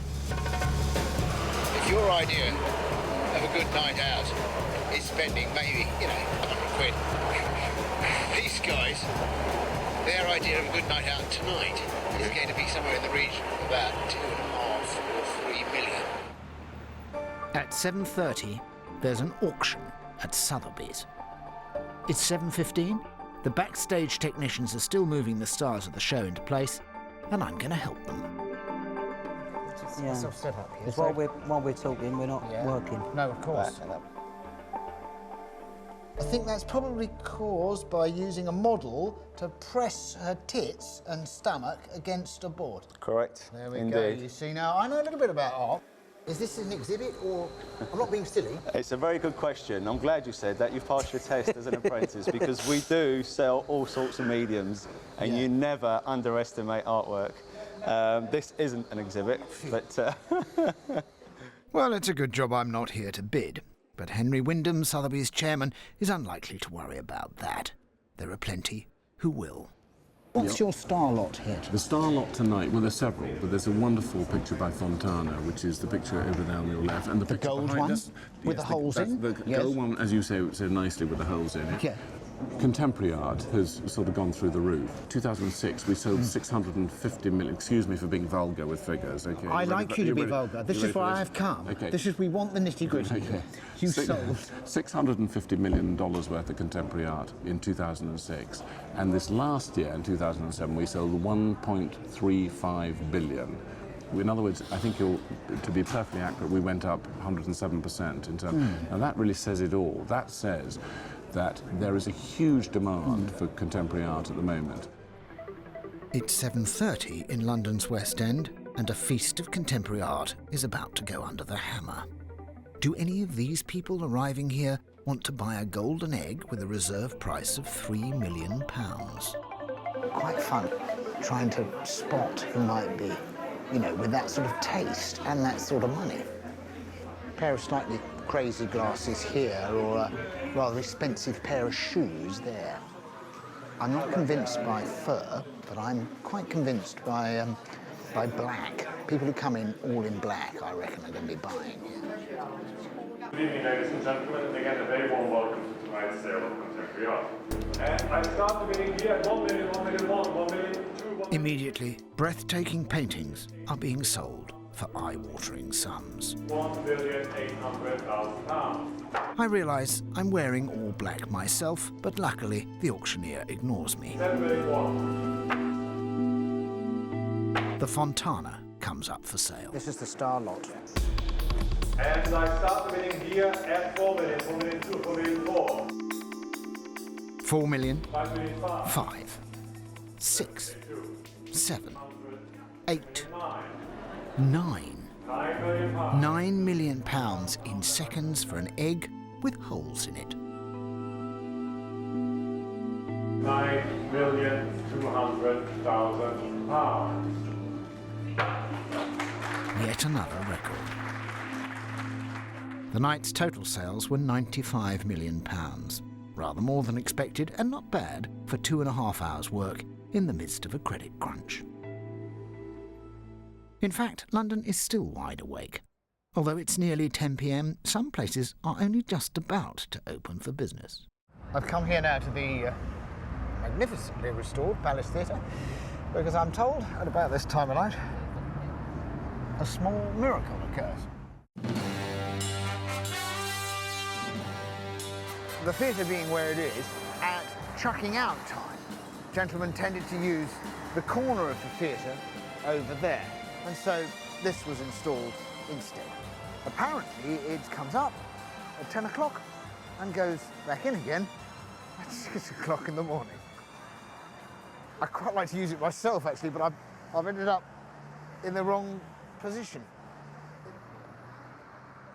Over in East London, theatre of a different kind is underway. 250 years ago, this would have been a bare-knuckle fight, until, after killing one of his opponents, Jack Broughton developed the London prize ring rules in this city. They introduced the very British notion of fair play into what seems to me a violent and utterly mad way of relaxing. If you hadn't noticed, that's Dave in the red, my guide to the money market. Well, they call it white-collar fighting. Dave is down as Swiss desk talent pre-bomb. There's somebody from JP Morgan. We've got David the armed and dangerous mongoose Sapor, who's a systems analyst from Ashurst. And like the trading floor, where nothing is entirely predictable, Dave's luck hits a downturn.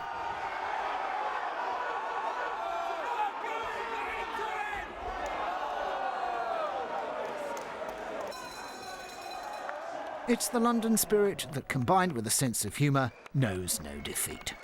The last round, I walked onto one a bit, I think.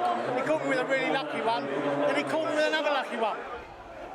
Remember, your investments can go down as well as up, and so can bankers. Dave is a brave man. It's now midnight, and I find myself in a part of London with which the world is very familiar.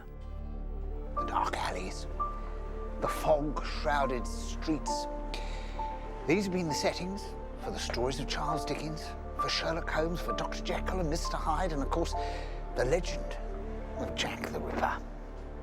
As far as the rest of the world is concerned, London is the absolute capital of crime.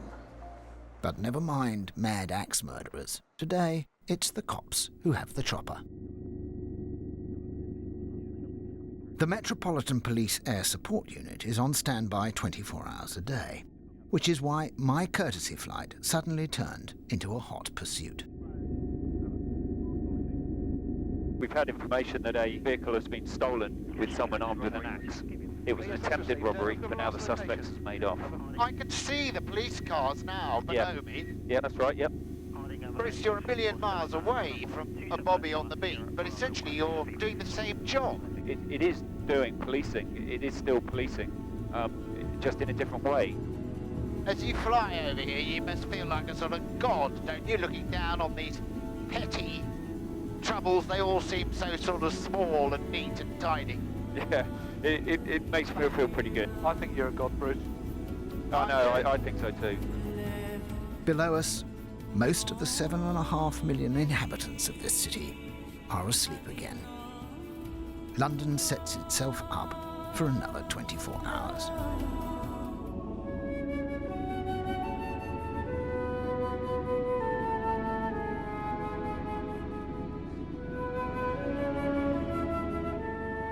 The capital may be clinging to its traditions, but from on high it looks organised, purposeful, and somehow supremely confident about its future.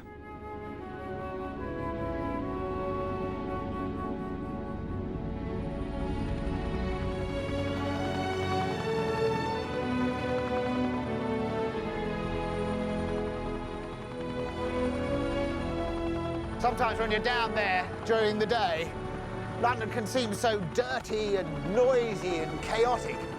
But up here on Tower 42, looking down on it at night, it just seems perfection. The most exciting place in the world.